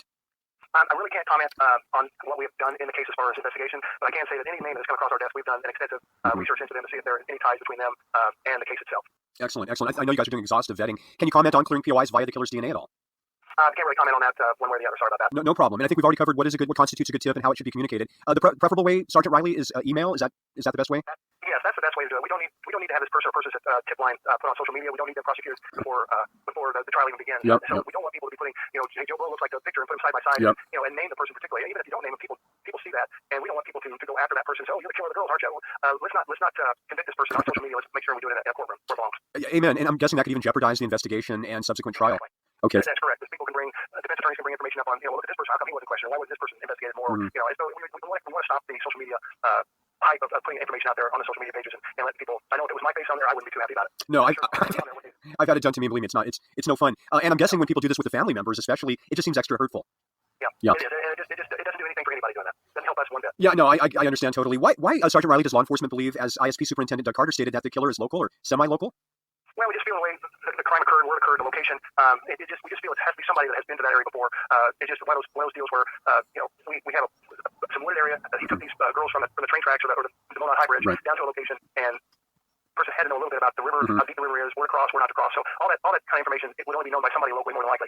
We're not ruling out that the person is not from the area, but we have a strong suspicion that the person is either lived here, has ties here, or maybe was from here, left, and then came back at that point in time. Yeah, absolutely. That seems to make total sense. Do you know, Sergeant Riley, were there any strange incidents around the bridge or in the area reported to authorities in the days leading up to the crime? I'm sure that's being looked at anyway. It has been looked at, and as far as I know, there was never anything weird or strange that was called in over the weekend before. So that would have been Monday, and to my knowledge, no, we did not have anything. Yeah, and you had some bitter cold weather in the 2 weeks before, I know, and then a few days prior there was plenty of snow, but then of course it cleared up and was a very nice day that the girls went missing. Correct. It was in the mid to upper 50s, I believe, that day. Wow. It was a beautiful day for kids to be out. They had a day off from school. It was a great day to be out, hiking, walking. Like I said, it was up in the mid 50s when you've had 0-degree weather for 2 weeks, and all of a sudden it warms up. You almost can run around in a t-shirt and feel comfortable at that point in time. So it was a nice day, it was a beautiful day, and the kids were out at that point in time. Yeah, amen. And I don't know if this has been addressed, Sergeant, just regarding, since we're talking about snow on the ground and the weather and that sort of thing. Do you know offhand, I hope you don't mind me asking you this, it's not on the list, if they use tracking dogs to follow the offender's scent to see which way he exited and that sort of thing? Are you aware of that? I'm guessing there were some physical tracks left behind. Well, unfortunately, with the large crowd of people that were looking for the girl, that was pretty much ruled out because whatever tracks were there would have been gone. So I don't believe we did have dogs. I know we had some dogs come in and do some work, but as far as the tracking, I don't, because there was so much. There was like, I think there was close to 1,000 people that showed up. Wow. Oh my gosh. There was a lot of people that showed up. There was walking the trails, walking the area, and it just, excuse the expression, but basically the crime scene around the area was pretty much contaminated by the time we found the girls and was able to seal it off of that. Yeah, and of course, because you didn't even know crime had occurred at that point. Have you ever, Sergeant Riley, have you ever worked in search and rescue or done a bit of that? I've been involved as a public information officer, but I never actually did. I was the one that was there explaining what was going on. Well, a lot of Okay, you're cutting out a little bit there, Sergeant. You were there, and I've been around search and rescue operations as a news guy, and I think a lot of people have been critical, don't understand why the search was called off, close to midnight the night before. But the reality is, you don't even know crime occurred, and you have to also care about the safety of the search and rescue people who are on steep cliffs in the complete darkness, right? Exactly. No amount of flashlights can show you around how to walk through the ridges and the hills and hollers in that area. I mean, if you've never been to the area, there are some steep cliffs in the area. There's some steep downgrades. I mean, even from the top of the high bridge down to the water is almost 70 feet. So, and it's pretty much straight down on both sides of the bridge. So, if you were trying to walk on that during the evening or late night, and you were a little bit tired, or you just couldn't see very well, you very well hurt yourself. And we didn't want to put the rescuers in danger as well as the young girls themselves. No, absolutely. I don't think people understand that, how dangerous that is. And you really know crime had occurred. I think the one curious point that people have raised, if you don't mind me mentioning, is the search not resuming until like 10 a.m. the next morning instead of at sunup, which makes me wonder if searchers thought the girls were just runaways. Yeah, and that was part of it. We didn't know what we had. And actually, we did not get involved until the next morning. I know there was fog that morning because I actually was going to Indianapolis that day, that morning. And so I knew driving down it was foggy. Our helicopter, actually, when we got involved is when they asked for a helicopter, which was around 8 o'clock, because they knew we had to wait till almost 9 before the plane could even, the helicopter could even take off because the fog was so bad up there. So I know there was fog in the area. I see. Yeah. Again, when you got cliffs and stuff in the fog, you can't see very well. It's almost like walking in the dark. So we, again, they didn't want to put people's lives in danger. And it didn't get all that cold that night. I think it got down to 40s. I know that seems cold, but when you have but not hypothermic cold generally. Yeah. Yeah, and so if they were able to huddle and stay warm, they could have been able to do that. Yeah, absolutely. And I'm guessing the thoughts on most people's minds and hearts when they first went missing was that they were just lost or run away, or maybe just lost, because you don't assume, at least I don't assume the worst usually. No, and nobody really did until probably the next morning. I think a lot of people probably were thinking, I hope we find these young girls alive, blah, blah, blah, blah. But, I mean, it's one of those things that you don't know what you got until you find it. Yeah, absolutely. Well, once again, that's the reality of it. Yeah, thank you for clarifying that, Sergeant Riley. That really makes sense, and I totally get it. The people's lives, and again, it sounds like if 1,000 people showed up the evening of February 13th, not all of them, I'm going to guess not all of them were professional search and rescue team members, and so you really had to be careful and watch out for their safety. Right, we had to basically, again, I was not there. We were not called until the next day. That's right, yeah. But basically, if they did like the usual, we try to keep people with communications with a group of people, so we've always got contact with each group that's been sent out. So, you have to deal with that. You have to make sure the people stay together. That you got to go over the rules of how to do it, search and rescue, what to do if you find something, how to contact them. You know how to walk back to the place where you found them if you find the people or the injured. So there's so much that goes on in search and rescue. It's not just okay, we're gonna walk out here, find them, and bring them out. It's not that simple. No, not at all. No, you got God bless search and rescue people, and it sounds like the community is so caring that you have 1,000 people turn out at the drop of a hat when 2 girls go missing. I mean, I think that says a lot of good things about the community. Right. It's a very, very friendly place to live. Yeah, it looks wonderful, and like you said, unfortunately the scourge of methamphetamine is everywhere. So we're not picking on the that part of rural Indiana. It's just scary, and I'm aware of a lot of clandestine methamphetamine arrests, as you mentioned, around Tippecanoe, Boone County, Carroll County, and et cetera, et cetera. So it's just sad that 2 teenage girls can't go hiking on a nice day off from school after 2 cold weeks of weather these days by themselves. But I guess you can't. Yeah, you just gotta. You can't lock them behind doors. Right. You just got to take as much precautions as you can when you let people, when you let your kids out to have a good time. Yeah, and in their defense too, not that anybody needs to do that, but they went together, and it sounds like they had a decent phone signal, so you'd think you'd be pretty secure under that scenario. You would think, but okay. What happened there, and until we find out exactly what all happened, we're all going to be just continue to wonder what the whole situation was about. You betcha. Would you say the mood of the community? And finally, this will be. We'll close it out. You've been very generous with your time and information, Sergeant Riley, on the Delphi murders with the Indiana State Police on the live line. Would you say the community has grown closer? Is there a natural amount of suspicion of outsiders? Are people fearful? What's your just as a guy? What do you think? What's your read on it? I think they still. I mean, it is a part of their income is tourism. So they can't really just shut the doors and not let outsiders in because, like I said, we're not even sure it was an outsider. Right. So they just got the town has come together. I feel they were so gracious to law enforcement while we were there with the food and these. Help us to get the job done quicker, so we didn't have to take time to go out on our own to go find food. And it was just the community itself is a great community. The town people, I used to work that area when I was on the road back about 20 years ago. So I knew a lot of people there. A lot of people come up to me later on and said, "Hey, I remember you when you worked the road." Called me by name. Some I remember, some I did not, unfortunately. But it was still a very warm feeling to know that these people care and they want to help as much as they can. Well, God bless you and God bless the Delphi community, and we'll keep praying for resolution. I know the email tip line is abbyandlibbytip@cacoshrf.com. Sergeant Riley, thank you so much for your time, and thank you for being one of the good guys. Okay, thank you. Appreciate the call. On the live line, we're very pleased and honored to welcome Carroll County Sheriff Tobe Leazenby. Sheriff Leazenby, very busy man with a lot of different things going on. Thank you for taking the time today.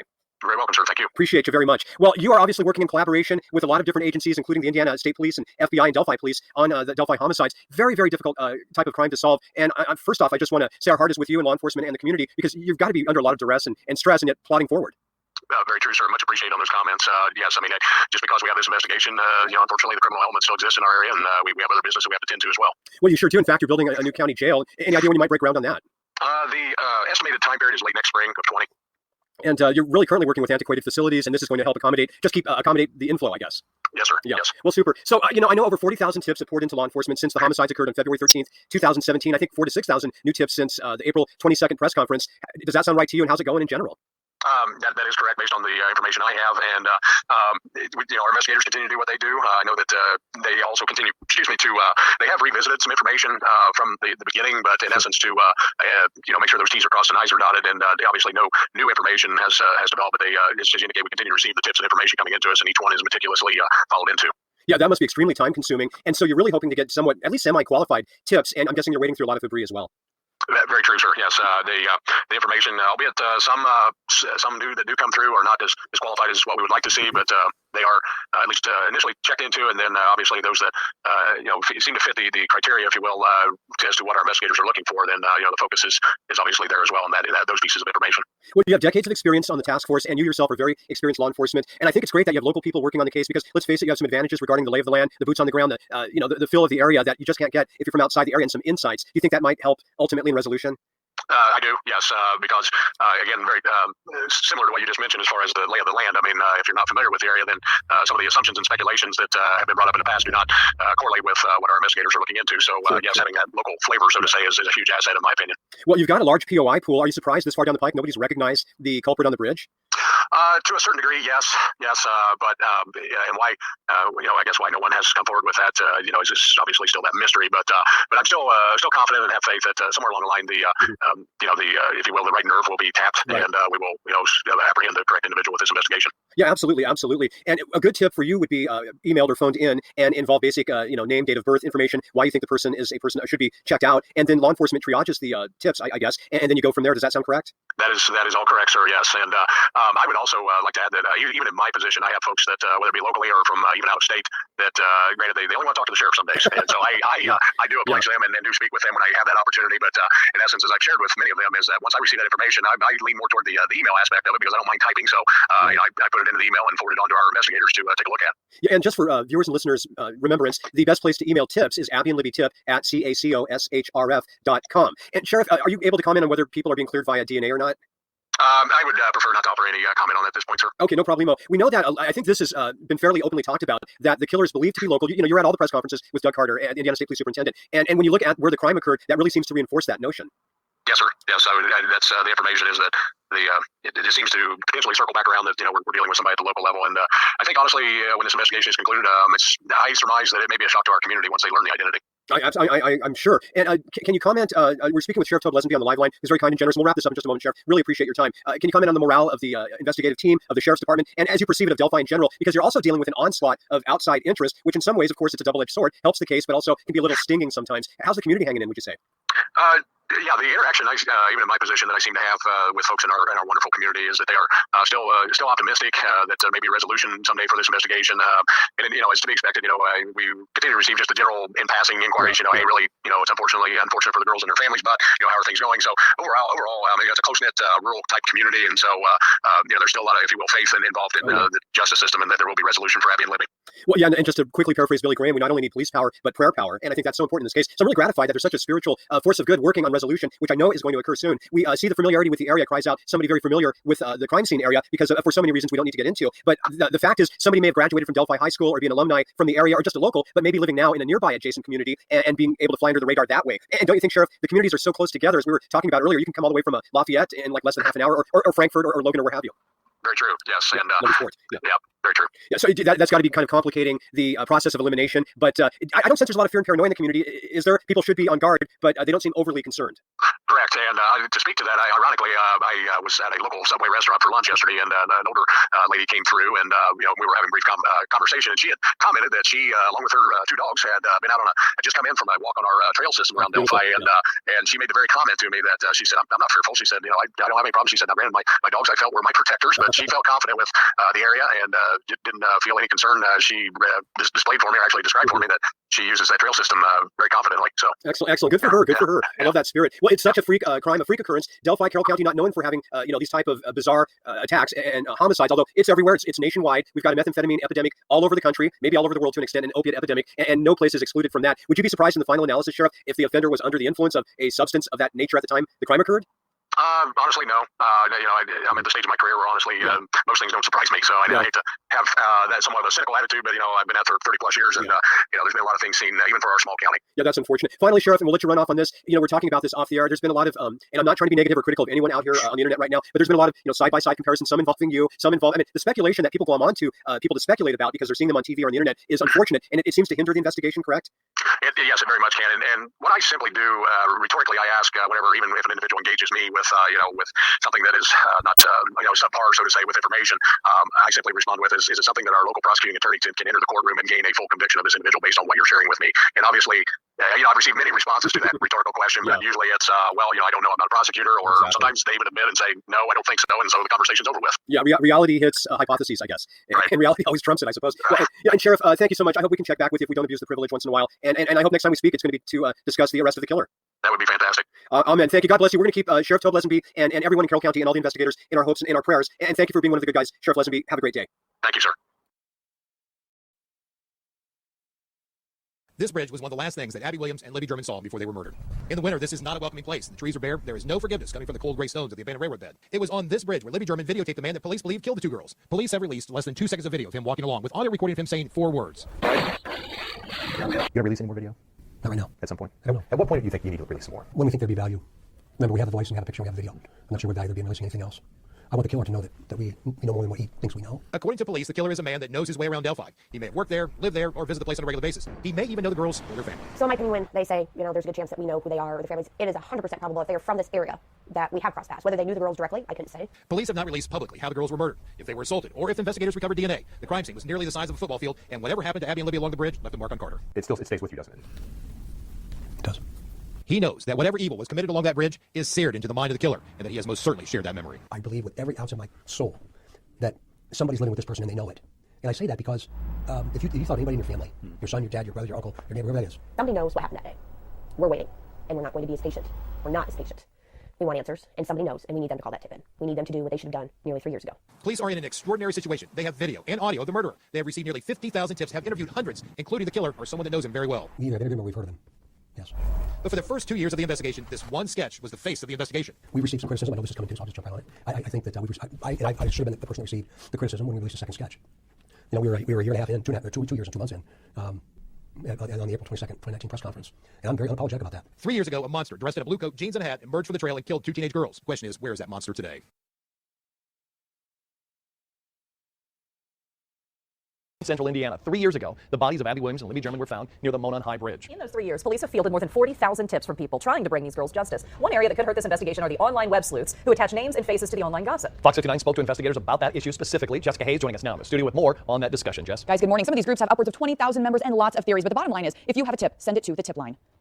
3 years, 50,000 tips, over 1,000 people investigated, and untold numbers trying to solve the Delphi murders online. You have people who are trying to solve this case with unorthodox methods. It could not only be detrimental to innocent people, but it could harm the case as well. Police concede social media is good and bad in a years-long case like this one. They can get messages to the public in real time, but on the other side, we've seen some people trying to make their own connections by putting side-by-side photos on social media, and they'll put names and where these suspects that they believe live. On social media, accusations include names, pictures, where people work or go to school. There are some issues with defamation of character. One Delphi group on Facebook has 24,000 members, another on Reddit 30,000. Countless smaller groups exist, boasting thousands of members each. By publicly putting these pictures out there on social media, it's not helping anybody.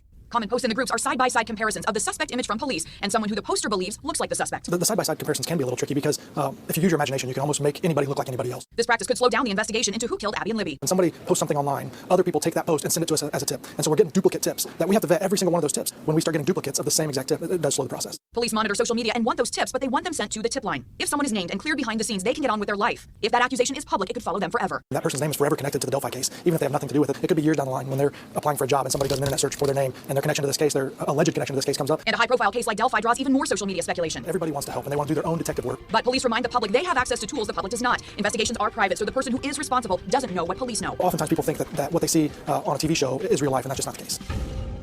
Those same tip lines from 3 years ago remain active. The FBI doesn't necessarily have jurisdiction for murder cases. This was clearly a case that was within the jurisdiction of the state police. And Doug Carter, superintendent of Indiana State Police, is a good friend and a great colleague during that time and continues to be a great friend. He came and asked for our assistance. As the special agent in charge of the FBI's Indianapolis division, I had during my tenure the option, the authority to provide whatever assistance he might want to the level that I thought was appropriate. I was absolutely enthused to unleash every FBI asset, technical ability, anything that we had to try to help him solve this case. Indiana State Police stayed the forefront in charge of the case. But I will tell you that there were those days when the FBI certainly had more personnel in and around Delphi than anyone else in law enforcement. Some days I think we were over 100 personnel that I was trying to keep track of, all doing various things in different capacities, whether it was with the command post, videography type things, voice type analysis, crime scene experts, behavioral analysis experts, and then of course just numerous agents pounding the pavement and running down leads that we had from thousands and thousands of tips. When you're out there, week 1, week 2, month 5, year 1, what goes through your guys' mind when you are still no arrests? Each day that went by, we just felt like that we were going to be closer and closer and closer. And the investigators that Doug with the state police had assigned to the case and that I had assigned from the FBI were extremely competent, very reliable, very intuitive as to how they did their investigations. They worked together seamlessly, and we were very proud of them because of that. So we just felt like with each day that we would have that break. I was very impressed oftentimes, and I would go up there repeatedly, and in the position I was in as the person who was in charge of the division for the FBI, you want to make sure you're careful not to meddle and interfere with the investigators' efforts, but you want to make sure they have all the tools they need and have everything possible that they can have at their disposal to have success. And one of the things I was most impressed by when I would go up to the command post, and I would always try to go up at times when I wouldn't be a hindrance, but they would usually start their day with a prayer. And just, today is going to be the day that we finally bring justice to this case and ease the pain of, for the families and for the community. And I was very impressed with that. And just to go up there and see everybody genuinely wanting to see a positive outcome in this case and bring closure, bring a solution, bring an end to it was something I was very impressed with. And that was my involvement, making sure all that ran smoothly and the investigators had everything they needed. You said you were fairly confident it'd be solved fairly soon after, correct? Yes. 4 years later, and we are still saying an unsolved case. What do you make of that? It's sometimes I feel more things than I can really articulate. The exasperation and frustration is always there. And in the times that Doug Carter and his wife and my wife occasionally get together for dinner, it's at some point in our conversation, the topic comes up. He said, I know it's still very close to Doug's thoughts, and it continues to be in mine. And it's something that we spoke about an awful lot as we just win, is something going to happen? And again, the numerous things that we had at our disposal and all the information and evidence that existed, it just boggles the mind. And I am certain, and I know Doug feels the same way, there's someone out there who knows something. Who knows the person, who knows something about the murder, that person, he or she, is either afraid to come forward because they're fearful, or maybe they even feel themselves being complicit in some way. And to that person, I would tell them, we'll protect you. You'll be safe. And they would be doing an incredible service to the families in the community by bringing closure to them. And because I feel so strongly about many of the not circumstantial things, many of the crime scene things of which we won't speak about, that point to more of a signature that the killer left behind, we feel very confident that person comes forward. That's the thing that will help us tie it together. And that person who is out there and hopefully would be viewing something like this would hopefully build that courage and know that what they were doing really would have a deep meaning for the families and the community that has suffered this tragedy. There are things that occurred or that were found in the crime scene that only the killer would know. And so those are things that has been explained to the family and others, and certainly in the media, that we just can't speak about because we don't want the killer to know that what we know. And whoever he or she is, more probably he, that person is not at freedom now, really, in many ways. They have to wake up every morning knowing and wondering if today's the day that they're going to finally be caught. Or those persons who might potentially know something circumstantially about them that will give them away will actually come forward. And so that person already is not free. Whether they care or not about this horrendous act that they committed, they'll be caught at some point.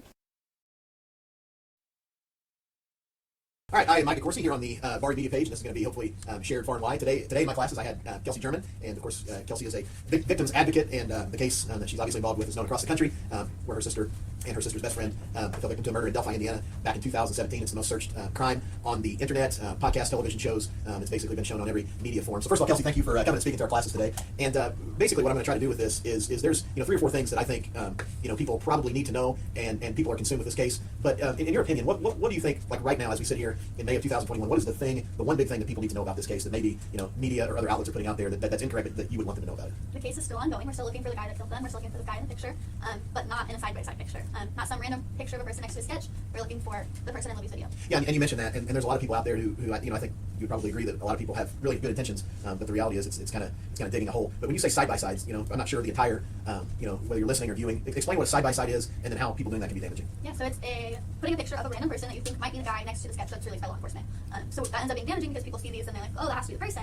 Then they think there's an arrest, and then we have to go back and reverse and read it all over again and teach these people that there wasn't an arrest and we're still looking for him, even though they've stopped looking today. We have an arrest made. And one of the things that you mentioned today when you were talking about everything that goes along with it, for example, last week when I was trying to contact some people that I know in the media, the first thing that they said was, well, they caught the guy.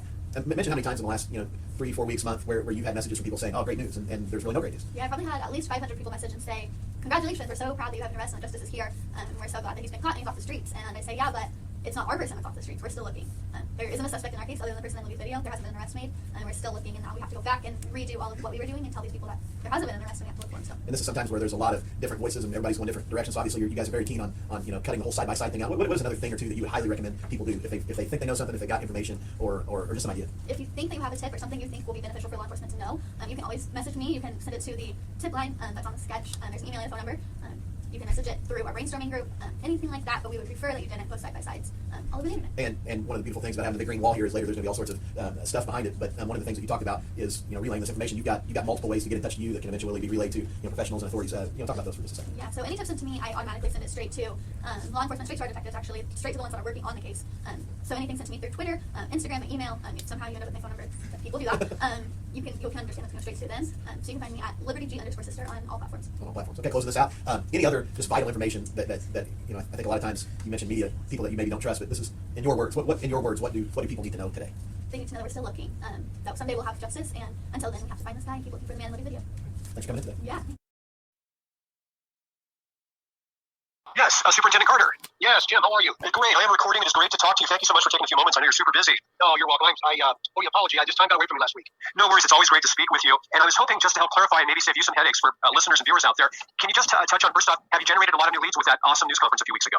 We did. We're well above 4,000 new tips. in multiple different ways, and I'm very, very pleased with that.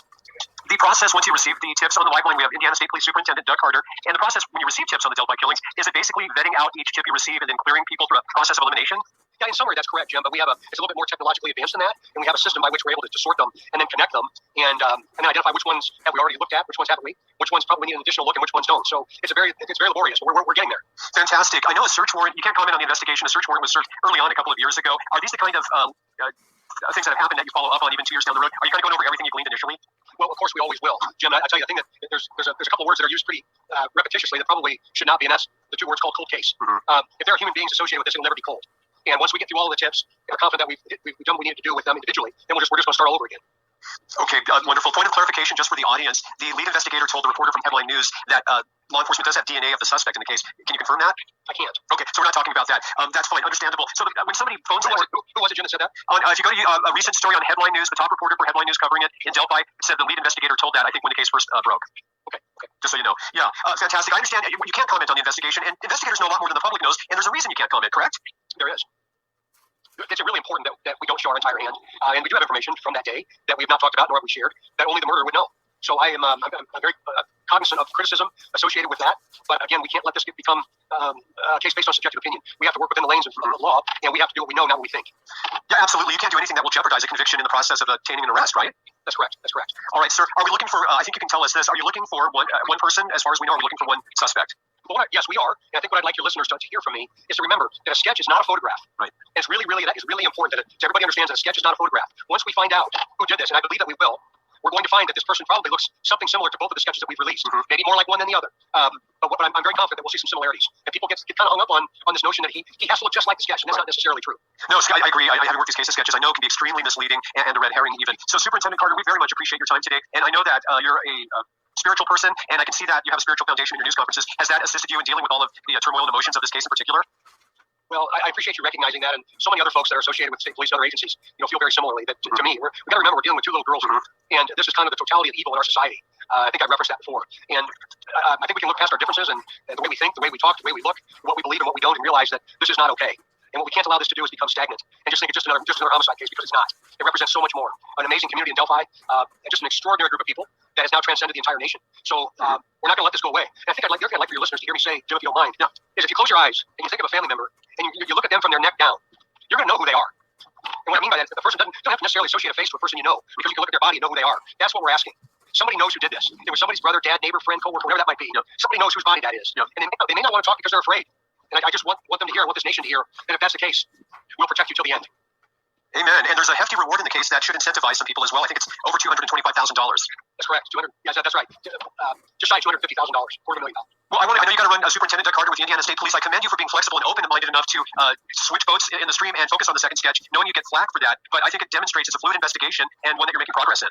But I think we can close by saying we know more now than we did at that news conference in April. And the news conference in April, we knew more then than we did when this began some 2 years and 3 months ago. So it's continuing to move. And again, it will not be cold. As long as there are people involved, it will not be cold. No, absolutely not, sir. And I know a lot of people are praying across the nation, including in our audience, and we're keeping you and all of the task force in our prayers. And final last question, the task force is comprised of which agency, sir? The state police, the local agencies up there, the Carroll County Sheriff, Delphi PD, the FBI, and then any other necessary resources that we've needed have all stepped up and stepped out. We've had detectives there from the state police that are assigned all over Indiana. We've had other agencies that have volunteered their time, their people, their talents, their resources. And I got to tell you, one of the things that's been so enlightening to me is the outpouring of support from all over this nation. What we're doing in Carroll County is what this nation should expect from its law enforcement agencies all around the country. It's not about who's going to do this. It's about what we're all going to do collectively to find out who murdered those little girls. And that's exactly what we'll do. Indiana State Police Superintendent Doug Carter, I really appreciate your time today. I think you're a godsend to the case, and we commend you and all the investigators on the case. Thank you for taking the time, sir. Thanks for having me, Jim. You take good care of yourself. Thank you, sir. Bye-bye. Bye-bye.